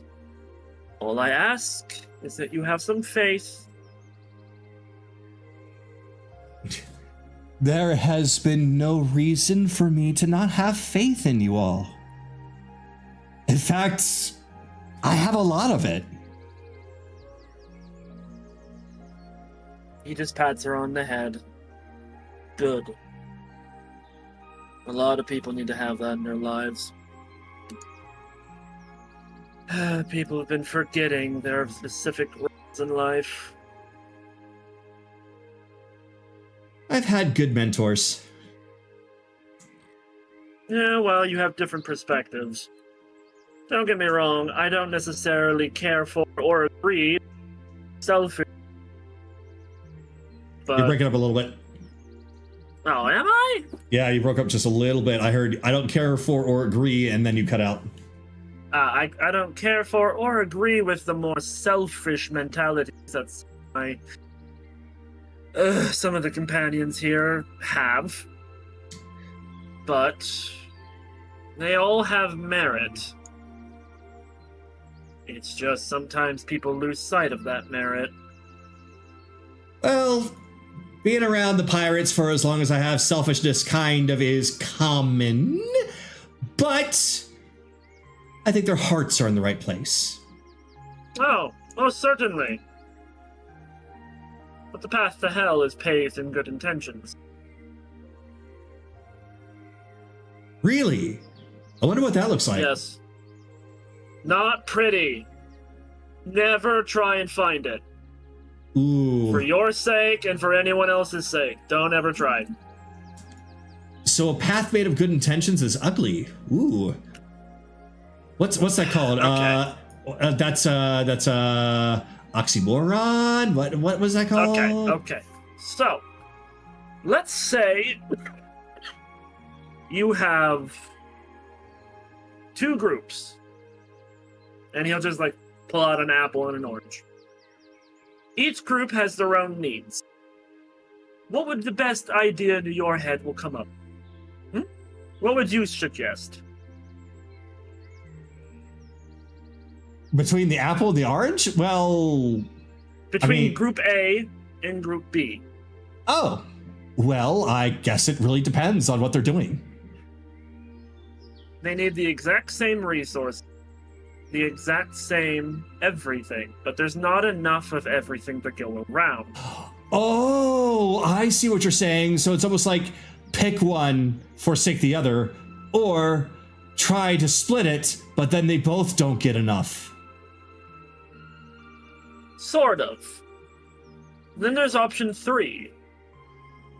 Pick both and have them work together to get enough. Now see, that's a good one. Most people choose option A. Pick one, condemn the other. Well, that's stupid. Because then when you just help one, but you can help both. And then when you help both, then more people are happy. The reason they do that is because everyone can only see far. It's not an actual visual sight. It's a metaphor. There is only a person will only see as far as they need to get what they need. And what they need, usually, at least what I've seen in this outside world, is full of people who will just do whatever they want, whenever they want, as long as they get what they want, and who cares if people... There are good people out there who don't do that last part. Oh, definitely. But no, you're right. I've seen it. Yeah. But my home is kind of... I mean, it's not like this. Not at all. Not even remotely bit like this. But it's a bunch of cooperation instead of competition. Unfortunately, the outside world seems want to view things more as a competition. Which is Survival fucking of the disgusting. fittest. No, Oh, I no, agree. that's normal. That's normal. No, But no. cooperation... You misunderstand. I guess I meant that in the wrong way. Maybe I should rephrase this. Let's see. What is it that we like say? A me first mentality? That's also the problem, yes. Yeah.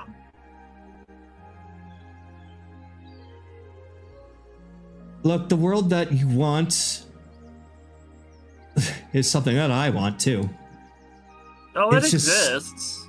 It just needs to go through some changes that not everyone's going to want to agree with, which is going to make it harder. Not impossible. No. But that's why you cut out the bad pieces. Oh yeah, definitely. Or at least get them to want to change. Well, I'm a bit more skeptical about that part. People don't just change overnight. No, they don't. But sometimes it does take a little bit of a push to finally get yourself in the right mindset. Alright. Maybe. Either way, go get some rest. Oh, yeah. Consider that's, everything you have learned today. Yeah, it's been a long day. And I know that you need to do your thing, so good luck. And if you need me for anything, I'll help you. Not today, not...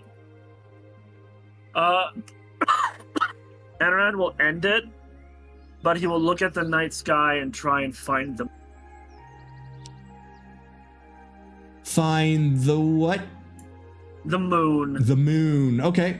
You do see that there is a full moon. Every single night has had a full moon. Nice and bright. He'll just look up and point at it.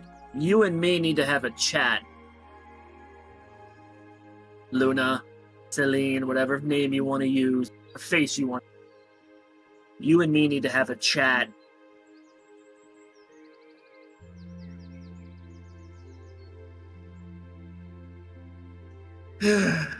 Let's see, which one will do it first, Milady or Luna? He'll just take a seat and start meditating. Or All right. trancing. Okay. As you trance, you do hear a whisper from the Raven Queen in your mind. I think I can do you one better. Perfect.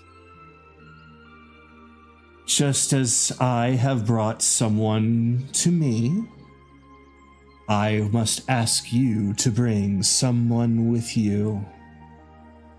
I must ask you to bring Chase. Alright, he immediately gets up on it. Oh. Found him! Oh, well, that was quick. Yeah, he's surprisingly not that far down the road. What? What's that? Beam us up, Scotty! So, okay, Chase, suddenly, Anaran comes trotting down the pathway, puts his hand on your shoulder or whatever he wants to do, and just screams out, "Beam us up, Scotty," and your consciousness immediately blanks out. Which we will get to in a moment. Yep. Carolus. Carolus. See. Is there anything that you would like to do? Because here in a moment, we're going to take a quick break, and then we are going to end tonight with a large scene. So this is your time to do anything else tonight. Well, I wanted to get the medallions done, but if we're going to end on a large scene, he'll just slowly talk to Lazuli about what happened during the Prince of Frost and why Thama is out and grumpy with her about it, and tell her that he was talking to Belle about it. How do I word this correctly? Basically, he's just letting her know what happened. Mm-hmm. Okay, she'll just listen to you. She actually takes a seat across from you, just leans on the table and just starts to listen to the stories. But other than just telling her about all of that, she does look a little bit, I would say, a little bit upset. Not exactly upset, just a little worried as she glances over towards where Belle is. And she's smart enough to understand, as she just mentions, he blames me for what he did.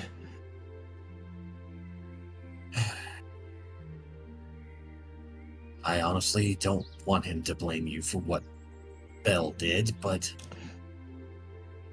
honestly, I think he might be confused as to why Belle did it more than anything. Well, that's understandable. They are two different people, really. Yeah. No, in some ways, they act so similar that there's times where you think that they are the exact same damn person. Well, if he dislikes me, then he dislikes me. But I am going to do my best to at least produce an olive branch at some point. I know this has been a while, so this has stewed on his mind for a bit, so I don't think there's any good or wrong time. But while we're here, I'll take a chance. If it doesn't go anywhere, it doesn't go anywhere. But I'm willing to give it a try. You're not worried about his reaction? No, not at all. Because I, on one hand, understand. On the other hand, I think that maybe he needs to just vent. And maybe I am one of the catalysts for his frustration.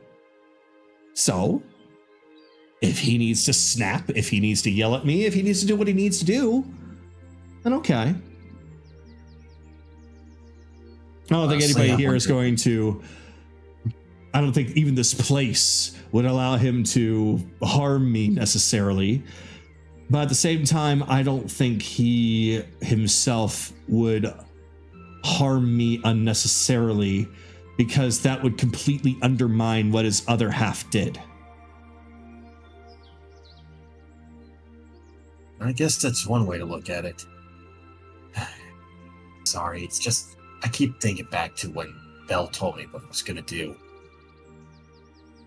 I owe him, but at the same time, I really wish he would have let me do that offer for myself instead, but...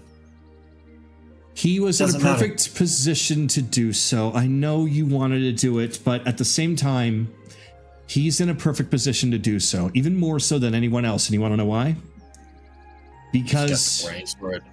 Well, he has the brains, but at the same time, he had an offering that wouldn't have hindered the group.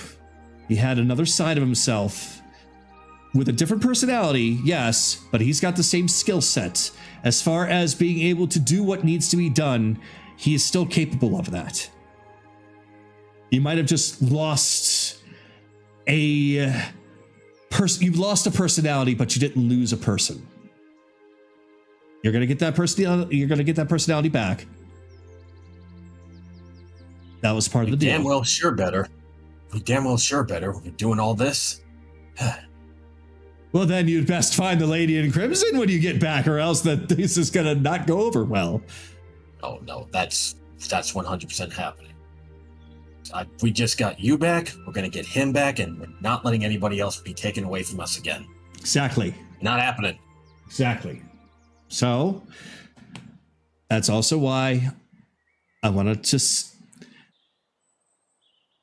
say talk to him, but I want to at least approach him and give him a chance to let whatever needs to be said out. If he doesn't want to, then that's all right. I at least tried. Oh, honey. You are indeed somebody very special. And I mean that in the best way. Well, good, because if you said it in a wrong way, then I'd have to club you with my stick. I'd pick you up before you even had the chance to do it. I would still be able to club you with my stick. What if I took the stick away? I would still be able to club you with my stick. Not if I have the stick in hand. Nice try. Want to bet? Hey. She hands you the stick. You know what? Fine. He's just going to do it. All right. Take the stick and pick her up over his shoulder. Nope. All right. You have the stick. You pick her up, and a gust of wind seems to swirl around you, almost as if it's controlling the stick. It sways and bonks you in the face. Wind Shit. telekinesis. Cheating, I see. No, it's not cheating.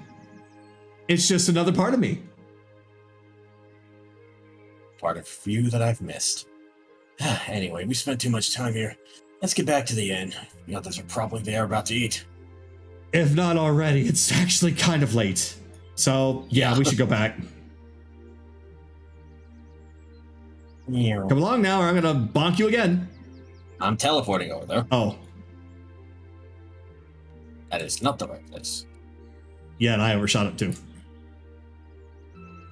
Wow. Hey, Kaylee. Hey, Tsunami. Hi!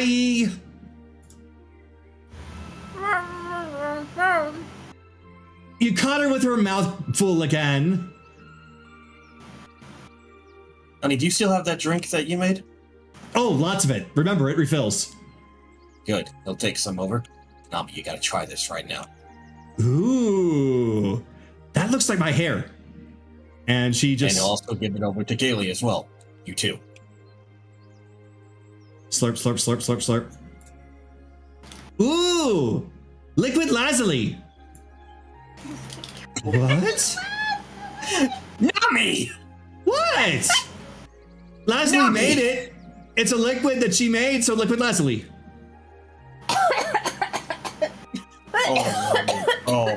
Oh, no. Sweet child. What did I say? What happened? Nami, we have to teach you about being careful with your words. Why? What? I've given He's it just a name. going to pat. He's just going to pat her head. What'd I say? You are still you.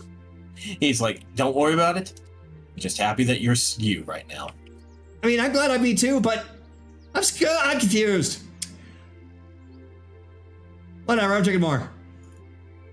Now look at Kaylee. How'd your training finish up? Fine, I just finished. Good to hear. Anyway, don't let me keep you from your wife. Ah! What? Take a seat. Have yourself a glass of liquid lazuli. He's just gonna look at her like, "That, honey, improve it. Don't say that shit out loud." Thanks for the name, Nami. Oh, you're welcome. Oh, boy. See, she likes it too. Nami. I mean, as long as she likes it. I guess. But I don't think Carolus would very much like me to drink liquid lazuli. Well, why don't we just shorten it up and say Licklaz?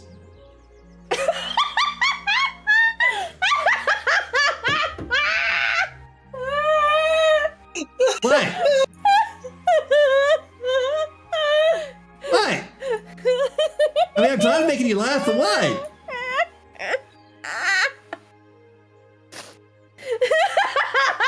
Look what you have done to my fiance. Think fiance? Whatever. Anyway. So, that all being said, 6 more days in here, right? No, we're 6 days in. That means we are left with 9.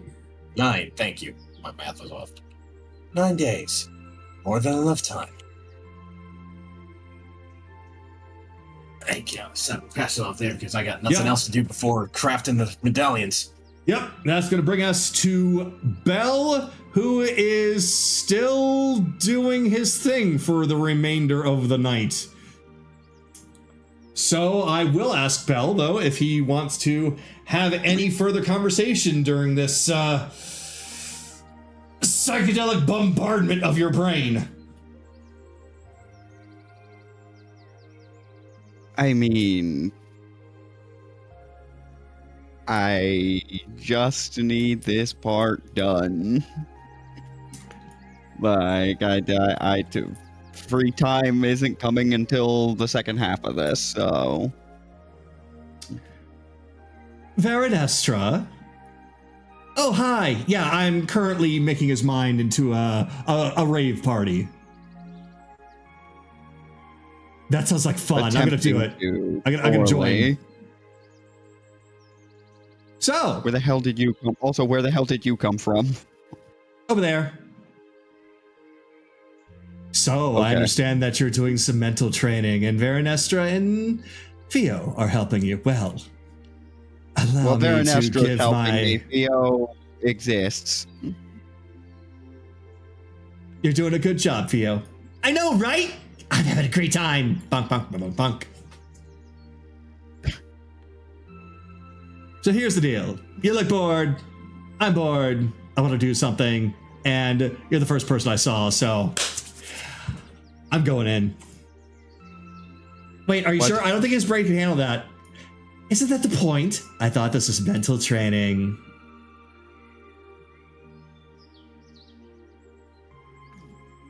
I mean, I would, if I say no, would you still? Nope. She just bonks you on the nose, and now she's in there. Ooh, violent. Ooh, sparkly. Ooh, violent. Ooh, sparkly. Ooh, I like it here. Let's make it crazy. Change up her approach anyways. It was not working as well as she was hoping. What I can basically say at this point is that before, your brain was very much, as she put it, a rave party. Now it's like your brain is tripping out on LSD. You feel like you could taste the colors now. Uh-huh. Well, I wonder. I'm gonna need you to roll for an intelligence check. 3 times. Check or save? Check. No, well, not save. We'll do a save. Okay. Yeah, give me 3 numbers. 17, 27, and 12. Ooh, Ooh! I'm afraid you're going to need to be subjected to this a little bit longer.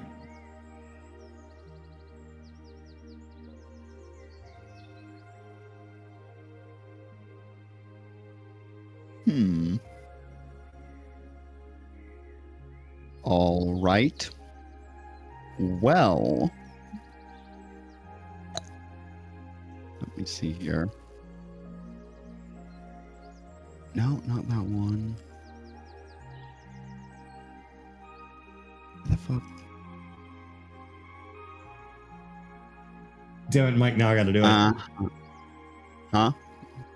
So, if he can taste colors now, does that mean can he taste the rainbow?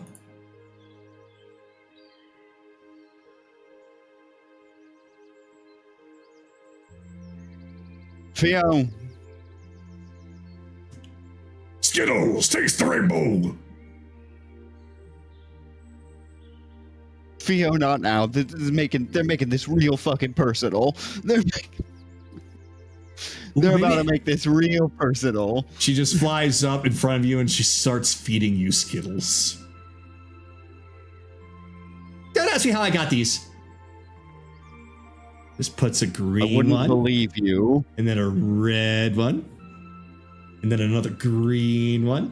I wouldn't believe you. How does this work? There's a yellow one in there too. Oh, this one lost its color. I don't know what it tastes like. She puts that one in. Don't forget to chew. Grabs your chin and makes a chewing motion. Okay. Yeah. Cool. So, let's see. That wouldn't work. That's not gonna work. I don't know that I have anything. Yes, embrace the rainbow. Taste the rainbow. Oh, wait, I do. Ooh, okay. Maybe.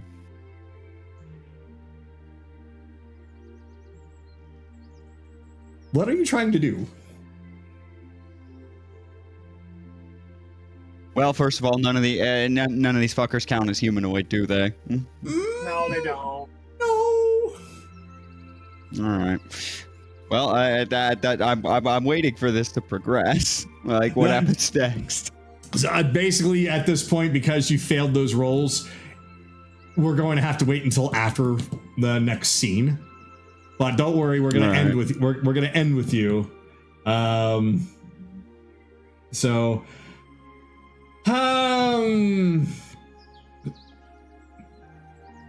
Yeah, we're going to do that. So, tell you what, I don't think that's fair for you. So that's what we're gonna do. With Titania being there, you might have failed those rolls, but that just means that it became even harder for you. But at the same time, her prodding and a forced assistance gives you a crash course. So, it's able to help strengthen your mind even further. Until all of a sudden, you're able to see your image through despite everything as the sword plunges in. And once that image is done, everything whites out, and you are back here. Ooh, violent. Anyway, my work here's done. So I'm gonna go see what's going on in here. I'm hungry too. As so Titania flies away inside. So what's this I hear about Liquid Lazuli? Did she liquefy herself?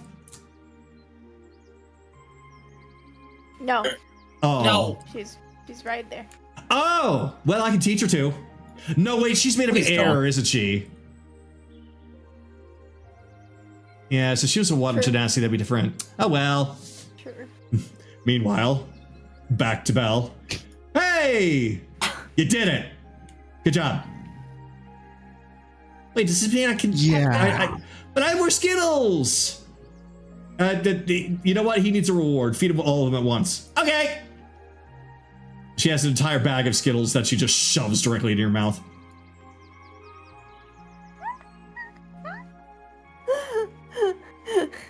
Taste the rainbow.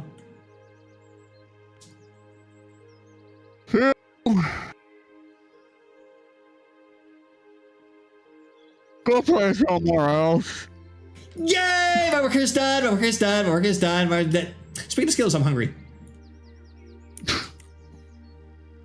She then flies in right afterwards. Yeah, Bella's done. Or Thama's done. Anyone want Skittles? I want Skittles. I kind of fed him all of mine. What? Yeah, I had this bag of Skittles, and I fed them all to him. I want more. Kelly, do you even know what a Skittle is?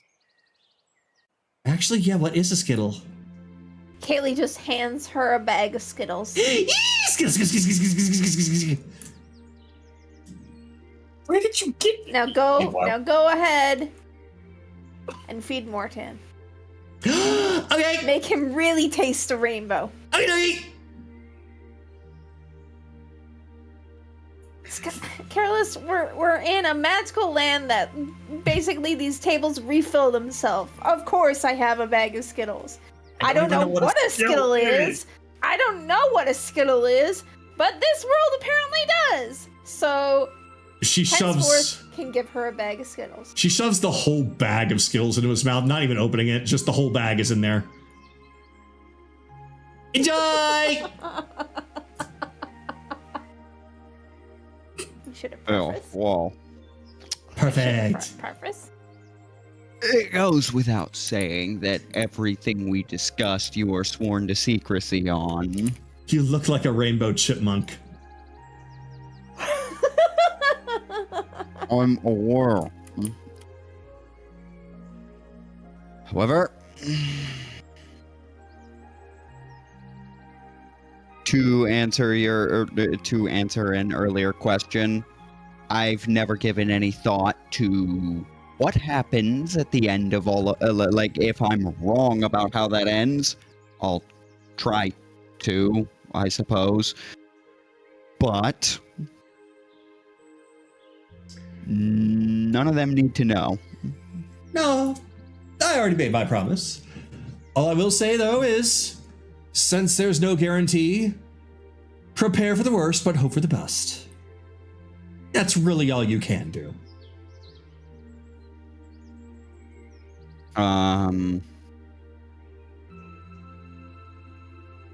Saying's a little bit different where I come from.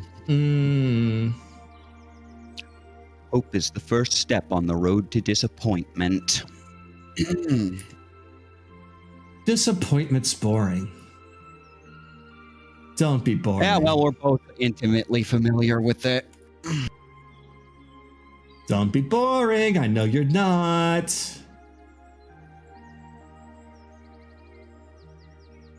You know, it's kind of weird how it's me that you're finding not boring. You've not met my other face. He's normally the one that people actually take perceive as not boring. I'm the one that has to handle all of this stupid preparation work.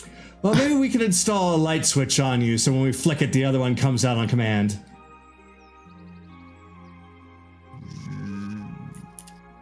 Now, come on. I don't know if you want to have a diet of rainbow candies. No. Good. Because that'd be hilarious. Whatever. Hello, everyone.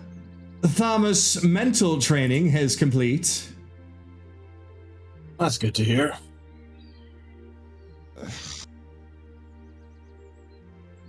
Whatever. Thing. He's being a grouch because he hasn't had enough Skittles. Oh, really? Okay. And he Theo, no. Oh.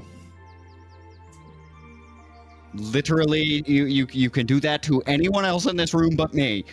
Oh, okay. She does it careless. He's going to grab her. Nope. No. We asked first. Would you like Skittles, my careless sir? I would like a handful of them, please. A handful. Got it. She looks over to Titania. Oh, I understand the assignment. She summons Bigby's hand and fills it with Skittles and shoves it in your mouth. Hee. I said a handful. I will take my lumps. To be fair, if she didn't do that, I was gonna mage hand, so...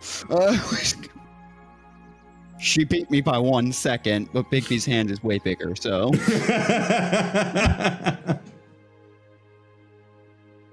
All right, and with that, Kaylee, anything more with you? Now that the table has filled with an enormous assortment of friends and allies and companions.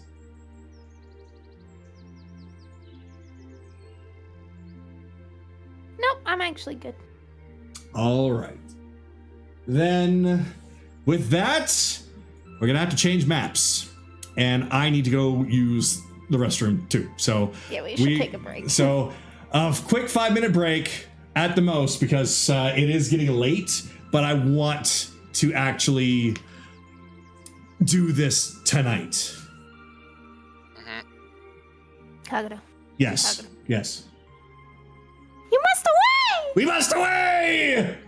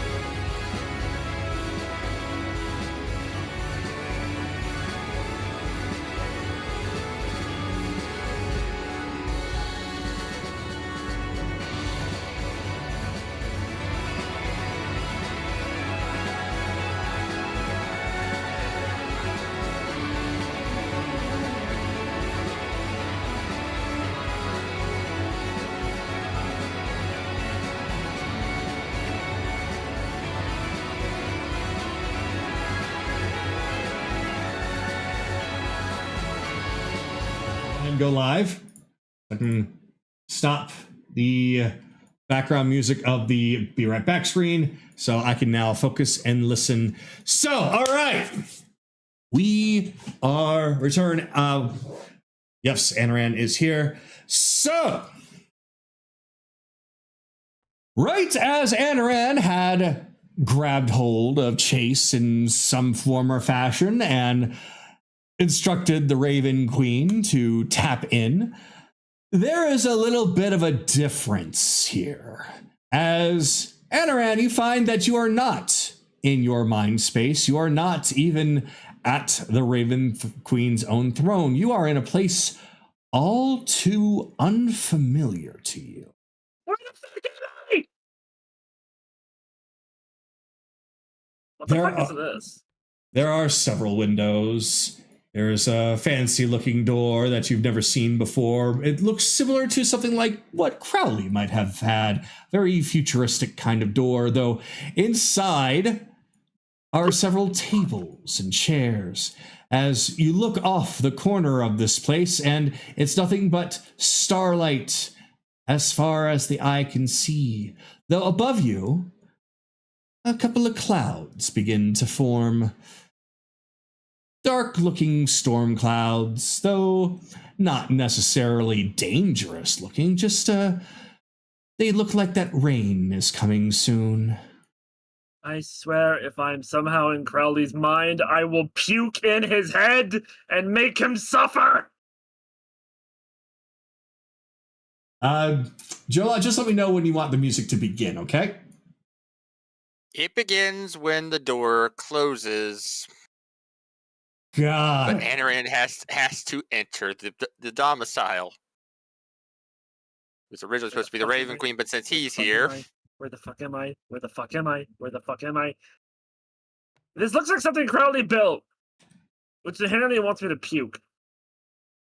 So at this moment... fuck it, whatever. At this moment, hold on.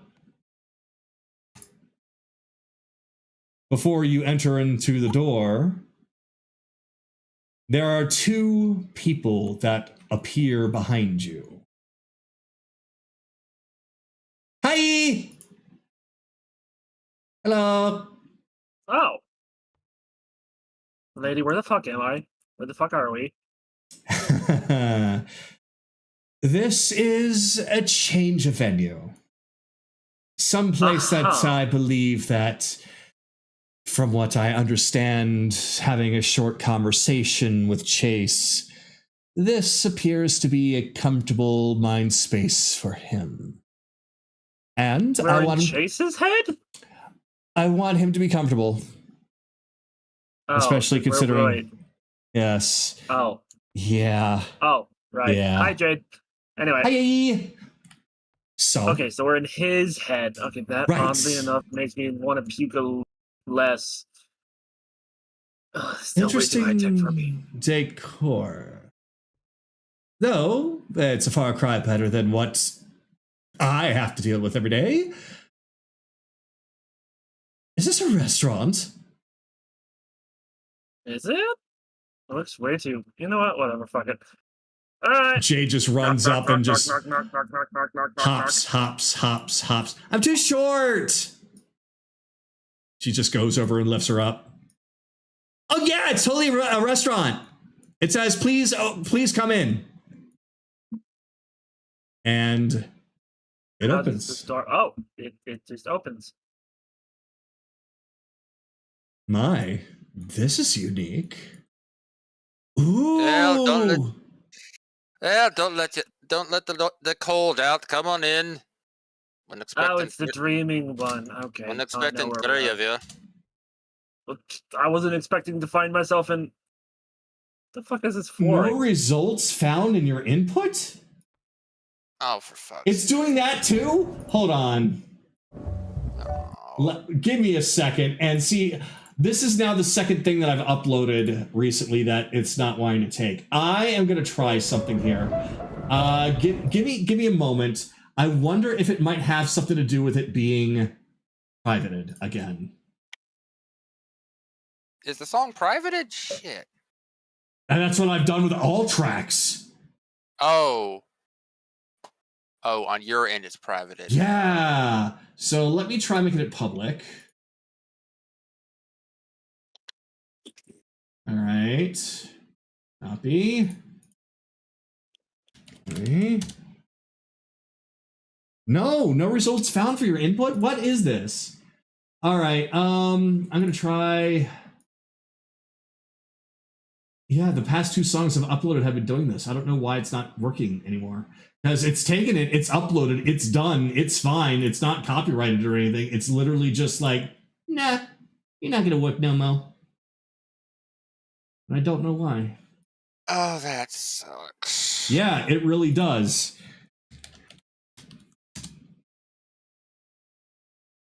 Oh my goodness. Well, what I might have to do is I might have to just give everybody the song in the Discord and have you guys just play it on loop, and then I play it on my end so it at least shows up in the stream. That's what we're gonna have to do. That's just what we're gonna have to do right now, because I don't want to take up too much more time. So I'm gonna post the song in the Voiceless, yeah. in the voiceless.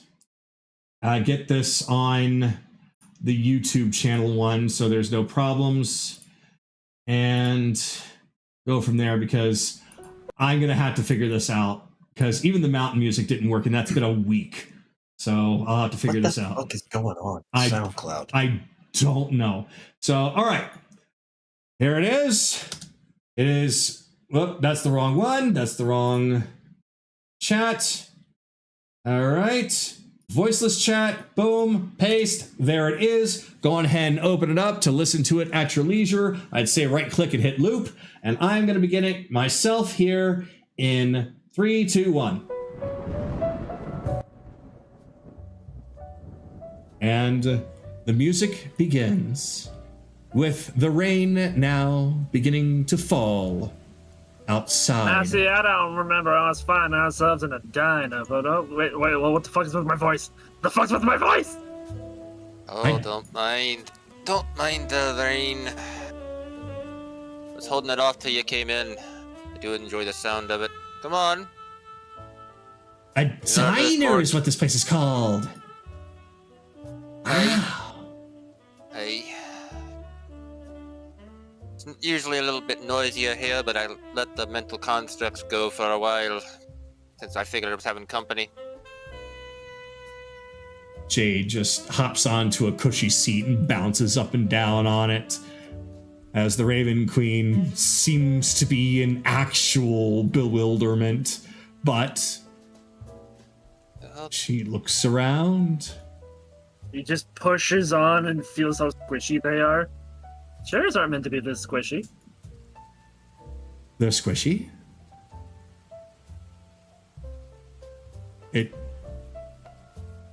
Oh my, they are squishy. There's even enough room for my wings.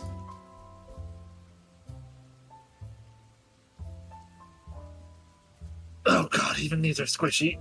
Look, Dreamer, I understand you have particular tastes, and this is honestly probably the best one I've seen. I've been inside Raven's Head, and that's black, but yeah. Forgive the culture shock. Hey, don't worry. Forget it.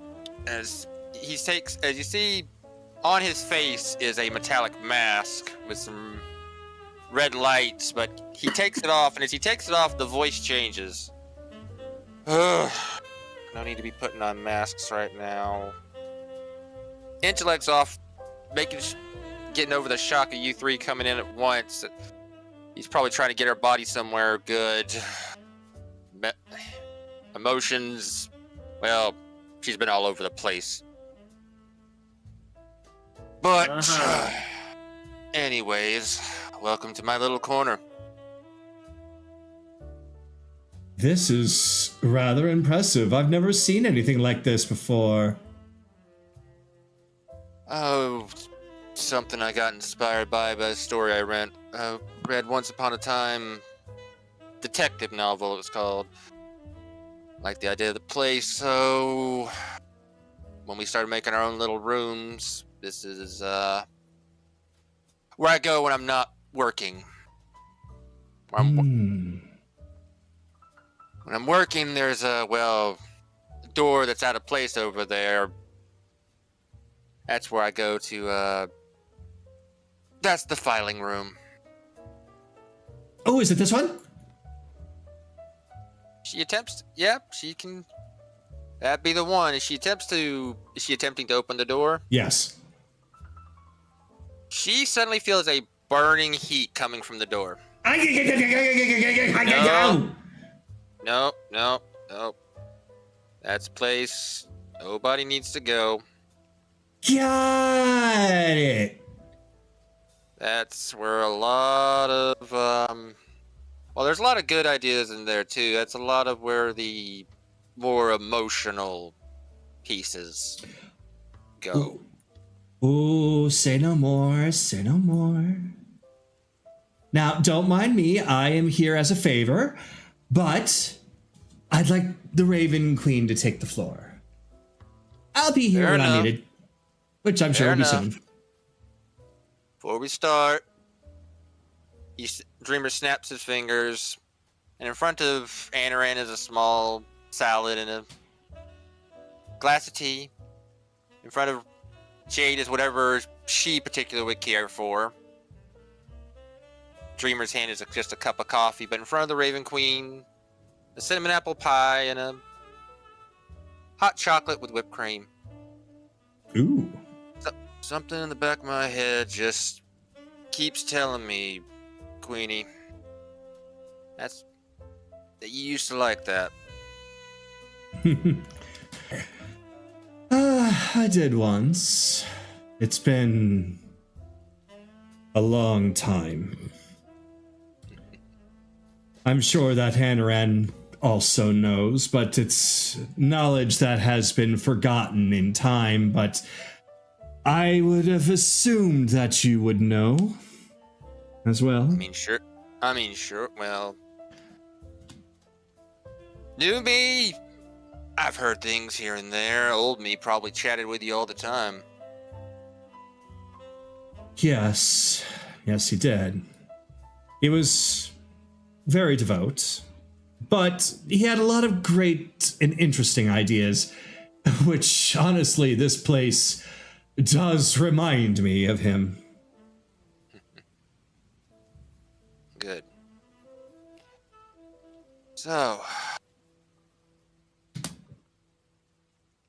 I know you have a lot of questions, and normally this is not something that I want to do, but you all are doing so much for me, not just Anaran, but the entirety of your group, and Chaser of Dreams has also done a lot for me. To be fair, it would be cruel to not assist in what ways that I can, without getting fully directly involved more than what is necessary. So this is a catch-up. What has Anaran actually told Chase about what the Raven Queen has said? Anything at all? No, not really. All right. Let's start with the beginning. Tell me what Anaran already knows. So, it has a lot to do with you and your grandfather and what has happened in times past. It ultimately comes down to when Vecna invaded the Feywild once before. Chaser of Dreams had somehow stumbled into the Feywild, unbeknownst to how he did, but that's how it is with the Feywild. Many ways and places that you can just fall into and find yourself there.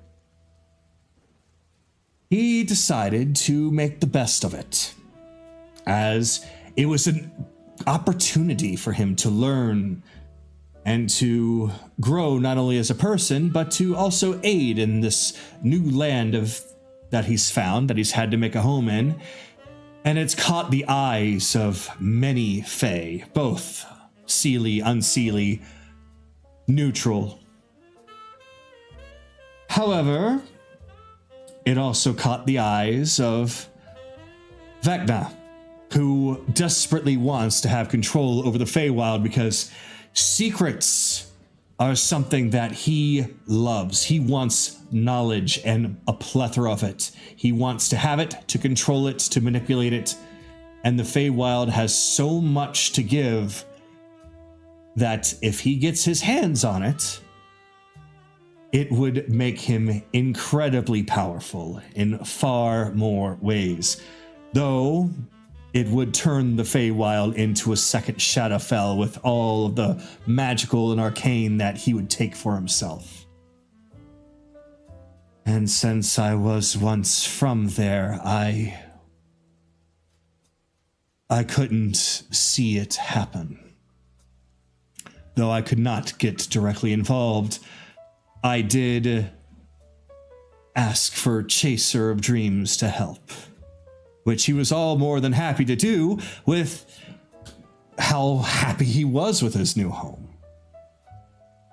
That's when he got involved with several of those in the Sealy Court, Viren most specifically, because it was some sort of enchantment Vecna wanted to use the night sky for, but Tsunami, or rather Aurora, was too standoffish to accept help. So instead he went to Viren, and you know the rest of that story. The two of you helped with driving off Vecna using a weapon. It was after that something, of course, happened with Chaser of Dreams, and he never did return to the Feywild, for something happened to him to cause his death. Though, it was because of what I had learned that has made me want to, unfortunately, use you as a pawn. And I hate to say it that way, but that's the truth.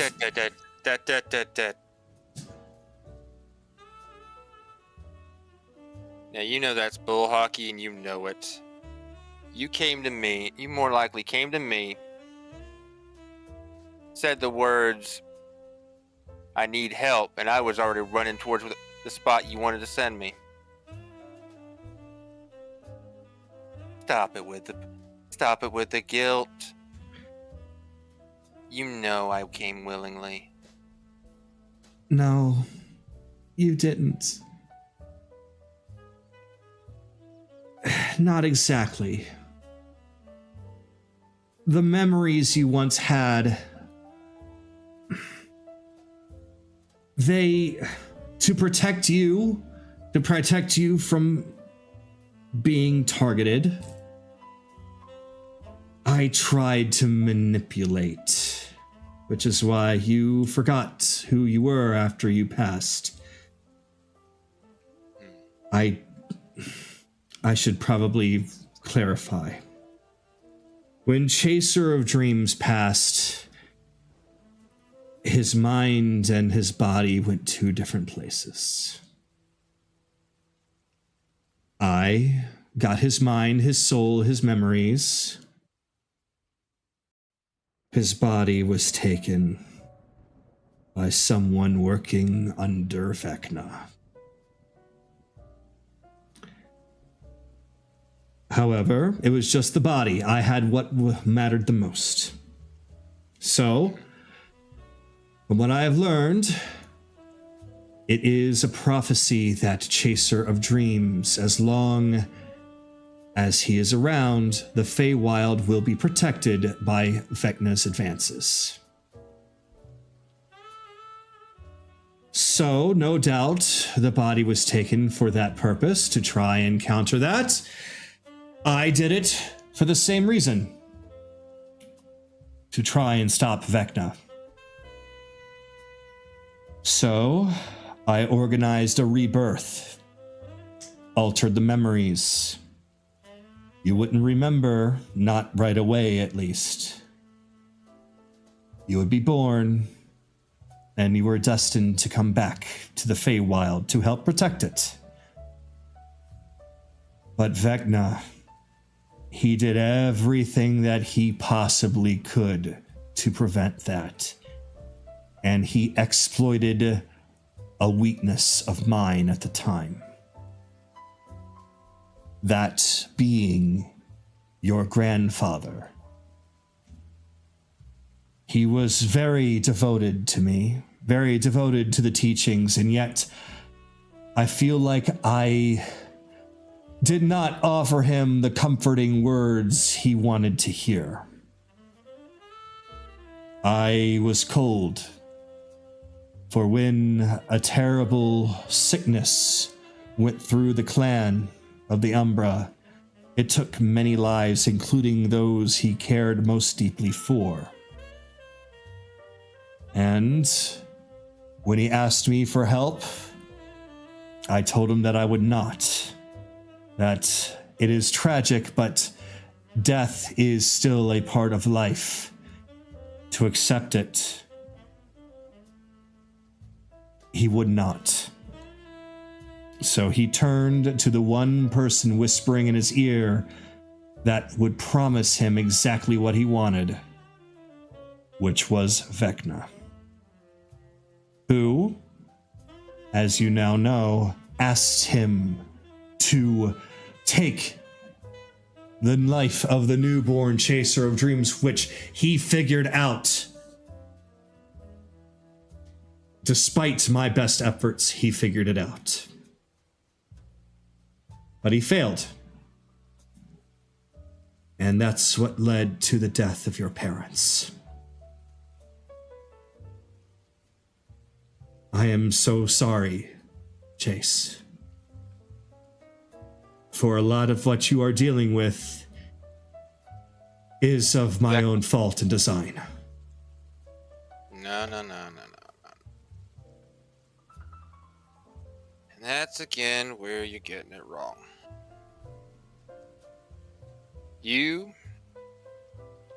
Well, as I remember, you were once mortal, so you still have those trappings from time to time. You do make mistakes. But you did what you thought was right. All this shit, it's on Vecna and his people. Your grandfather, he's an idiot. Plain and simple.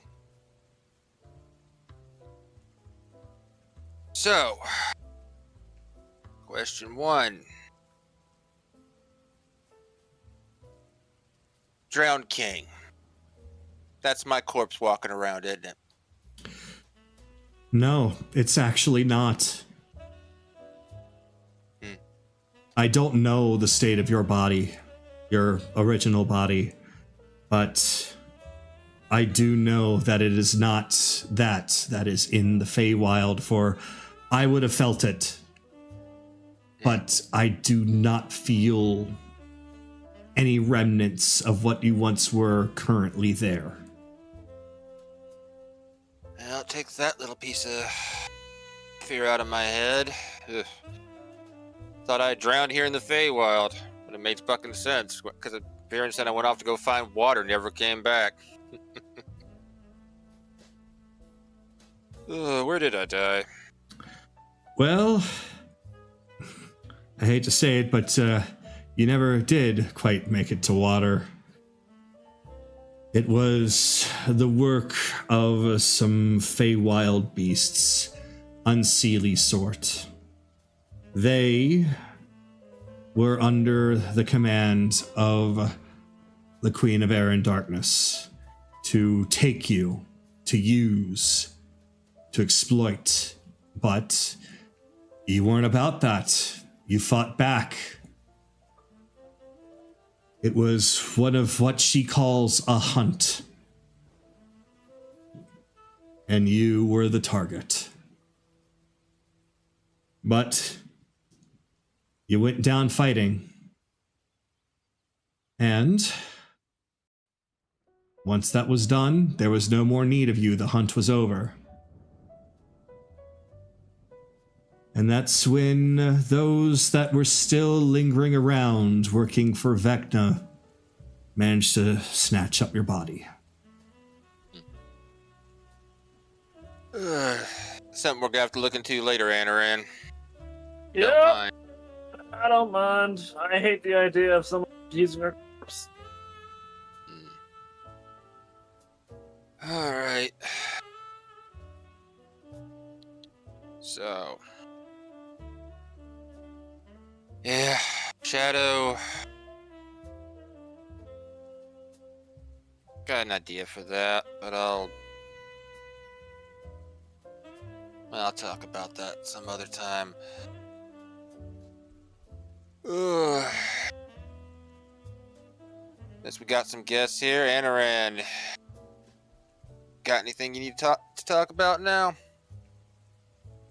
A couple things. The Raven I see Queen. you are. Oh, I'm sorry. I'll just set something up for right now. The Raven Queen lifts up the chin area of her mask, and kind of gives a very slight glimpse of the actual face underneath as she picks up a fork and she starts to eat the pie. Now I'll pass it on to you. So he just zones in on Jade. I see you arrived. Yeah.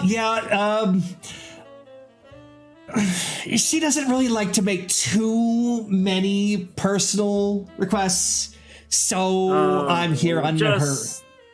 You can be honest, I scare her. No, you don't scare her at all. She just doesn't really care. Yeah, well, that's an issue that needs to get dealt with. First things first. When you and your mistress were at Kaylee's wedding, did you do anything during that special ritual of theirs? Me? No. Her? Not that I know of. Why?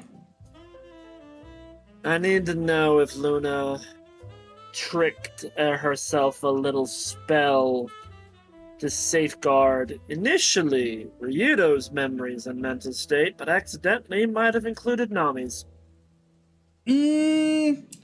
That I can say for certain that she did not do. She definitely did not do. Why was she there? Oh, she was there because of Soul. That's bullshit. No, I'm actually quite serious. This is why I prefer talking to the bosses instead of the hired help. Ugh! She only went because Soul wanted to go. Basically, yeah. So what had happened is after everything happened in Wintervale, Soul found out that Kaylee was connected to Luna, and since they're siblings, he asked her to go along and support, which she did mostly because you all helped her brother.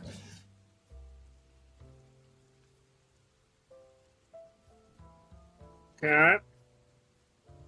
I'm gonna roll insight on that. Go for it. And Anaran will blatantly also cast enhance ability so that he rolls an advantage. She will watch that, acknowledge it. Like, I had nothing to hide. Go for it. 20! Yeah. She's telling the truth. Yeah, this is why I prefer talking to your boss, but okay, whatever. If Luna is too much of a cowardly little shit to fucking talk to someone herself, whatever. Fine.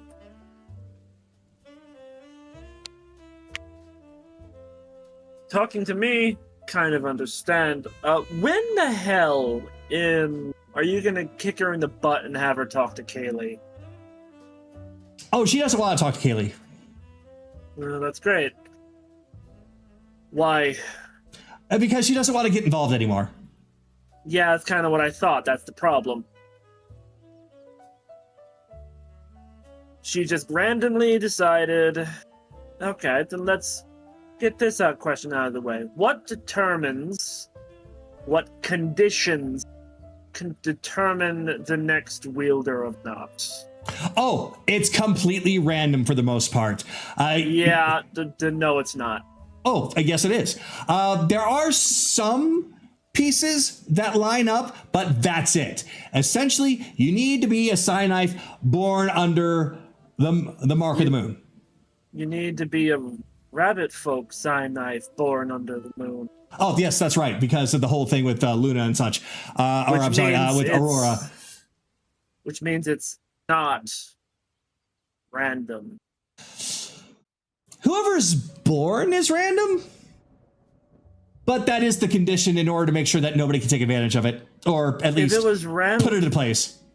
If it was random, why limit it to one species?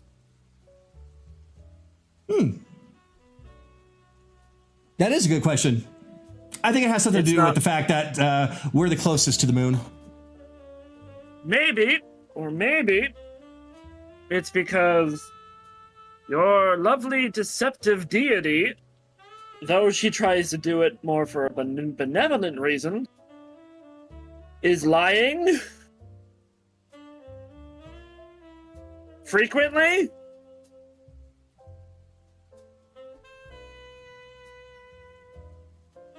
I mean, you're welcome to think that, but unfortunately, it's not as deep as you think. It might not be. But in reality, moon is whatever the sun is. And ironically, Soul is honest. Yeah, he is. At times. For the most part, though. For the most part. Which makes the moon dishonest. Most of the time. I suppose somebody could see it that way. But as far as honesty and dishonesty, she kind of got tired of that. She kind of got tired of a lot of things. Yeah, I've noticed. This is kind of the problem, though. She has a very important position, and she's getting lazy.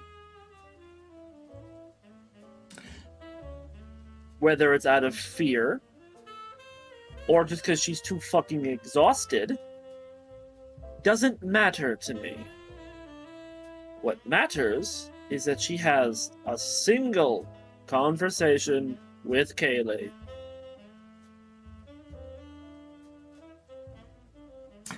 I can try to make that happen. If you care mostly about her conversation with Kaylee, I can definitely try that.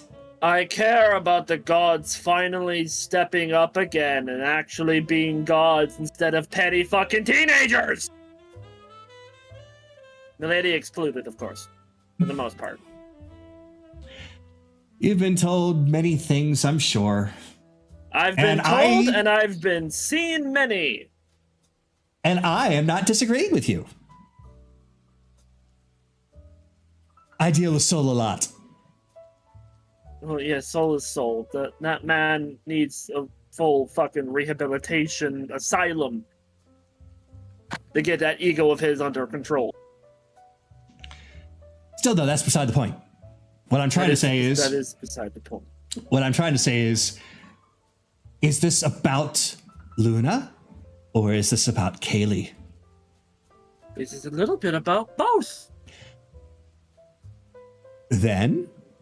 Kaylee needs answers. She needs comfort. She needs solace. She needs some form of actual ending that is both good for herself and Luna, or Celine. She needs at least to either be free from the mark on the back of her neck so that she no longer has access to Nox or anything Luna related, or Luna needs to get her ass in check and actually talk to her champion. Lottery made or not. I do feel for her, especially since I am tied to her and Luna in different ways. I don't even exist without Kaylee existing. Because I don't exist unless Nox exists. So I definitely get that. And I support it. Because I honestly want her to be happy too. I want them both to be happy. But then do something about it. Stop being the middle woman.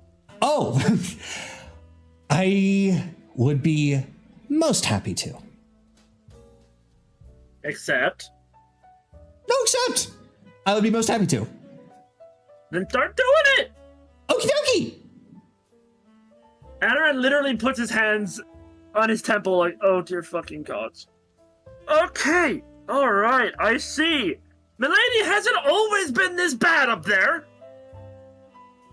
She actually turns with pie in her mouth. Hold on, so. Yes. Why do you think Raven hates it so much? Oh dear fucking god, I need to go up there. Somebody needs to go up there, whether it's me or somebody else. You know what, I'm starting to realize why Sorrow fucking hates the vast majority of you. I don't know why it's so much of a surprise. You've been warned over and over again. I have been warned, but that's the problem. Sorry. Need an ice pack. I don't need an ice pack. I'm not that heated yet. Alright. You have every right, and I also am frustrated. So it sounds to me, because it's not just Raven, I know for a fact I have two other beings that are fucking pissed off and would love for people to start doing their jobs appropriately again. They don't have to pick up the fucking work. But yet...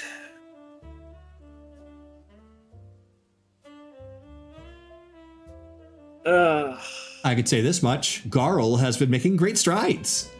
Garl is thankfully the outlier here. He has been. Especially since he was a part of that group. But it's actually because of you and yours that he has awakened to how he used to think. So he is doing what he can on the celestial side of things. Uh-huh. So, I have a question. If things are starting to go to shit in the material plane, where's Helm? Where's his paladins? Why aren't I... Well, I didn't hear anything, because corner of the world, but has he at least been sending crusades to try and start purging some of this evil? Oh, absolutely. Helm is also one of those that's actually still getting some things done. His paladins are out and about. I understand that they have actually found some other ziggurats of Tharizdun and have gone through and taken care of things. Do not worry about Helm at the very least. He is very adamant about his job. Alright, so which ones do I need to be worried about trying to snap some sense in? I know Sarenrae already, so you don't need to mention her. Oh, good! Because, yes, that's a problem. Strong warrior as her is wearing a business suit. Oh, trust me, I've heard enough complaints about it in my head. Haha. Yeah, she's an odd one. Though, let's see. Well, Ilmater is very standoffish to begin with, but he's not doing anything. He's just not doing anything. He'll do things when things get drastic enough. Right. He's always done things that way, which oddly enough makes him the most consistent, inconsistent god. Yeah, the entire triad is kind of being like that. But the others more so. Tyr and Brain Fart. Tyr and his other buddy. Torm, thank you. Yeah, Torm just shreds that one. But yeah, those two are getting a little frustrated with everything as well. Ilmater's trying to keep them on the right track. So they're a round table of frustration. Luna? Just let Tyr send his Crusader Paladin. It'll be fine. Luna, well, unfortunately, you already know. Yeah, I already know. She's terrified of herself. She's terrified and forgiveness, Jade. correct me if I'm wrong, she's terrified of herself because she's finally realized how powerful she is. As she looks at Nox. You are correct, sir! As she picks up a carrot and down to the nub. Ah, there we go. You got it. Yep, she's terrified of herself because she fucked up big. But yeah. Okay, so this is what needs to happen. This is what needs to happen. And take this from me, because I am a therapist. I understand certain aspects of the mind, even gods, in all their power, still act very human. Thankfully, it makes them understandable in some ways. Yep. She needs to talk to Kaylee, and the two of them need to work something out together, because she can't just hide in her little hidey hole. Well, actually, it's more of like a hidey house. I get what you're saying. That is not the point. It's a big house, too. Mansion, castle, cabin.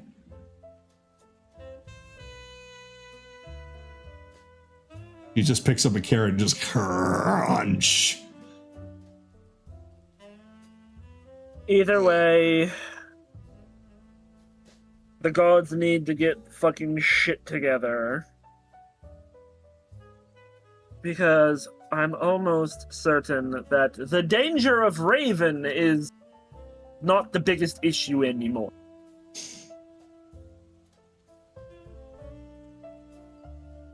Dykus has already gone on a rampage, and I need people to start helping clean that mess up and get it contained.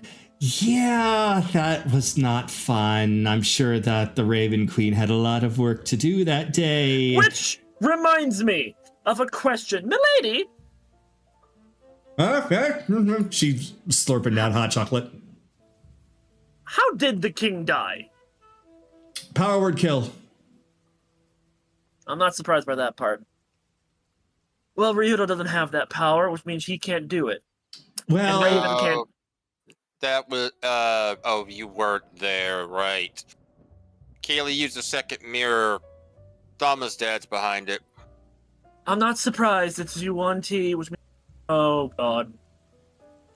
unfortunately, I have seen into the memories of the King of Croy after he came by. A little upset that he couldn't take Varsalos up on a deal for a better future. Okay, yeah, when you get back... Dreamer, are there any wooden spoons around here? You want one appears in your hand. Okay. Scoot.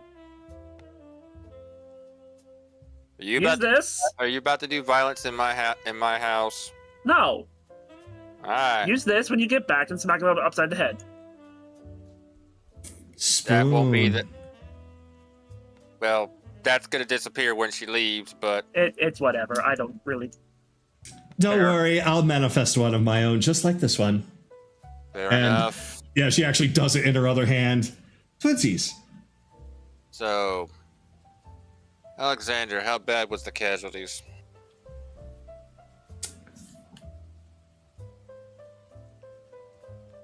It had 80% of its population left after we saved it from the first set of attacks. How many were left of that 80%? She turns and kind of swirls the hot chocolate a little bit. All but 5% were wiped out. Only those of the strongest survived. Yeah, the glass that Anaran's had shatters. And reforms in his hand. And then reforms, yeah. So 95% of that 80% is gone. Mm-hmm. The mayor,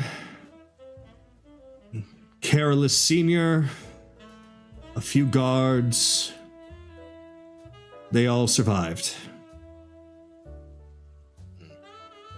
Let me guess. Else. The mayor is back in Gavaria City, operating back in military.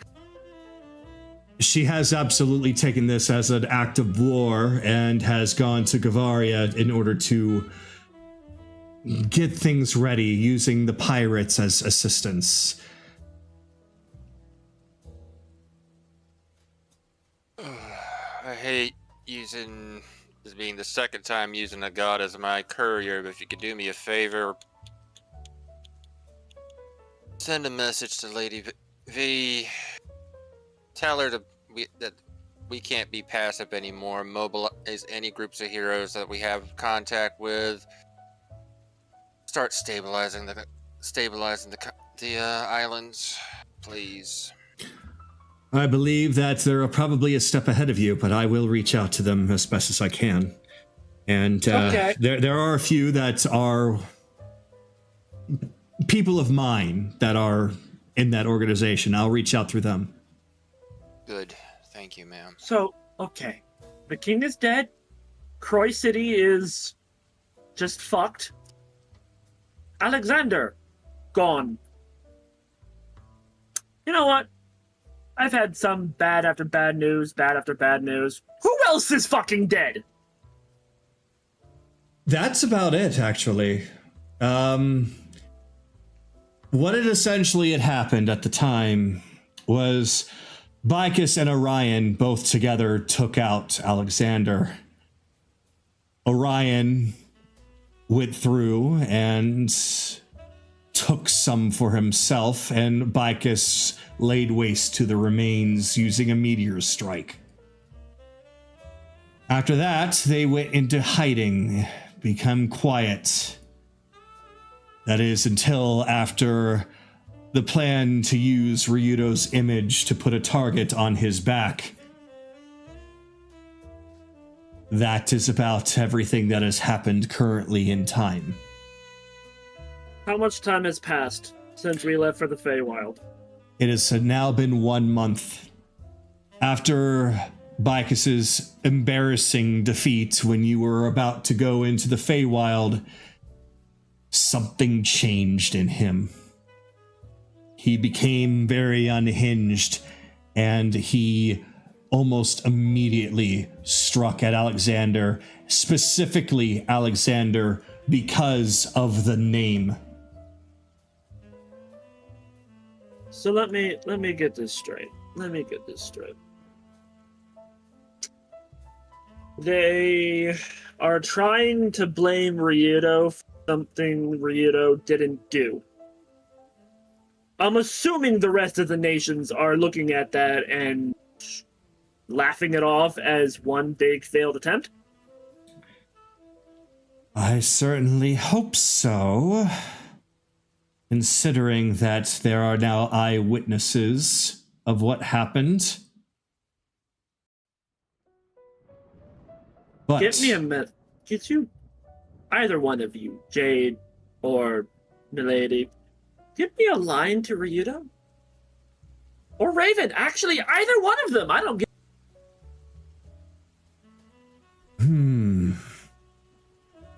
Ryudo probably won't be too difficult. Raven. Tell Raven, if it is gonna be, if you do manage to get Raven, tell him that Anaran has sent a message for him, and it is of utmost importance. Jade. Yo!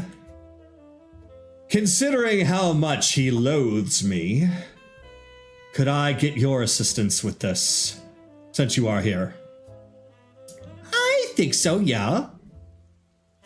After all, I don't necessarily like any of this either. Good. Let's see if we can get something done. Something that we can do. Right. If it's not Raven, I will at the very least see about getting Ryudo in some form. If he's willing to accept my invitation. Oh, actually, there's something else that we need to do. Is Fitria still on her material world ban? No, actually, she is no longer. As of the attack on Alexander, she is back in action. mostly to help protect Ryudo's mind. Got it. Okay. Jay. Yeah. Jay. You are good with mental stuff, right? Yep. Real good with that? Oh, All right. yeah. I need you to act as a amplifier so I can get a message out to Fitria. Ooh, okay. Yeah, since she's also a celestial, that'd be no problem. Okay, so I'm going to cast Sending to Fitria. All right, hold on. And she places a hand on your shoulder and opens her mouth. Go I ahead. don't know what I was expecting. Fitria, the Yuan-Ti currently are in control of Croy's city, and especially the castle. Any news come out of it is falsified by the Yuan-Ti forces and Bicus's forces. Get a message out to every ruling leader with the city of our... Well, fuck. Fuck it. Just get the word out. Ah, Anaran. It's wonderful to hear you. Long time no see, but I know that this is a difficult time. I have good news and bad news. Good news. Wintervale and Gavaria already knows something is amiss. Unfortunately, Zadoria is not well with this information. Several nobles are already hunting for Ryudo. Motherfucker, I told them before I left if they did anything, I'd hunt them! You know what? Okay, when we're done with the whole Bicus thing, I'm doing another Zadorian purge.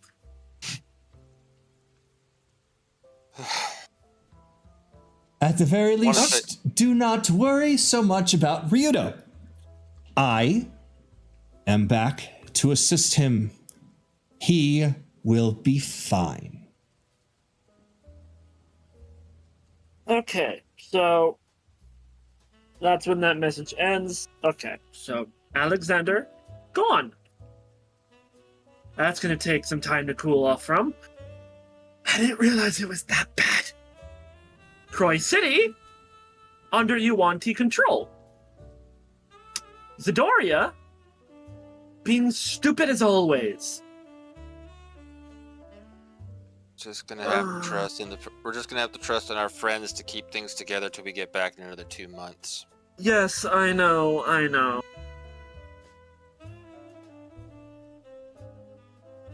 All right. Well, Thank you, Jade. Quite welcome. I'm going to head out. You all feel free to finish your meals. Enjoy them as I did one time. You, Queen Bee. You might seem be a good further idea. distressed. Well, I'm- not the news notwithstanding. Oh, this is how I always am. Don't worry. The other two are doing much better. Well, perhaps I can offer you some insider details that might put a little bit of sunshine in this whole thing. Out of the names of the people that I mentioned that are still alive, there's one person who has not come across my door.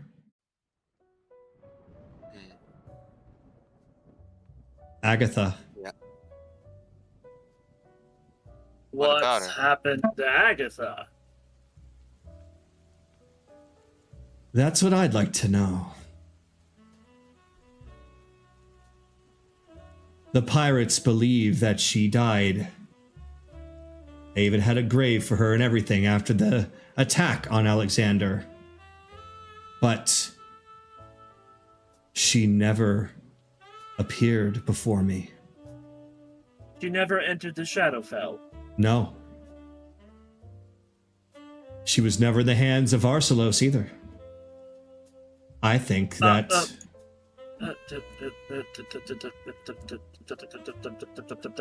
Milady. Okay. Idea.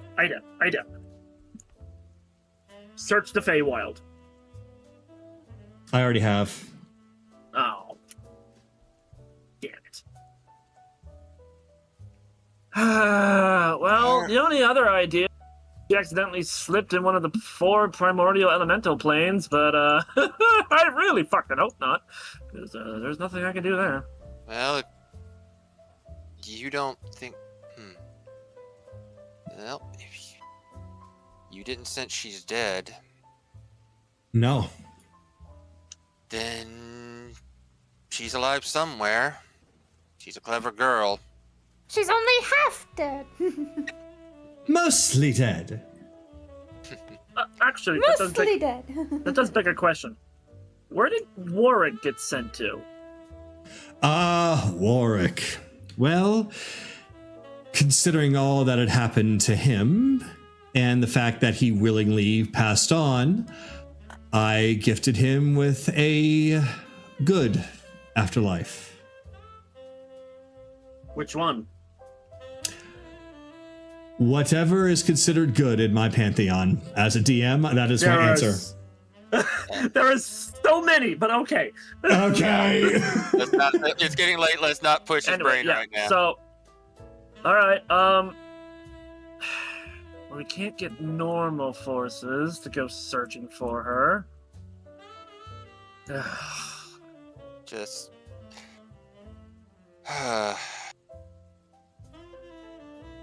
If you feel it's safe, if you feel it's safe to let him know, the pirates. But don't tell him to look for her. If she hasn't shown herself, she's up to something. I think that's what's going on. If she wanted the pirates to know, she might have already told them. All right. Well, enjoy the pie. Enjoy the salad. Oh, right. They taste the same as when I tasted them. You're experiencing my memories. Like, this is a rare moment when the Raven Queen actually shows her Fey side and actually just kind of just goes after that pie and hot chocolate. That being said, Queenie, do you good to read the paper. You never know what's in it. That's so. And that's when she's going to take a look at the newspaper on the table. She will read it, and it is exactly what Chase has planned for Shadow. Extra, read all about it. I'll leave y'all to it. It'll lock itself when you leave. Enjoy. Alright, so here's the game plan for Luna talking to Kaylee. 1, Soul has to be there, because apparently I guess Soul is just the middleman for her. Soul is, well, yeah. He's, his faults, but he is the charismatic one. Yes. Have him help out with that, and just let those two talk. That is the wrong thing. Yeah, I saw open trash bin. I'm like, are you throwing yourself into the trash? I'm trying to. He's trying to leave. I was trying to close the door behind. Kind of thing. Gotcha. I did not know that the trash bin could close. Either way, there are. I need to go for multiple reasons. Hug. But Luna cannot stay in a fear of herself any longer. I act under her wishes, but I am still my own person too. And I agree. Then act under her best wishes, not her personal ones. At least not all the time.